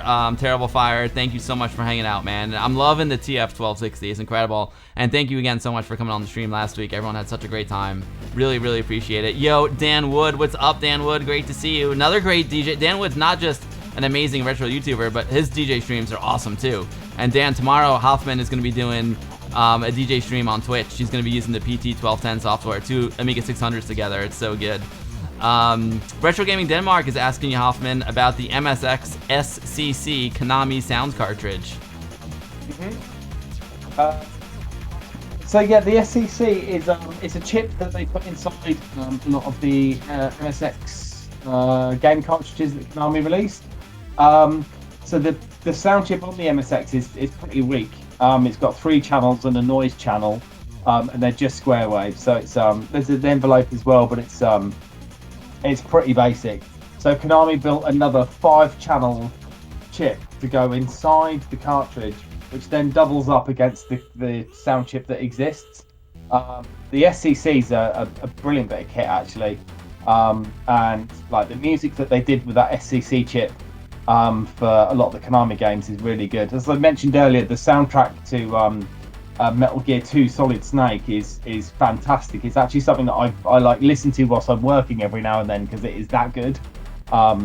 But yeah, it's just that's kind of another thing that's making me want to do the second game is that, you know, I kind of want to let loose on that soundtrack, you know. But yeah, it's a long way off if it even exists at some point. So just to put that to bed now. Yeah, don't get your hopes up for the second game, even though he's getting the urge. I like it. That's MSX sounds incredible. I really got to use one. Why is the comment line in my Hippo info window in German? I've got no idea. I've never seen it not in German. I use the Carnivore 2 has got basically an SCC emulator in it. So like if you get that, you obviously don't need an MSX cartridge to get. So you can just put the game on your CF card, and then it tends to be the additional bit of hardware that you may not have. It does loads of other stuff as well. So that's what I use inside my MSX. So that looks like a must-have cartridge for it. It does kind of everything. A lot of stuff, yeah. It's open source as well, so like that's the thing that kind of drew me to it, that it's completely open source. There are manufacturers that are kind of licensed to make it as such, or they're, you know, registered. You can, if you want, download the whole thing from GitHub, make the PCB, get the chips, stick it all together, burn a firmware on it, and off you go. But I kind of liked the fact that was still the case, because if some of the original developers are not interested in carrying the project on, then someone else can just go and pick that up and carry it on. Oh, brilliant! So that's really sweet. Sir Garbage Truck, thank you. I'll check that out. I'm gonna click on that link right there. And Ja Wolf, yeah, Retrobench is taking a little bit of a break. Scott's got a lot of stuff going on in real life. His game just launched, Subnautica, the new Subnautica just launched. So he's taking a little bit. He's got a lot of personal stuff going on. So Retrobench, you know, he might resume it in the not too distant future. But we'll see. He's just kind of taking a little break now. He's still doing all the recaps at Swag Meets, and he's still like obviously integral part of the media community. So if you want to reach out to him, he's extremely helpful. Scott's the man.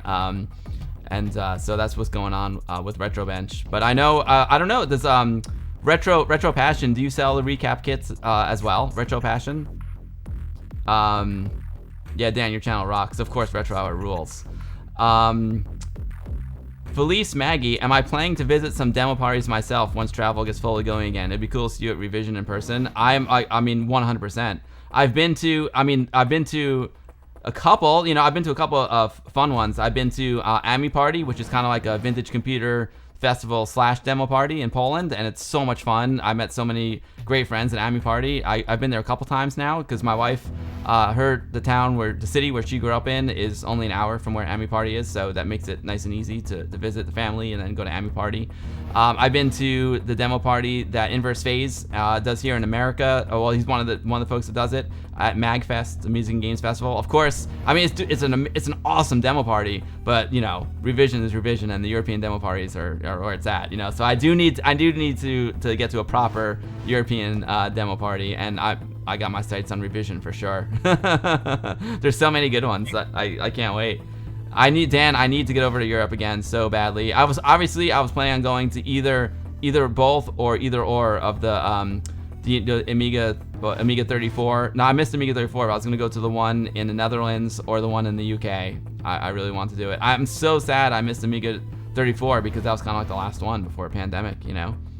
Somehow you're getting me to revision, yeah.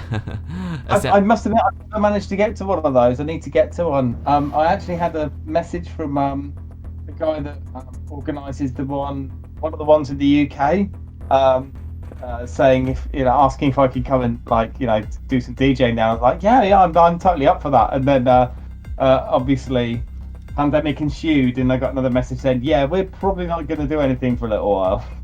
So. Yeah. But yeah, I need to get to some. Yeah, they're amazing. I've gone to. I mean, I used to go to the original ones back in the day. I went to Ami Expo and World of Commodore here in New York and Washington D.C. and it was so cool. It was like the cutting edge of Amiga trade shows. You know, I remember seeing the Toaster in its early stages and DC TV and all this cool stuff. And like Ami Party is cool because it's like a mix, like I said, between a retro festival and a demo party.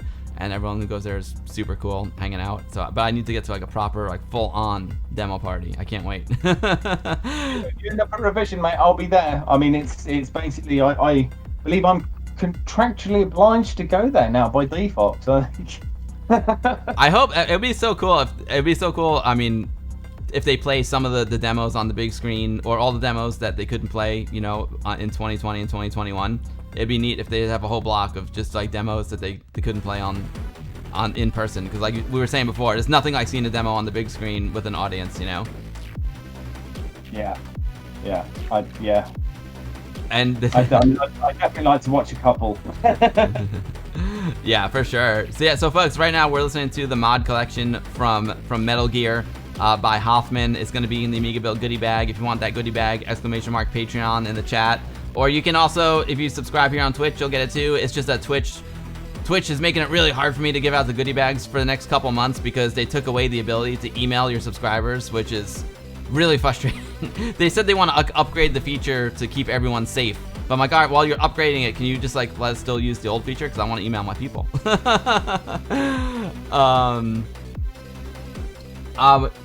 Mention that to Frankie. Oh yeah, for sure, Sir Garbage Truck. It'd be great to see. I mean, I don't know how you separate it because there's so many good demos. Maybe pick like the top 5 from each category or something. It would be cool to see them on the big screen. Like I would love to see Way Too Rude on the big screen. You know, that'd be amazing.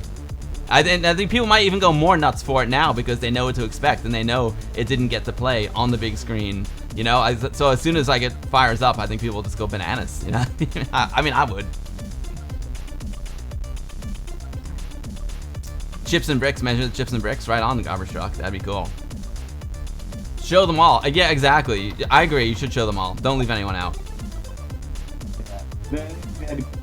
That's the entire weekend. Yeah, that's the hard part. It would be the entire weekend showing all the demos. But you know, it stinks having to choose. But dude, this is awesome. Speaking of demos, you want to watch another demo? Yeah. Watch another. You want to do? I got some focus design. Whoa, what the? Oh, interesting. Thank you for that link, Sir Garbage Truck. Now I see. Now I see it in English. Do I just have a weird version of Hippo Player or something? I don't know. Do I have like the German version of Hippo Player? I don't know. Dude, this ending mod is so good. I love it, Hoff. So good. Stronium Dog 360, thank you so much for the follow and welcome to the stream. Appreciate you very much. I hope you're enjoying the stream here with H0ffman today. I stream almost every Sunday here on Twitch, and my favorite thing to do is have guests on, and today we're joined by H0ffman, legend in the demo scene, and he's also made this incredible new port of Metal Gear for the Amiga. It's ported from the original MSX version, and it's so on point, and he made some like really key enhancements as well while staying true to the original. It's so good. We're gonna watch another demo. Maybe we'll do another. I know the focus design stuff works really well. I'm not too worried about trying them for the first time. So we did Hot Dots, Do you want to throw out another one that you did the music for? Trying to think now. It's quite hard to see on the screen. Did you do the Electric Skater? Oh yeah, that was it's the first time I did some. Actually, you might recognise the chord structure from this because it's the first time I used this chord structure, which then got used in two other tunes that I wrote. One of them being a slightly popular PC64K. So yeah, chuck that on actually because that's it'll be funny if someone recognises it. Oh, perfect. We'll throw it on. Karuto is just asking, is there any type of beer preference?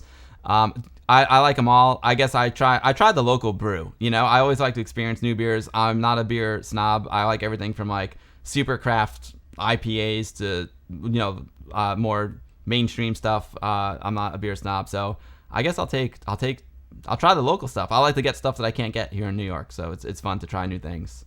Oh, awesome. Got it. Oh, it's the file comment on my PCMCI fat volume. Interesting, Amiga DJ. Right on. All right, let's check it out. This is the Electric Skater by Focus Design. Music by Hoffman. And when did this one come out, Hoff? Do you remember about? I'm trying to think now. I have to remember. I guess I could read the README.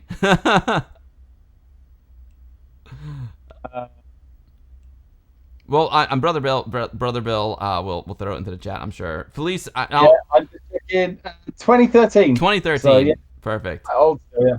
No, I don't have a PyStorm accelerator yet, but I did just get a brand new accelerator. I got a TF1260, which is what I'm rocking in here right now. So no PyStorm yet, but I'm lucky to have this TF1260, which is awesome.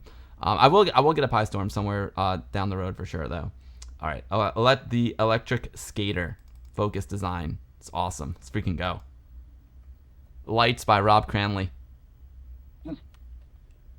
Sometimes it takes a minute to there we go. Sometimes it takes a minute.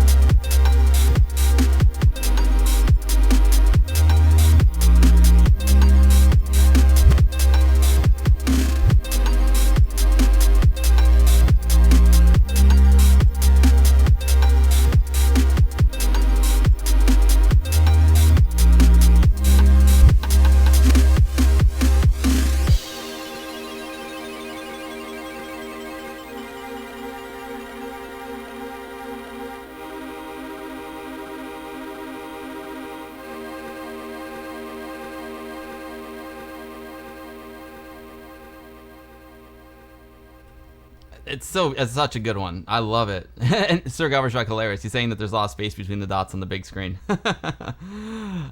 So what was the chord progression? A few folks were guessing it might be Eon. No, it's Elysian. Oh yeah, of course. Yeah. And actually, it got used again. There's an EP. I need to get that. Just make. There's an EP that I released on Slime called Pieces. That has a tune on it called Strong, which also uses that chord progression. It's funny actually. You listen to that because that's obviously like a full MP3 tune with vocal samples in and all the rest of it. So it's kind of like I kind of remixed it into the 64K intro that we did on the PC. So yeah, that was. I should get that up. Definitely get that up on Bandcamp so people can download that. So I'm just making a note here. Along with your radio frequencies from Metal Gear. So there you go. Elysium is one of my favorite demos of all time. The music is stunning, and so it's a PC demo. It's a PC intro by Logicoma, and it's freaking awesome. I might be able to play it for y'all if you want to see it. I think I'm afraid to play it on the PC because I'm streaming from that PC, but I might have a video recording of it. It's so good. Hoff, it looks amazing in 4K. It's ridiculous. It runs like butter, and the soundtrack is just amazing. It's one of my all-time favorite demos. I love it. I mean, all the Logicoma stuff is amazing, but Elysium.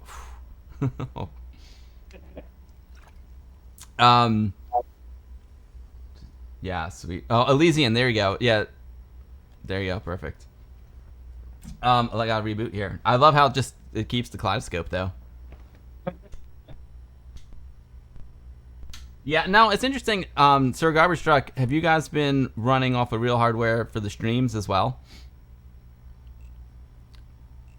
It's so funny because some of these demos, I can't even imagine how difficult it is to make them, but some of them are tricky just to get them running. You know what I mean? Sometimes it takes me a few tries to get them to actually work with all the different configurations, you know?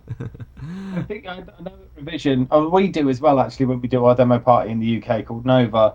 The old school platforms are generally pre-recorded because you've got so many exotic systems. Like trying to run them real time you'd end up just delaying stuff, which is what used to happen at Sundown when we used to run it there. Is you think everything works, and then at the last minute, halfway through the competition, the SD card or the compact flash card doesn't read anymore, and everyone's just sat around waiting for like 10 minutes whilst you're trying to get it to run. So the old school stuff gets recorded. As Garbage Truck says there, Charlie does the recording for a lot of the Amiga and Commodore stuff, and it's really nice as well because like for the last two revisions, he's the recording he's done. He's sent me a link to it like once it's been done, so that I can then get that up onto YouTube like pretty quickly. But they're really nice because they're like you can actually see that they're taken from real hardware. Those recordings, so you get that that kind of warmth that you get off of the analog equipment that you got there. So it does make a big difference because I do a lot of recording with WinUAE, and it does make like a really nice crisp recording of it, but you can tell it's not the real thing. And I always feel safer on the real thing. I feel like it's gonna work the way it's supposed to work on the real hardware, no matter what, With emulation, I always get a little nervous. I'm like, is this the way it's supposed to work for sure? I'm not sure. But it makes sense to pre-record them because it would just kill the vibe of the stream, if you're trying to debug something, it's not working right. Exactly, yeah. And it also means your competition just ends up overrunning, which, we try, we try our best at the best of times to make sure that stuff runs on time. Stuff happens. So yeah, you want to try and take out as many of those blockers as possible. Yeah, exactly. Oh yeah, Milo's chocolate. I couldn't live without emulation either. I use it all the time. But when it comes to playing the demos on the real hardware, there ain't nothing like it. I still have to hook this sucker up to, now that I have the Terrible Fire 1260, I still haven't hooked it up to my CRT yet, because that's the way I really want to watch the demos. Even though some of them are 16:9, the newer ones, I still want to see them on the CRT. It's the way to go. Revision 2012, that's one that you did the music for, right? Yeah. Yes. Yeah. That's was the dubstep wobble era. Yeah, yeah. Let's take a look at this one. It's so good. I love it. This is actually an interesting one about this is that uh, Booster was coding this one and then had a massive compact flash fail and basically lost everything with this Amiga. He was actually coding it directly on an Amiga, which is, you think this day and age, don't do that. It's not a safe system to code on. um, and I think at the same time he had his crash, I then delivered the soundtrack saying, "There you go. How does that sound?" And he was like, "Oh no, I can't tell him I've lost the entire demo." And then the rest of Focus Design suddenly pulled together and went, "Well, that's all right. We can make something." So they kind of pulled it out the bag at the last minute. Wait, so let me just see if I get it straight. So he was almost finished with the demo. His compact flash card crashed. And so, I can't remember how far he was, but yeah, he's working on it, and then he basically lost everything on his compact flash card. Oh, so which is where his code and tools were. So for this demo, did he recreate everything that was lost essentially from memory? the other is basically just kind of put together a completely separate demo. Oh, so it's a totally different demo than was originally planned. Yeah. Oh, so did the original one ever come out? The one that he lost? The kind of isometric image of the revision that's at the start of it, I think that was obviously, an asset that far had drawn, so they used that again. But yeah, the rest of the demo is basically it was oh damn, what do we do? Okay, let's make a demo quick. So wow. All right, well, let's check it out. So how long did it take them to make this? Like, how quick did they do it? I think they had it done in like less than a week. Less than a week. Impressive. Amazing. Yeah. Amazing. All right, let's check it out. I know this is a classic track. I'm pretty sure this is on your vinyl as well, right? It's on the Cave Sessions vinyl. Oh no, it's not on it's there. It's not? Actually. Okay. It's not handily on my wall there. I can always check what's on there. It comes up all the time when I play your music on the stream, so I'm used to it. It's great. I haven't seen a demo in a while, so I'm excited to check it out.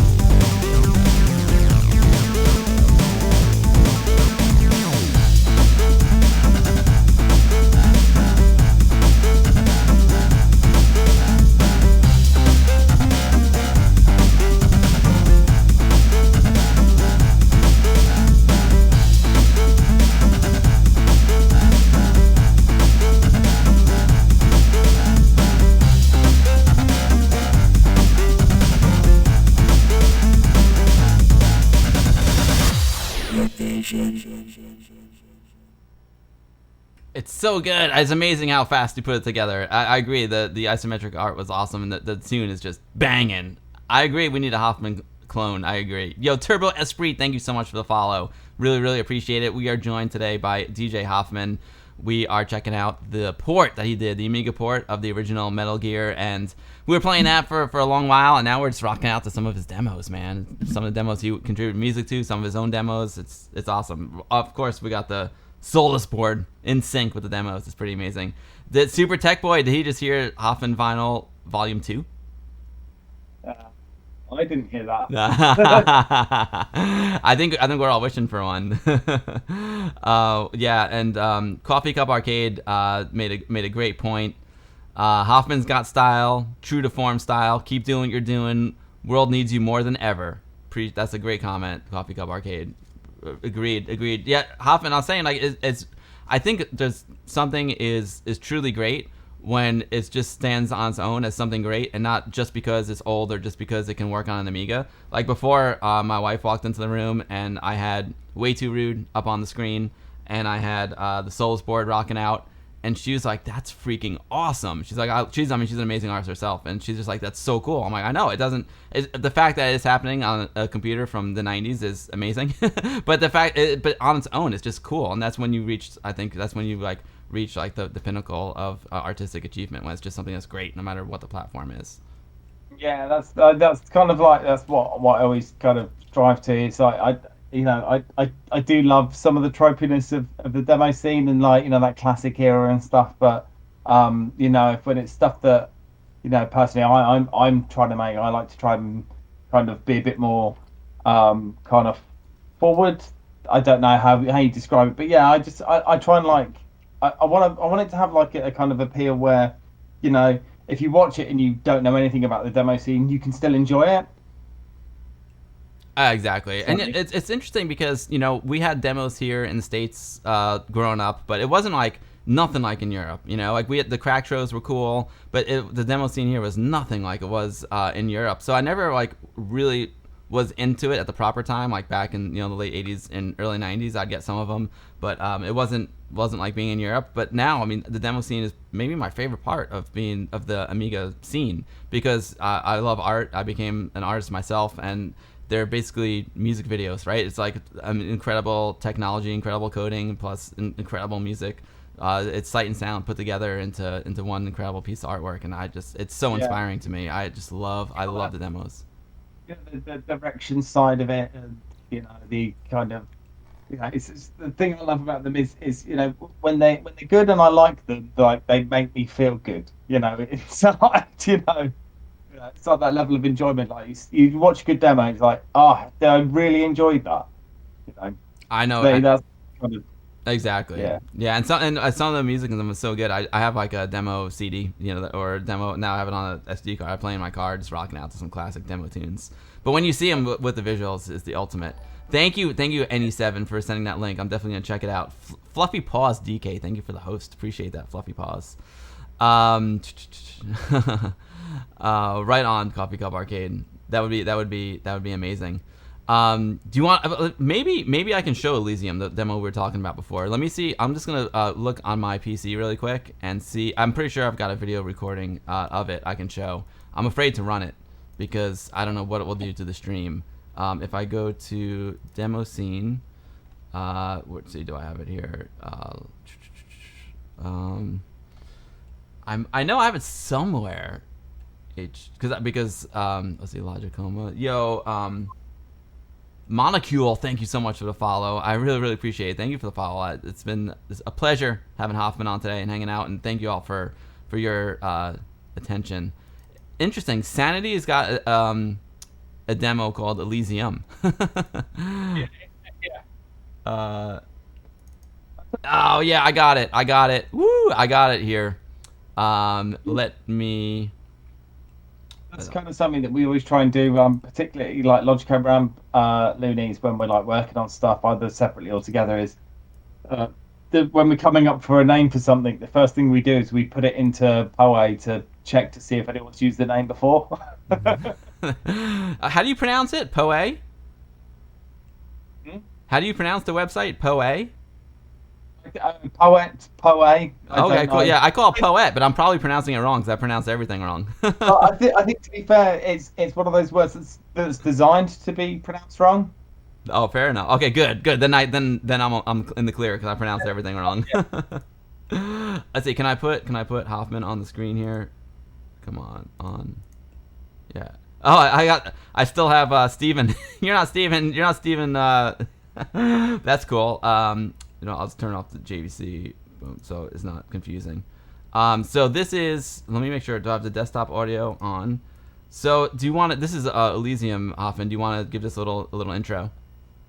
So yeah, I think it's the second production or third production that we did as Logicoma, which is myself, Ferris, Wobble, and the mysterious fourth member Darth Shader, that no one's ever met. Does he really exist? Who knows? And this was the first time that Ferris had built a new demo tool for making demos, particularly 64K demos. And this was our first outing of it, of that demo tool, and that system. And it was released at Tresac a few years ago now. I can't remember when. 2016, 2017? I can't remember now. But the sound for this is done in our custom synth called Wavesaber, which is it's not just a synth engine. It's like an entire system where it's not just one synthesizer. It's like a collection of plugins. So you've got like multiple synthesizer engines, effects plugins, and stuff. And then all of the Brights music with VSTs. It's basically a collection of VSTs. So that workflow worked when I first used it, kind of a couple of years before. It really clicked with me because it's exactly the same workflow that I would have when normally writing music. So yeah, that's kind of how the music comes together. And then Ferris is obviously the absolute genius of all the visual stuff that is going on in this demo. Yeah. So this is not an Amiga demo, folks. It's a PC demo. But yeah, I've seen Ferris. I've seen his streams, and they blow my mind. But they're stunning. He's an absolute genius. The guy's incredible. All right, so folks, this isn't the best representation of the demo, but for on the fly on the stream, I think it'll be good enough. This is a screen record that I did a while ago. I'm not gonna actually run it from the PC because it's the same PC that I'm using to stream. I don't want it to bring it to its knees. All right, let's see. So Hoffman, should I turn us off because this is obviously a 16:9 demo? Should I just turn us off so we can see the demo clean? Yeah. Okay, I'm gonna turn us off. Okay, by us, and we're gonna go full screen here, and away we go.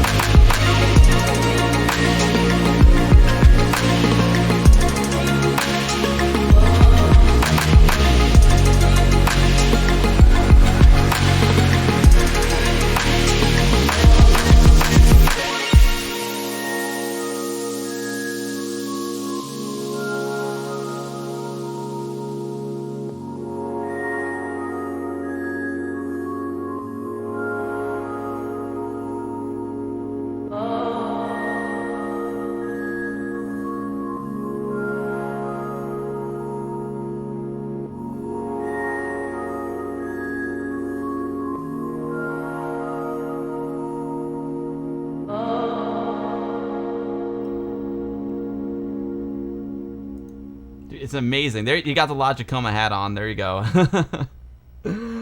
Yeah, so that was not, that obviously was not Amiga. That was PC. That was by Logicoma. It's called Elysian. It's incredible, amazing work, Hoffman.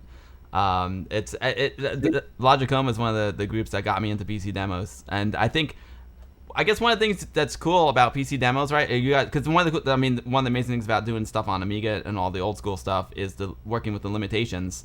When you have a PC, not as many limitations. So I guess you incorporate those limitations by limiting yourself with the amount of memory you can use, right? Isn't that that's like either a 4K or a 64K intro, if I'm not mistaken? Yeah, there's a few categories like that. So there's like the 256 byte category, which is that's I'm not that hardcore, so I wouldn't do that.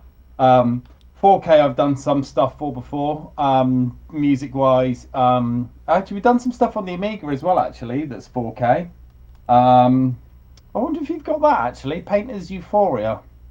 No, I can get it though. I don't have it handy, but I don't know if I've seen it myself. Yo, Tiny Goose UK, thank you for follow. And Rick, I think it was Rick, actually became a patron during the demo. If I got the name wrong, it doesn't show me who did it. I apologize, but I need to dial that in. But thank you so much for joining the Patreon. I appreciate it so much. Can I get a link to the Euphoria? I'll download it and bring it over to the Amiga right now. Yeah, Smash 1980. Have a great night, Smash. Thank you for hanging out. Sorry, go ahead, Hoffman. Got where the search button is. There we go. Twilight Zoner, that was you. Twilight Zoner, thank you so much for becoming a patron, man. I really, really appreciate that. All right, I'm going to download it right now. Oh, wow. Dude, Painter's Euphoria by Loonies and Unstable Label. How have I never seen this one?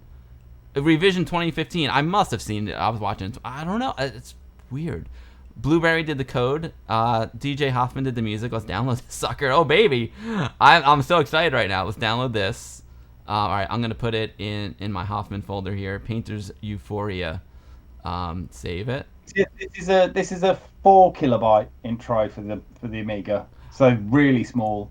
So it's the same visual engine that is used for Way Too Rude and Every Way, except the synth engine that we're using for this is really small.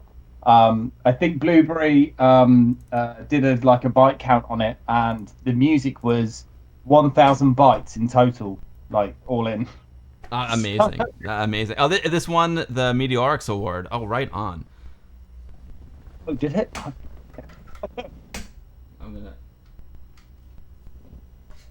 I'm just copying over to the Amiga now. Do I have enough space on my hard drive for this Amiga? Good question.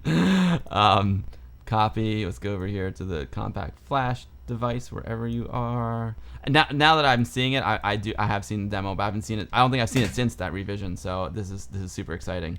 Let me just copy it over to the compact flash card. All right, perfect. I'm gonna paste it in here. I do, it's been quite the stream, Hoffman. So I'm gonna use the restroom before I start the demo because I don't want to miss it. If anyone has any questions for Hoffman, fire away. I'll be back in just a moment. It's been a long stream. I've been drinking a lot of water, staying hydrated, drinking a lot of coffee too. So I'll just be back in 1 second. Until then, you can ask Hoffman any question you want, and we're gonna check out this demo in a moment. Oh, he puts me full screen as well. I hope you do have some questions for me.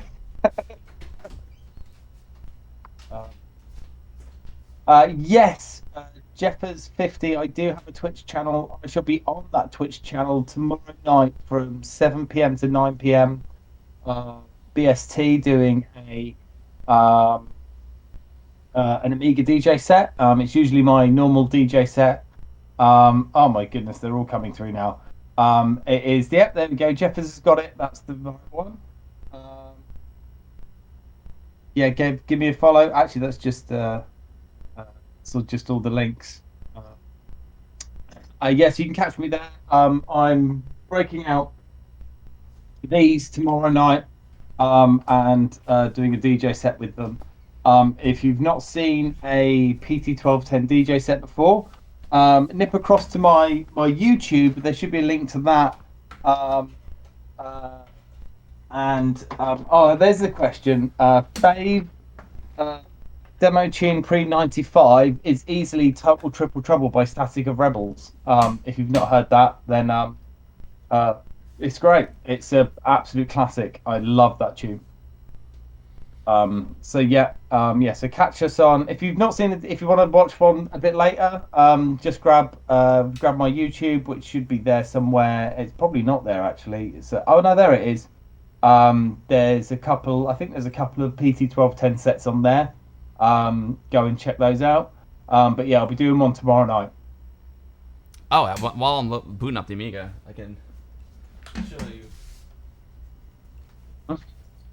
We got Hoffman also. He and RMC Retro. Let's see. Let me go side cam here.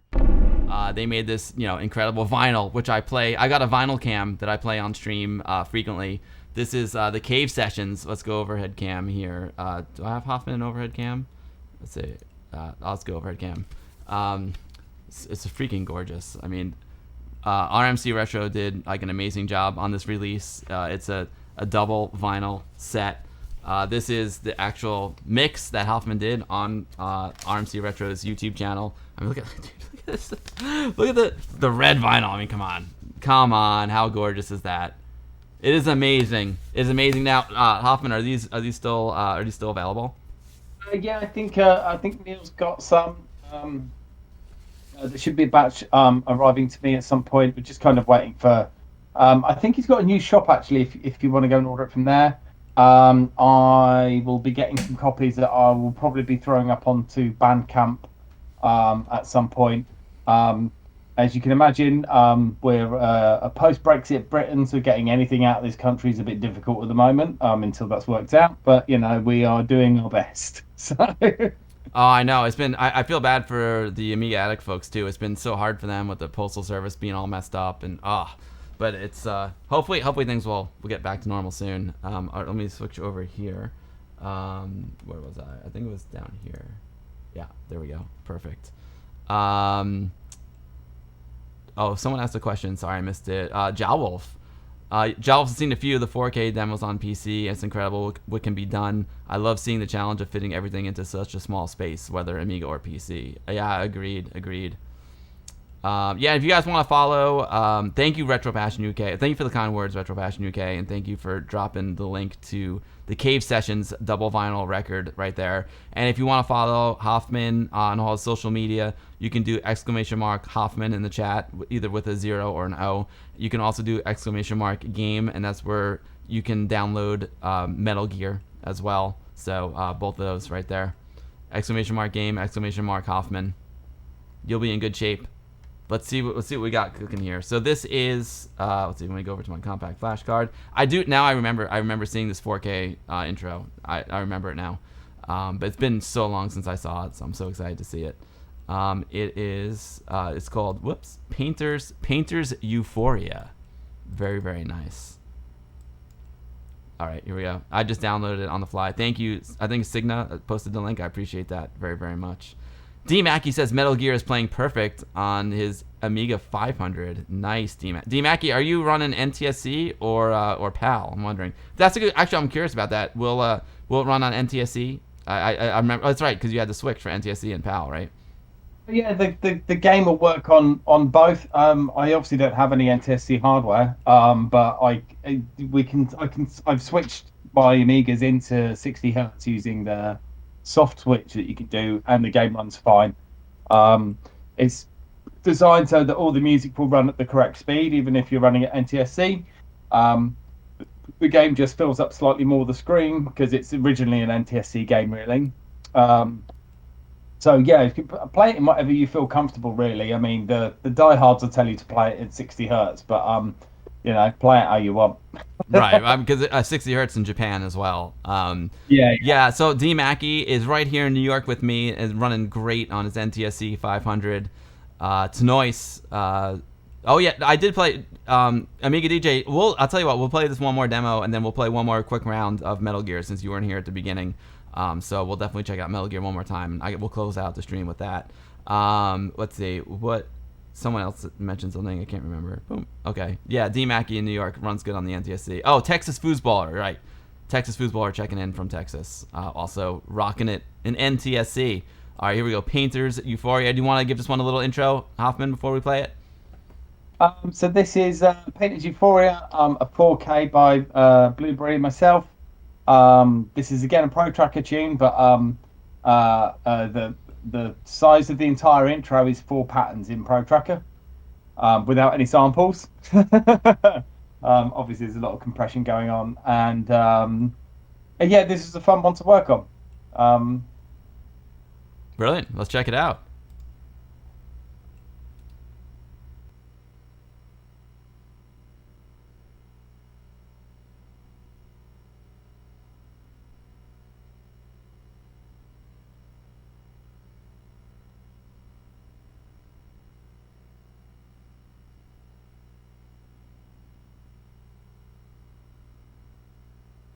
I guess it's decompressing.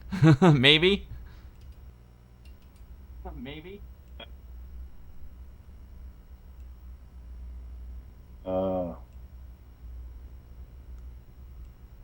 Is the mouse still moving? Yeah, mouse works good. Uh, I could do a little reboot. I could try running it from the shell. yeah, if you boot without startup sequence, maybe. Boot without the startup sequence. Yeah. Oh, okay. Let me copy it onto I'll copy it onto the hard. Right now it's on my compact flash card. Maybe that's the problem. It shouldn't be, but let's see. I'll only copy it over. It's because it's a 4K, so the startup is incredibly minimal, so it might not play well with your with any slightly customized workbench setup. Gotcha. Yeah, mine's definitely customized. All right, so let me go to. I'm just gonna put it on DH0, and I'm just gonna copy it over. Copy. You know what I'm gonna do? I'm gonna rename it to make it nice and easy. I'll call it PE. Yeah. Okay. Amiga DJ, time to watch it on YouTube. Yes. Let's Amiga, try and run it on the real thing. We'll see. We'll give it a go. We're not gonna give it out that easy.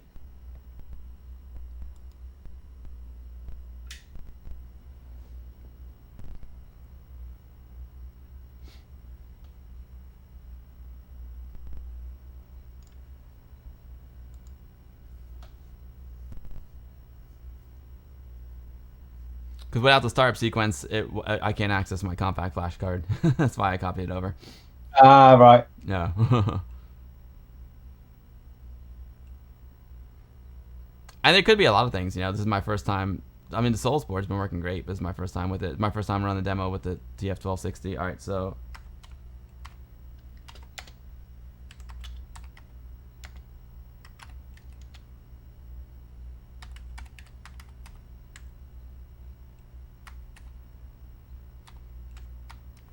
All right, let's give it a go.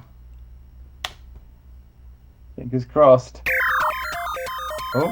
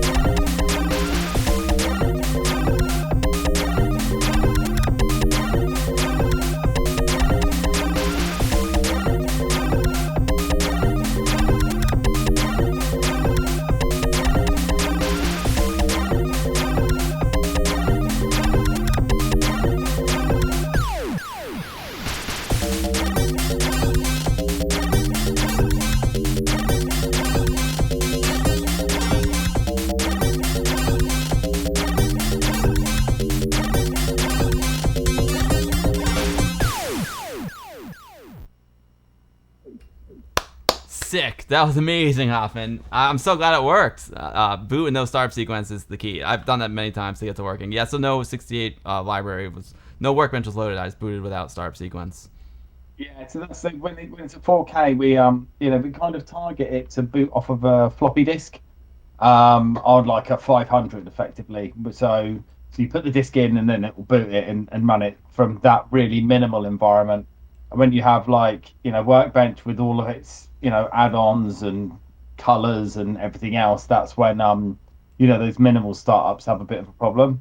But yeah, if you do if you've got a bit more space and you've got a bit more breathing room to add like sensible code to kind of back everything up that you're about to trash and then restore it properly. Yeah, and I saw some folks, that is 4 kilobytes, 4K, not 4K as in the resolution. It's not 4096 by 2180. That's 4 kilobytes. Oh man, that was awesome. I haven't seen that one in a long time. Yeah, and I love the sync. So wait, did you use the Rose engine for that? Yeah, so this is before. I think I'm trying to remember whether this is before Everyway.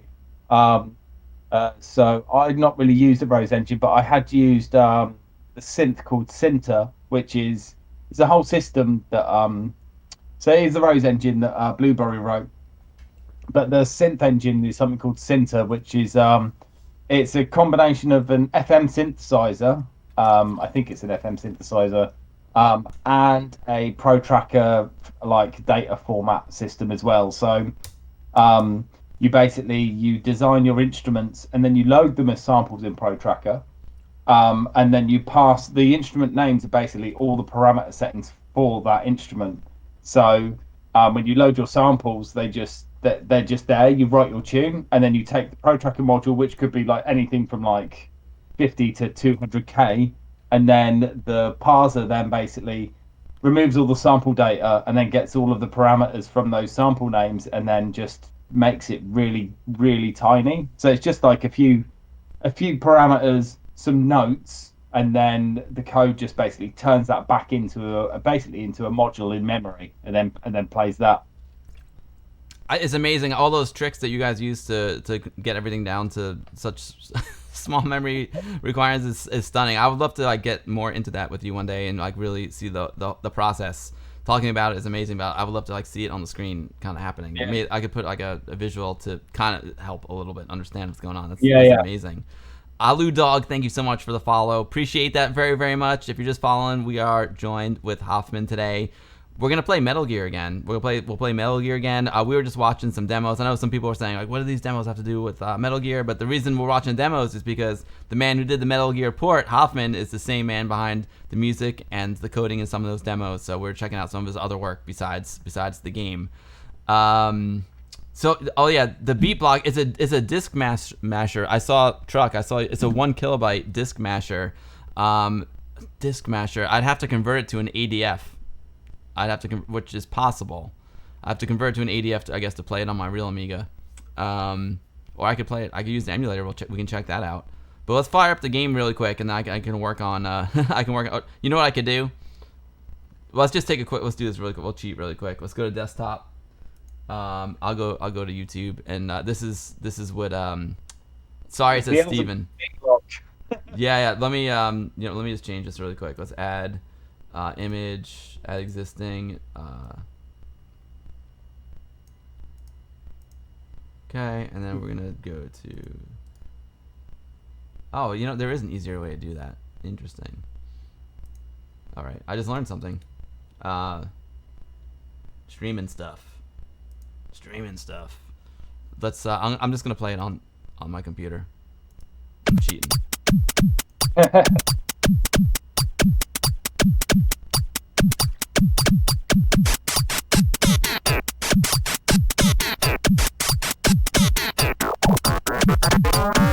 Police Maggie, have a great night, and FX GoGo, thank you so much. I appreciate the kind words. I'm so glad you had fun. 1 kilobyte. So this is a boot block. So this fits on the boot block of a floppy disk. And then when you click the left mouse button to finish the demo, it boots back into the operating system, so you can actually have other demos on the disk. That's crazy. Yo, Sir Garbage Truck, no worries. If you want to convert it to an ADF for me, we'll rock and roll. I'll try it out. But no, you don't have to if you don't want to. But that is awesome. 1 kilobyte in the boot block. That's how you. I can't even imagine how you fit all this in the boot block. So how big is the Amiga boot block? It's 1 kilobyte. Oh, so you use the whole thing. You maxed it out. Yeah, so this is the funny one. This one, so again, it uses that synth engine, but we do some other tricks to really shrink it down. But this was released at Data Storm a few years ago now, and Blueberry got in touch with me to kind of work on it. And then we arrived at the party, and he was so it's supposed to be 1024, and then when we got to the party, it was 1028 bytes. Oh, no. And then I watched him, no word of a lie, over the period of about 4 or 5 hours, gradually remove 1 byte at a time. Just like. So go off and get a drink, and then they come back and says, "What are you doing?" "Oh, we're 1027." Then they come back like 2 hours later, 1026. That's mental. It's like when you get to like that small, it's like it becomes like this really strange abstract concept. So like the compressor, like if you rearrange the data in slightly different order, it'll either get slightly bigger or slightly smaller. So you're there kind of shifting around these blocks of code or blocks of data until like something just clicks and goes, "Yep, we're in the right size now." I would love to see that process in action. I can't just knocking off 1 bit here and there. That's amazing. How long does it go on for? Just until you press the left mouse button. It basically loops around. That is crazy. Yeah. Dan Salvato is asking, is the synth engine publicly available? Yeah, it's totally available. It's let me see if we can find. Oh, Sir Garbage Truck found it. Yeah. So if you use Pro Tracker, all you need. I don't know if it's changed since because it's been a while since I've used it, but I think there's like a VST plugin that you can use, and you use that. You load that up into whatever DAW you're using, and you can set all the parameters and then play it with your keyboard to test what the sounds sounds like. And there's a certain key that you can hit on your keyboard, which will then dump down the sample data into a folder for you. And then you can load that sample into Pro Tracker, and that sample name is basically all the parameters for that sound. Wow. So it's like you can play like a 2-second sample that does all this stuff, and then like it's just basically like 20 characters of text that describes that sound. And that's how you get it down to such a small size. Yeah, exactly. Yeah, because it's not actually like the sample doesn't physically exist. All it is that I've got a sine wave at this frequency and another sine wave at this frequency. And I'm going to smash those together, and I'm going to shift them by pitch and change the volume, and that's what all those parameters basically describe. And then so that's kind of how we get it all down. It's not that we're shrinking it. It's just that it doesn't exist until the code makes it exist. So that's amazing. Otherwise, it would actually, it would be an actual like recording, right? And it would be huge.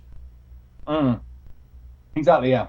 It's just that if you consider like a video game like produces, however many 4K frames per second, like that as like full detail of every single pixel would be absolutely ridiculous. But like if you consider that it's using like a 3D model to describe that character that you're seeing, it's kind of the same process, but like even smaller. Right. So, kind of, it's almost like rendering it on the fly in a way, creating it on the fly. Yeah. There's actually there's a really great video by Nostalgia Nerd where he talks about the 96 kilobyte game called Krieger that I think it was Barbara Apps did. Where they made an entire first-person shooter in 96 kilobytes.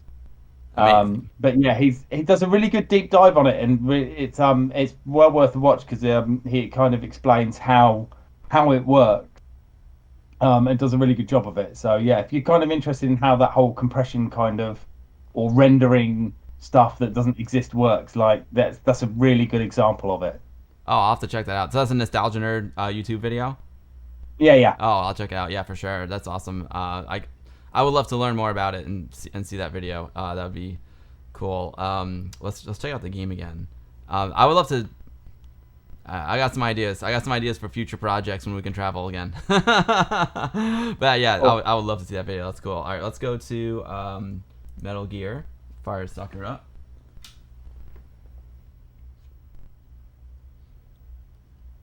Let's see. Joystick.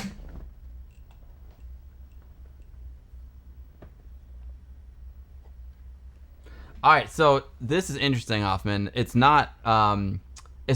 Remember before I get booted fine. Now it's giving me the black screen. Remember I told you it was giving me a black screen, and then all of a sudden it started working.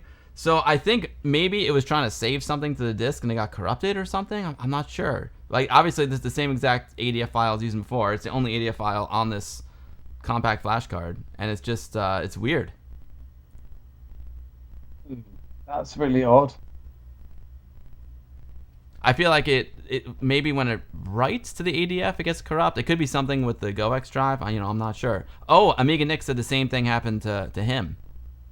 Yeah, no, I've got I'm waiting for an ADF image of the broken disc so I can check it out. Oh, would you like me to send you an ADF of the? I Yeah, can yeah. send you the broken ADF. Let me just check. It might already be there.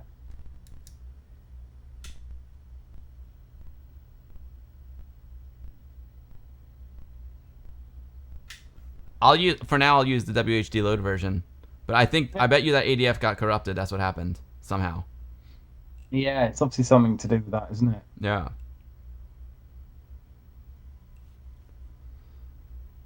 Interesting, because yeah, it was really odd. The one that you sent me before you made the final bug fixes to it. Well, final bug fixes to it.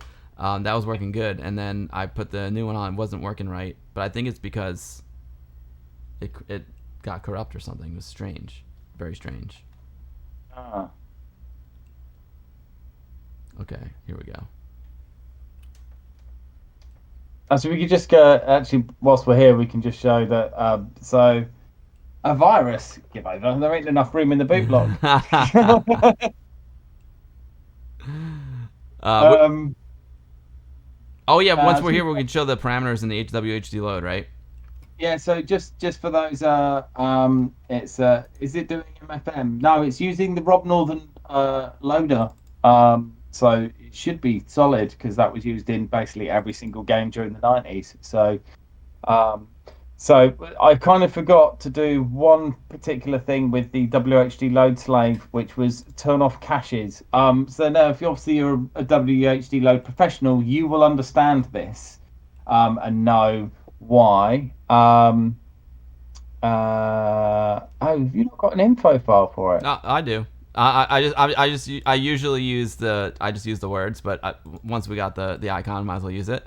So the way Yeah, so we click on the icon, and we go to information.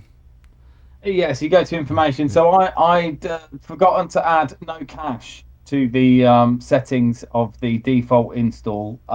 So on your 060s, it can have a bit of a problem with that because it does lots of unpacking of data in RAM, and those data caches do cause a bit of a problem with it.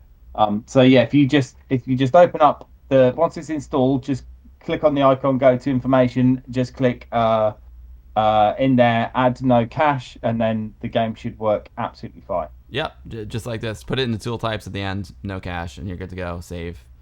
Cool. I don't need to save it now. We'll fire it up. Oh, we can show them the, you know what?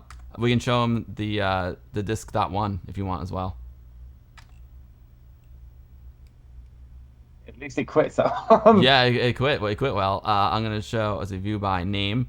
So if you take the ADF file, right, and you just rename the ADF file disk.1, that's how you can update the WHD load. So for example, I put disk.1.old, which was the previous version. Yeah. So if there's another version, you don't need to run the installer again. You can literally the game disk is designed with the WHD load in such a way that We can keep updating the game disk, and the WHD load slave doesn't need to change at all. So it's all based on offsets and stuff.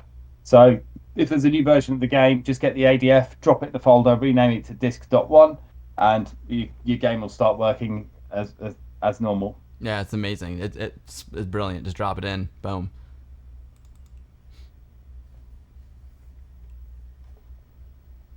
I missed a crack trail though.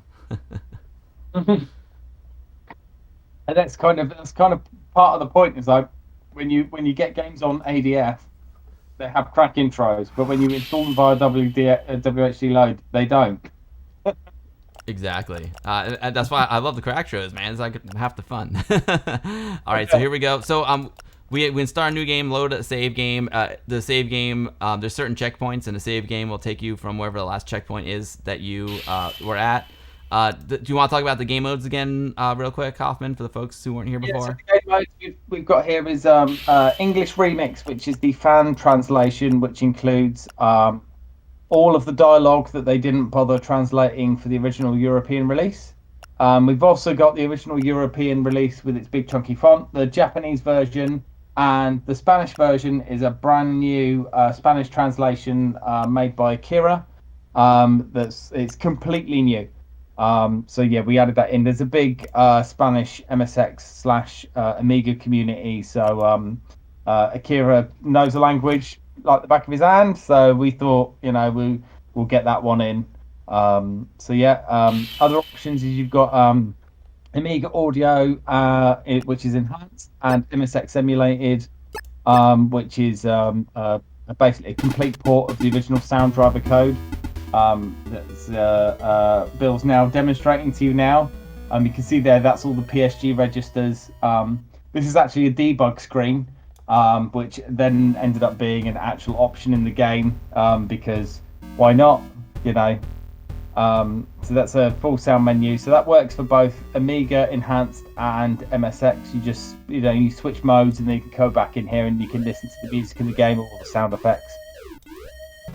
It's so cool. The dog.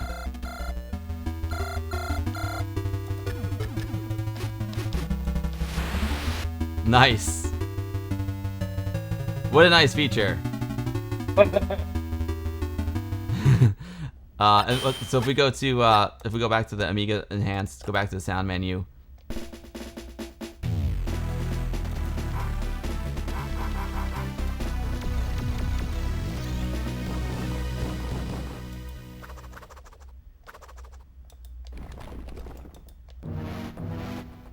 It sounds so good. It sounds so good. So it's basically playing the mod files? Yeah, that's exactly right. Yeah, so they're all like, you'll notice that the mods are actually quite big when you put them all together. So the one thing that I built was an audio tool that would basically take all of the mods, so you can write the mods separately, and then use samples that in the same, use the same samples in multiple mods, and then the tool basically grabs all of the modules together and kind of lines them all up and says, okay, so I see you've got a snare there. Okay, we've seen that once, and they've seen that in all these other mods. So it would just take that one copy of the snare out and then reference that in each of the tunes. So it basically it made it a lot easier to write the music, because you can kind of just use Pro Tracker. You can load samples from the other modules, or you can add new samples in, and then the tool just goes, right, so let's just throw away everything that we don't need, and then just have this nice little tight pack here, and then squash all the stuff down. It's amazing. So, it's another way of compressing, I guess, and saving space, right? Yeah, just throw away stuff that is duplicated up front, so then you don't need to worry about it. Yeah, that's so cool. All right, yeah, this is again, yeah, exactly. They're saying, excuse me, I picked my jaw off the floor. It's incredible, right? Oh, Amiga Nick saying, how do you make the nice chip sound samples? I don't. That's basically, it's a complete emulation. So all the chip sounding stuff, the MSX PSG stuff, is the original sound code from the original game. converted to 68,000 with its original data. So it's basically a direct port of the sound engine that was in the game, the sound driver, and then there's a layer on top that basically reads the registers of the original sound chip, but we've got them kind of virtually in memory, and then tells the Paula chip to play square waves at the right frequencies, and that's how it does it all. That's why it works really well, because the game music uses 3 channels until there's a sound effect. So when there's a sound effect, it cuts out the 3rd channel and plays the sound effect. So all of that is already supported. So once I went through the rigmarole of converting the sound driver, you just switch it on, and then all of the original sound effects and music just work. They just work. So it was an absolute nightmare to get right. It was crashing a lot. It was, but yeah, that's the thing. Once because you've got all the data and you've got all the code. Once it's working, you just let it run. You don't need to worry about it after that. So it's worth the time investment, because like once it's all set up properly, it makes the workflow much smoother. Exactly, yeah. It's just done. You can just tick it off and go, great. Yeah, every single tune and sound effect is accounted for by that data and that code. It's done. Amazing. All right, let's play it. Thank you, Twilight Zoner. Thank you so much for becoming a patron, Twilight Zoner. I appreciate that so much. You're gonna love that goodie bag this week, getting all these tunes in mod format. Dan Salvato says it's amazing. I can't imagine how much effort it must have taken. It is mind-boggling. I can't believe that you just started it in November. That was like the first time you started working on it. I can't believe that you did it so fast. Yeah, right. So it's a lot of my evenings. As I was saying to you earlier, it's been a massive obsession of mine, because it's just, one thing gets done and it spurs you on to do the next thing. It's just like a snowball effect. You're like, oh, kind of the release of endorphins that you get because something works. You're like, that's great, that works. What can I add to it now? And then, yeah, it just ballooned way out of control. You keep getting that little hit, that little I forgot what they call it, the chemical your body produces, that little the endorphin. The endorphin, yeah, you get that little endorphin hit and it keeps you going. I figure we check out the Spanish translation once Akira's here. Yeah, it looks great.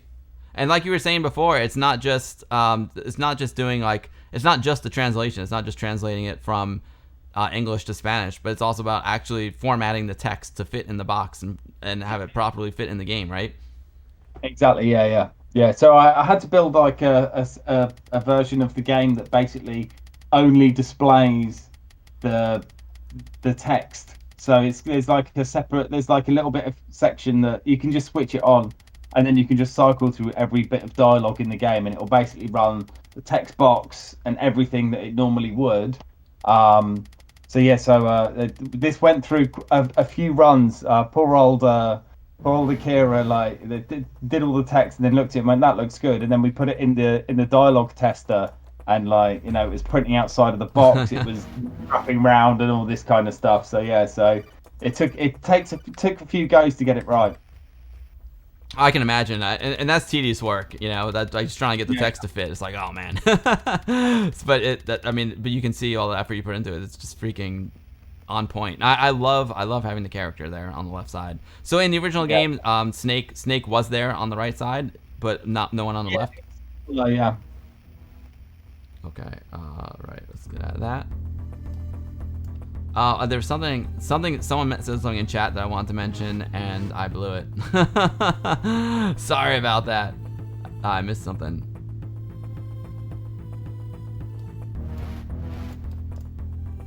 First person to support CD32 multi-buttons in a floppy game. I don't think that can be right. I'm excited. I'm gonna be getting a CD32 this summer. Hopefully, that's the plan. I never had one before. Yeah, I can't wait.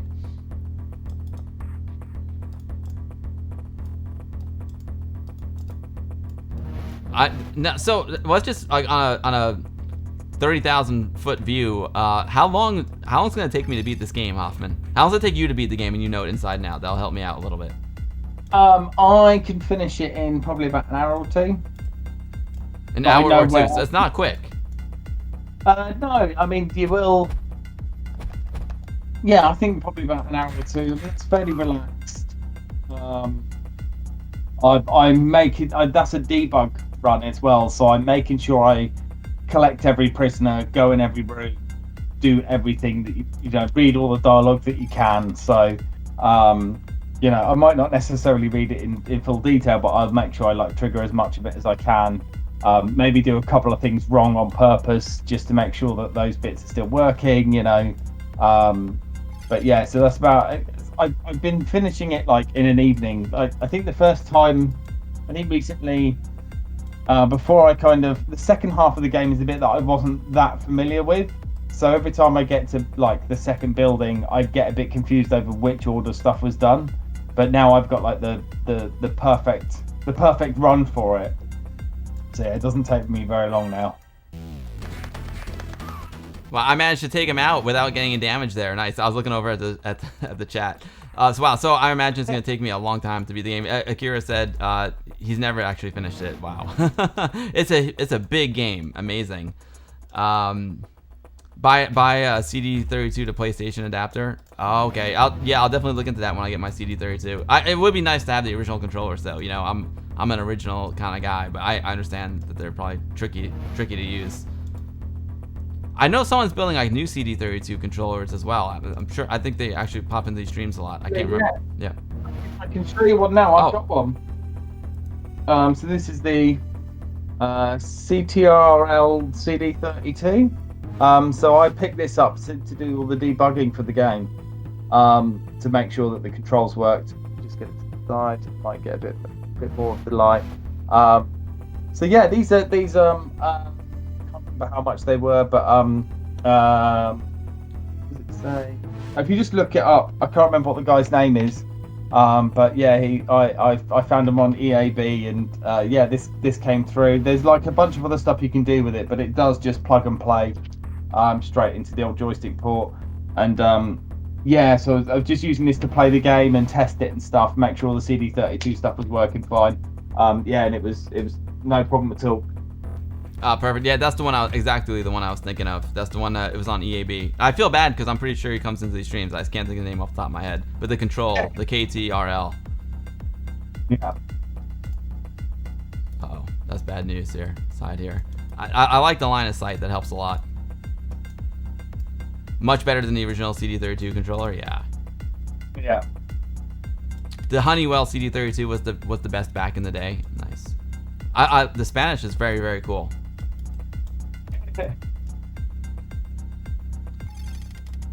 The Pistola. That was cool. Is there a cheat to show enemies field of vision? No, there isn't. You'll just get used to it. Like, I think that's a pro tip from me. Is like if you can work out just how much they can see, then you might be onto a bit of a win. It's very line of sight. Yeah, very much so, very much so. They basically see in a straight line. I think it's like 2 8x8 blocks at a time. 2 8x8 blocks. Oh, so if you're far away, it won't see across the whole screen. No, so if it basically does it by 8x8 blocks because it basically checks the graphic tiles to see if it's a tile that they can't see through. Got you. I'm calling Big Boss when I find an item in a room. Amiga DJ. There's Big Boss. Here's Big Demon Boss. Bite, that's it. Thank you, Brother Bill. Brother Bill's on it. Let me tell you. Oh, Pistola is Italian as well. Nice, Giro. The translations are really, really cool. I would like to see the Japanese as well. So wait, the Japanese has the original Japanese characters? No, so there's this again. Oh yeah. It's got all the. It's basically the same font that was in the original game. Got you. Yeah, some Spanish words are similar to Italian. The Romance language is.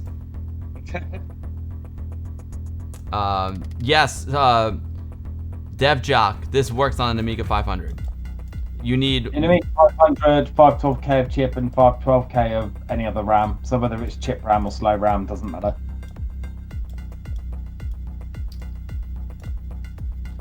I think it would help to, yeah, I think in this game it seems like it would help to write down the frequencies like you were doing. And it also will help to map it out. Yeah. Yeah, it really is. I mean, I've been through the map so many times, I know exactly where everyone and everything is.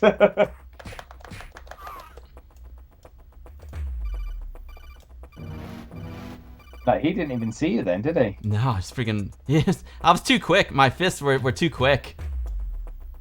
Amiga Nick, how will the 600 hertz work on original A500 Europe? It won't. Is the honest answer. It's only, I think it's the ECS chipset. So if you've got an ECS chipset, that can set the 60 hertz mode and switch between 50 and 60.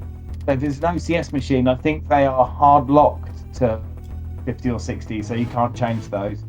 I did do some research in this beforehand, because there is a mode, I think it's used on, like an Amiga 600, so, or an A500 Plus, or some of them. Right. Anyway, that's all a bit ropey in terms of what an A500 Plus is, I found out recently.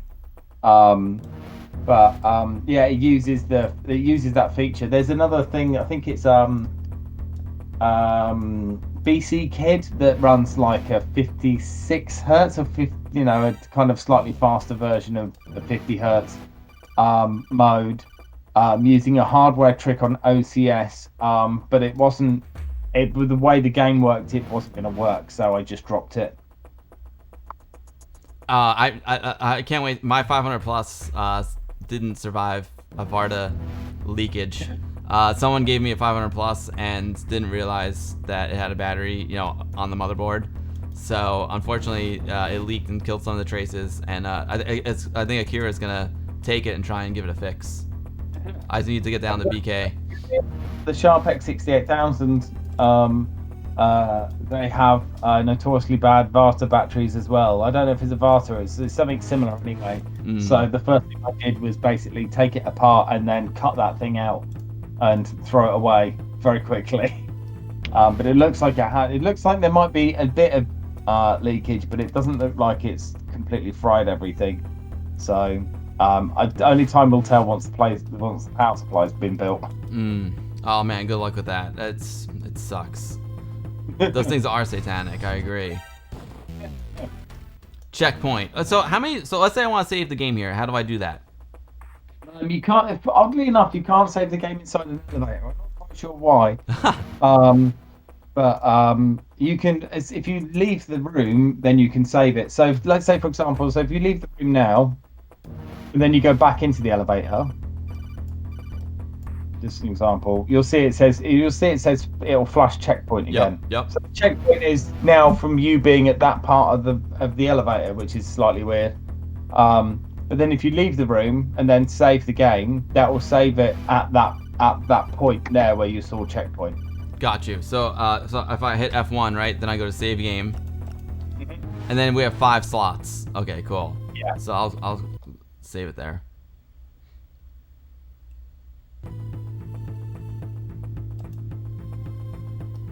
I have no idea how the Metal Gear ringtone is created.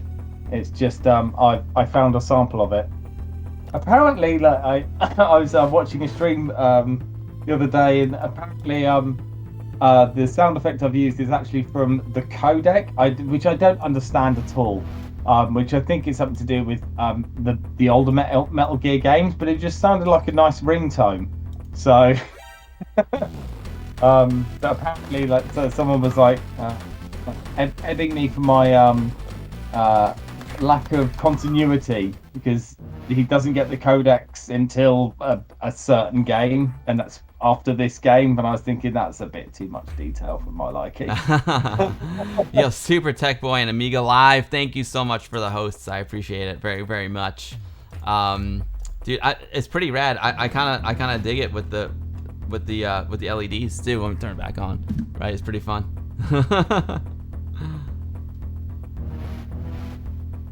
It's fun. I'm having too much fun with the Solus board too. There's so much cool stuff.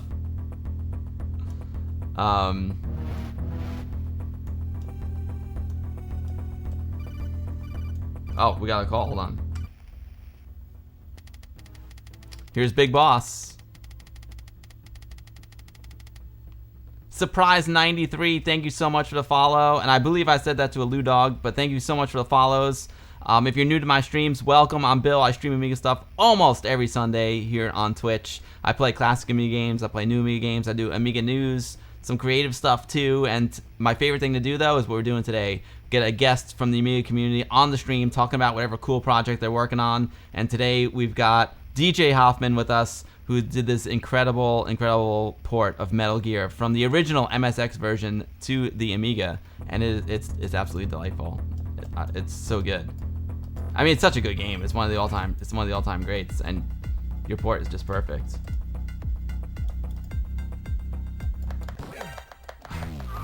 He got me, little rascal.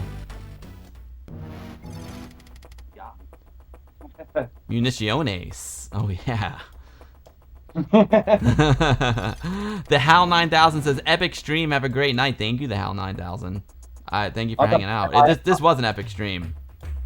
I must admit, I haven't actually. I put all of my faith into Akira on this one. I have no idea. He could have inserted some very nasty language into this. I wouldn't even know. Oh, so how many times can you spam the municiones? I think you'll see your gun isn't getting any more bullets there, so that's you'll have like a maximum that you can get at each class level. So once you've rescued enough prisoners, that'll bump up so you can have more. It looks like 50 is my max right now. Yo, the Devil in Black 1982. Thank you so much for the follow. Appreciate that very, very much. Oh, Steps wasn't here earlier and is asking if there's any Easter eggs in the game. I don't think so. No. The only one I've got is that there's a crack intro on the ADF. So if you boot that, you get a crack intro. But if you run it by the WHD load installer, you don't. But then that's how they work anyway. What I can do is I can just copy the. I want to check out. We'll go out with a crack show before the stream's over. Oh, I forgot to put my mask on. So I forgot to put my mask on. It's like during coronavirus, forgetting to put my mask on before I go to the store. Whoops. The mask. Okay, let's see. Oh wait, I can't do it yet. I need to get the key first. Key first, then mask. Tarjeta. And it's interesting, he put a number 1 next to it, so that's cool, because it can differentiate between the different key cards. Put on that mask. And in we go. There we go. Now we're safe.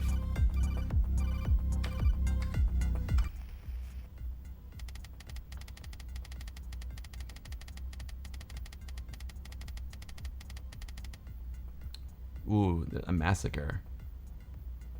A mascara, interesting. Yeah, the mascara, the gas mask. Mascara de gas. I actually took Spanish in high school. And it's interesting, I didn't really speak it well at all. Obviously, I was just like a high school kid. But when I went to Spain, and I was there for like a month, I started to pick it up much faster. I want to go back to Spain. It's been a while. Oh, I gotta take off the mask and get the card out.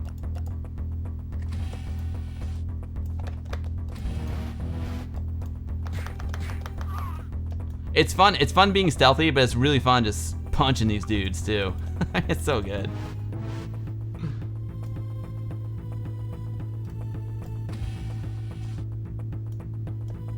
Rescuing hostages. I dig it. De nada. No, I remember a little bit.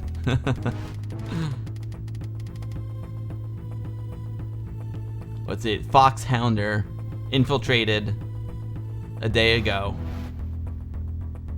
I have to find him, maybe. I can't remember. I got brush up on my Spanish. Yeah, it's so cool to have this option. I agree, NE7. It's so cool.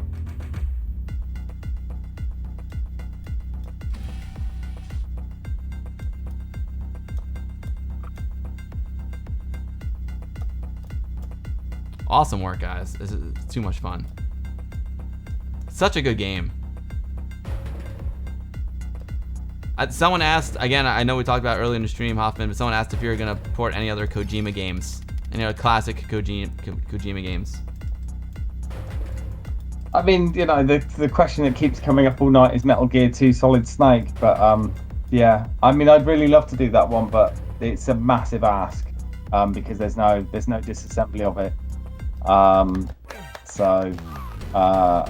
Yeah, if I was to, you're in trouble now. I'm in big trouble now. I'm just gonna take the hit. Yeah. So for folks who are just tuning in, one of the reasons why he was able to do this port is because he found the original source code with notations. Is that correct? Yeah. So it's a complete disassembly, so a reverse engineer of the original game cartridge done by Manuel Pazos. And it's fully commented, it's fully labeled up. It's a really great. It's just there on GitHub, so I just downloaded it and started working on it. Yeah, it just ended up being a project that kind of got out of hand, a curiosity that got way out of hand. I love right now. I didn't realize this either, but like the I guess the attract mode is also in Spanish when you have the Spanish selected. That's really cool. Yeah, so again, it's like actually the way we did it in the end was you can effectively give it almost a dialogue pack. So the text file for all the dialogue is formatted in a particular way, and then you can just add it to. We've got like a tool that basically takes that and then turns that into the binary data that we need, and then so we could actually just put like a French or German in there, but then obviously after we've done that, you then need to do all the text formatting for the boxes to make sure they don't print over the size of the box. How long does it take you to do that?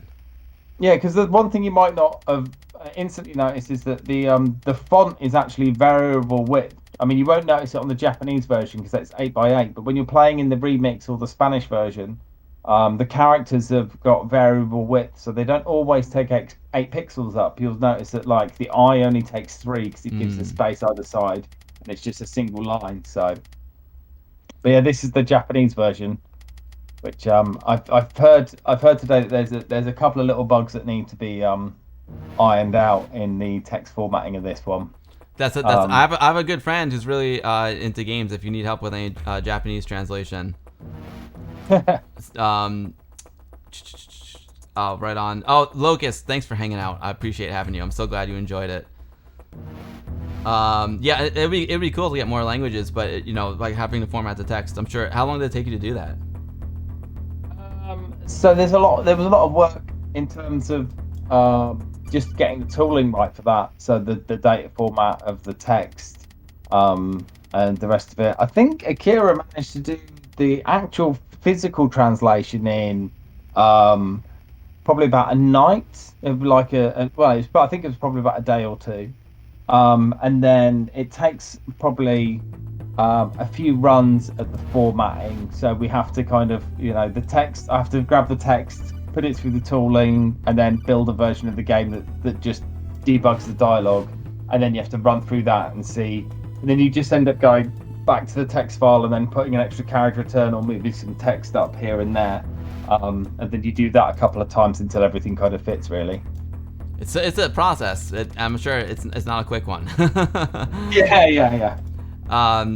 Kale says, Kale64 says the sound of the automatic door opening in the game sounds just like the doors opening in Star Trek: The Next Generation. Oh, I didn't realise that. I hope it's not from their sound bank.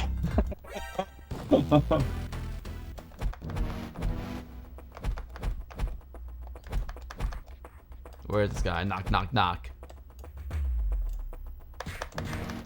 It's fun. I love stealth kills. You know, even in modern games, I'm all about the melee, takedown, stealth, takedown, choke them out.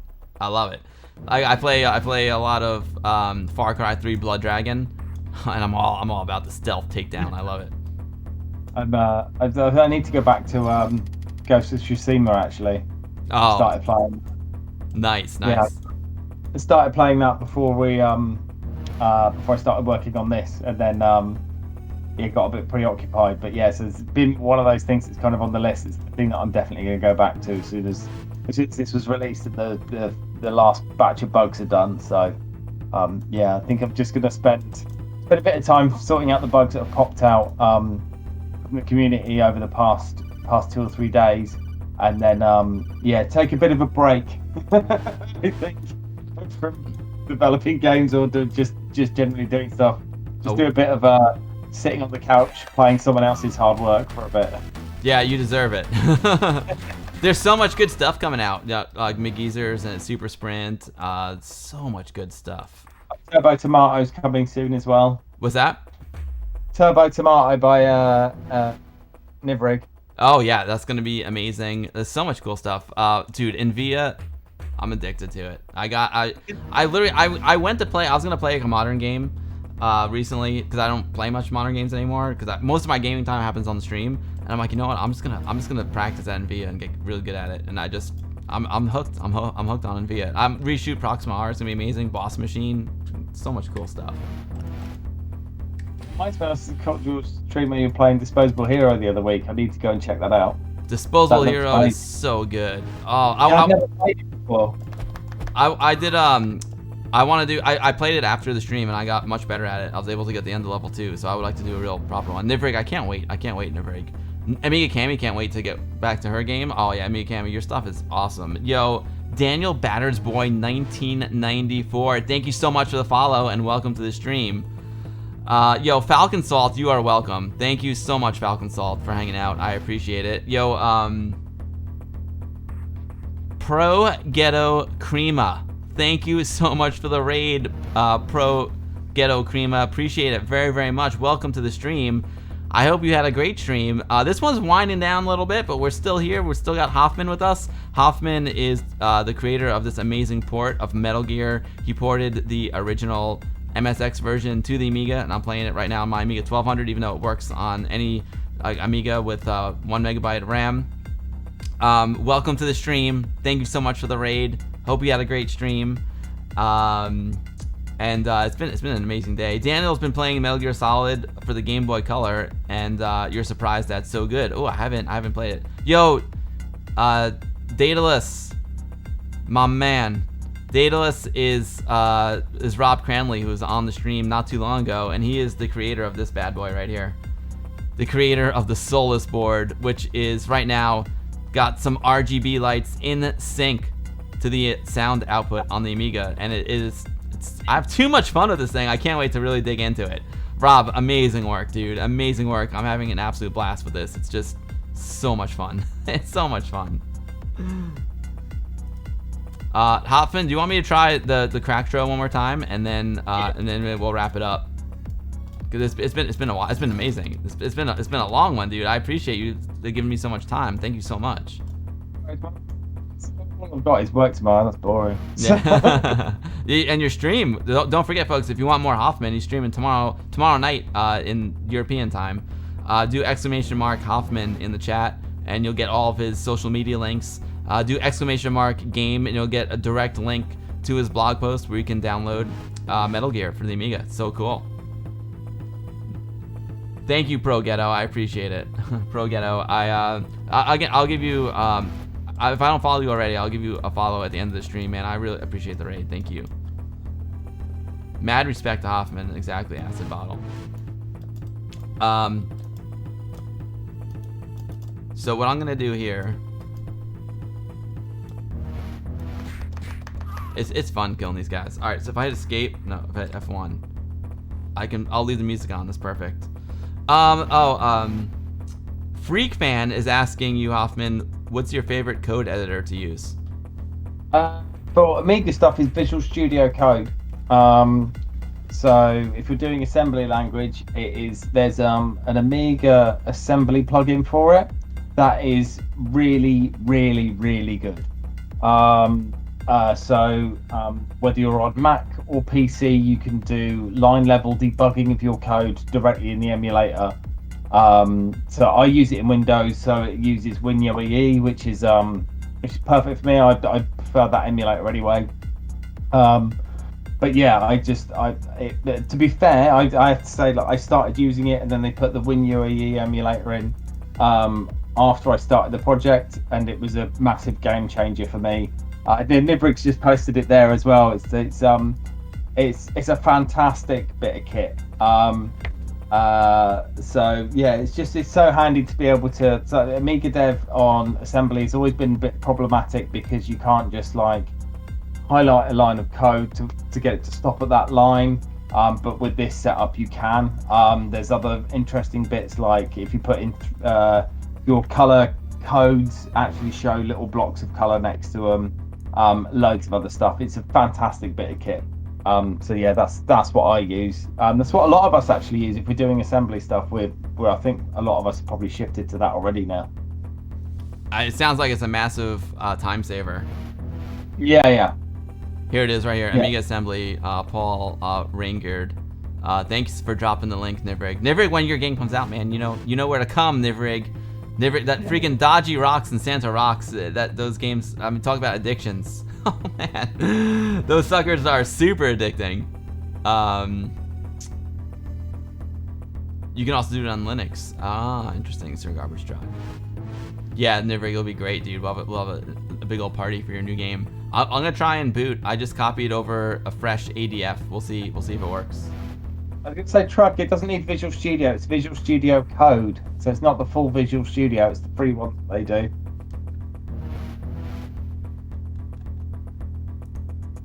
All right, I'm gonna reboot. I'd just say, Truck, if you haven't used Visual Studio Code, it's definitely worth a go.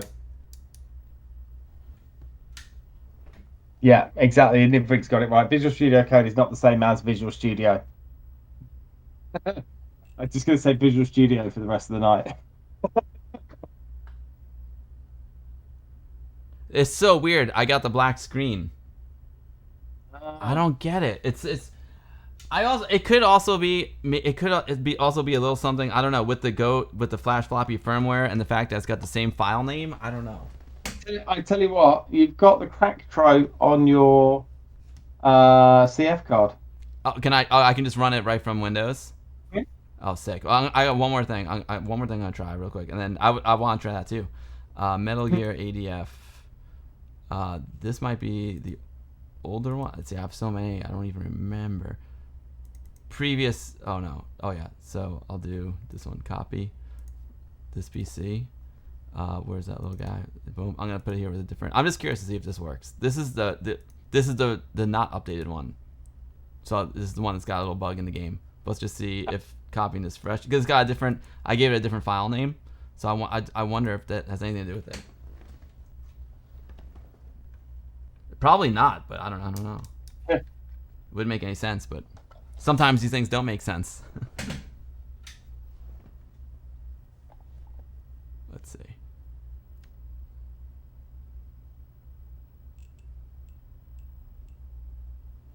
It works.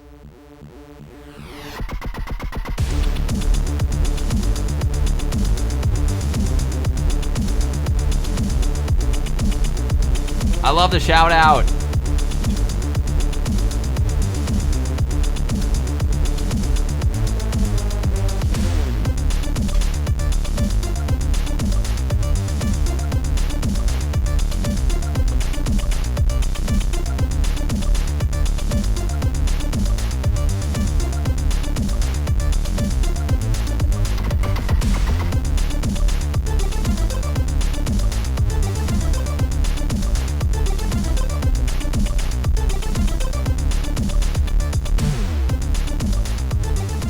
Oh, it looks amazing on your CRT, Texas Foosballer. Yeah, I gotta hook it up to my CRT too.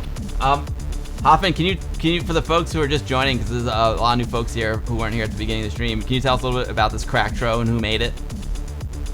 So this Cracktro is made by Hydelight and Dreamfish, which are two people that are also me. So they're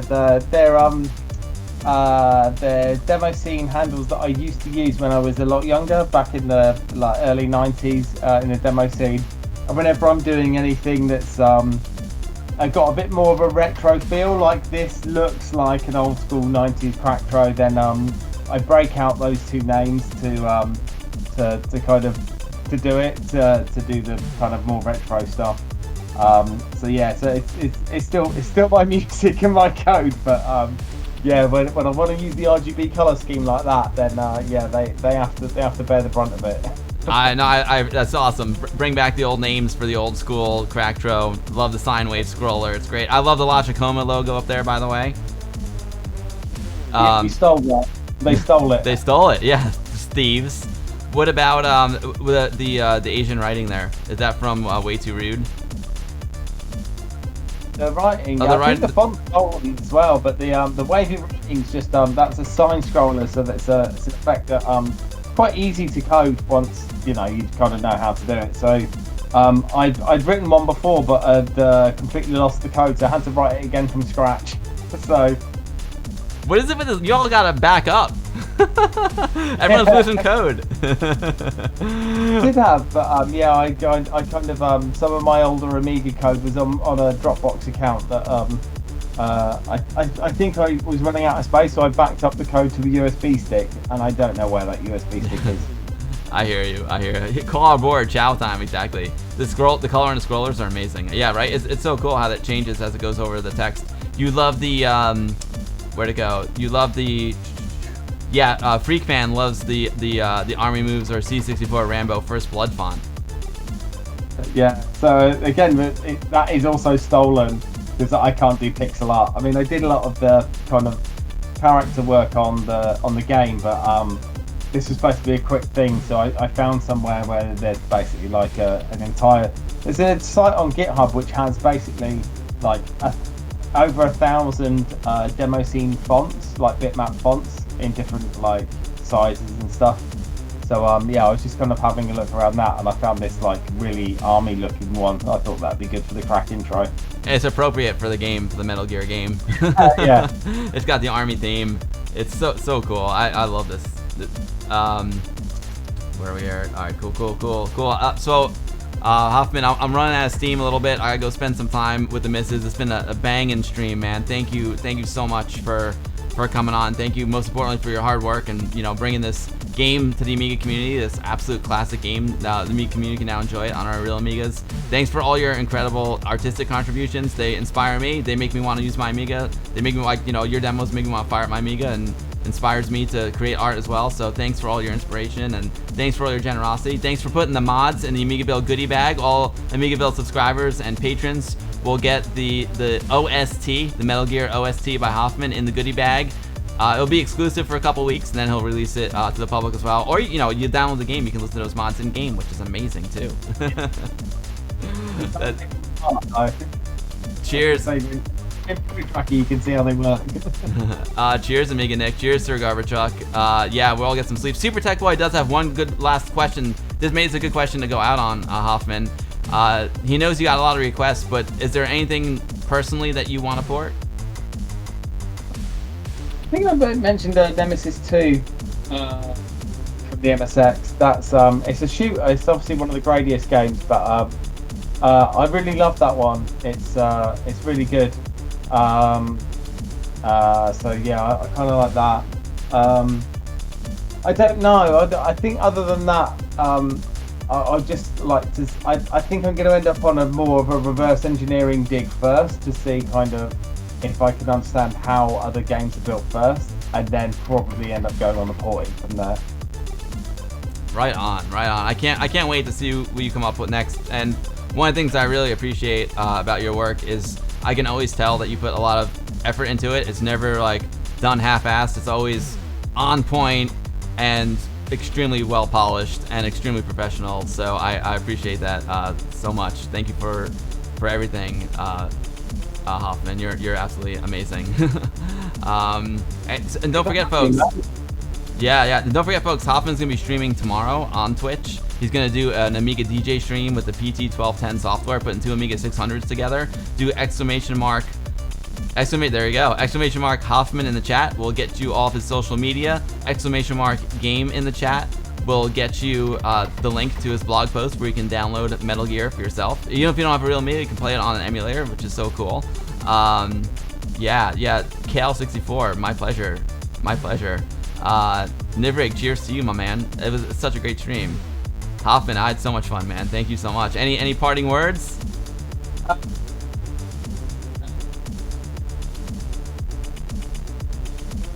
Hang on. I'm trying to do something Metal Gear related, and I haven't got anything. Over. No worries. All good, my man. Thank you so much for spending so much time here. I want to say thanks to everyone. Thanks, Bill, for having me on, actually. I should say thanks. Thanks to everyone. Thanks, Bill, for... it's always a pleasure coming on here and talking about stuff. And thanks to anyone who's playing the game. If you finish the game and get to the end credits, send me a photo on Twitter. I really want to see it, and let me know what you thought about the ending. Massively. If you finish it, let me know. I really want to know. So yeah. Brilliant. Thanks everyone. I'm gonna try and finish the game. We'll see. It sounds like it's gonna take a while. There's a lot to it, but it's awesome. It's so much fun. I start getting hooked on it as soon as I start playing. Amazing work, Hoffman. Take care. I can't wait to have you on again. Next time you cook us something up, man, come back on the stream. It's always a pleasure hanging out with you. I'll let you know as soon as something is cooking. I love it. All right, bud. Have a great one, man. Congratulations on the game. It's phenomenal. Yeah, amazing work. Cheers. Cheers. Hoffman, ladies and gentlemen, how amazing was that? You've seen the end, and Nivrig said you've seen the end, and it's worth it. Yo, thank y'all so much for hanging out today. It's been so much fun. Boom, you know it, Jiro, my man. Sir Garbage Truck, thank you for hanging out. JP, no problem. No problem, JP. You can catch the VOD. It was an epic stream and definitely worth checking out the VOD.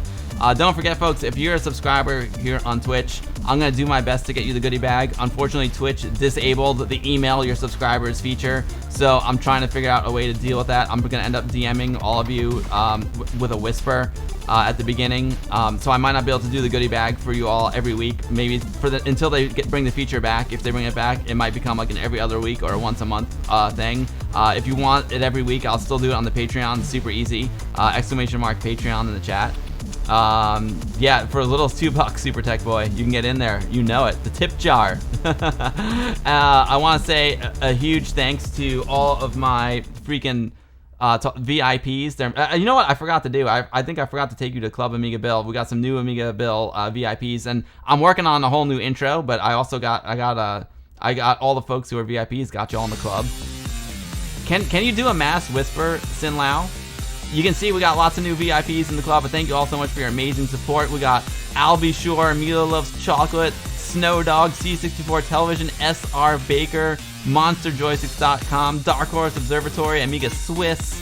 We got Lemon Amiga, Retro Bench, Maya82, Tech Girl, Seth Lemon Amiga looking dapper. I'm loving it, Seth, looking dapper in that leisure suit. Pals Beach, chilling, having a brewski with you. My latest VIP, Retro Passion, and Amiga Live. We got O-ROM, Voxel Trots, Sansian01 from the Pixel Gaiden podcast, some honorary VIPs, Retro Ready, Vintage Computer Society of Athens, Amiga Sons, and freaking Amiga Addict magazine. Amiga Cami down there. Awesome stuff.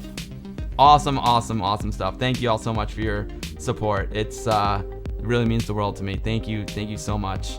Let's go back over here, and we're gonna raid someone. Who are we gonna raid?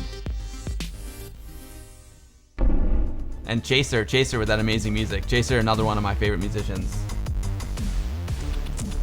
It's a good party, Texas Foosballer, I agree. You know what? I almost rated Ash Said Hi last week, and then we didn't because Moonbeam Arcade was playing some Amiga stuff.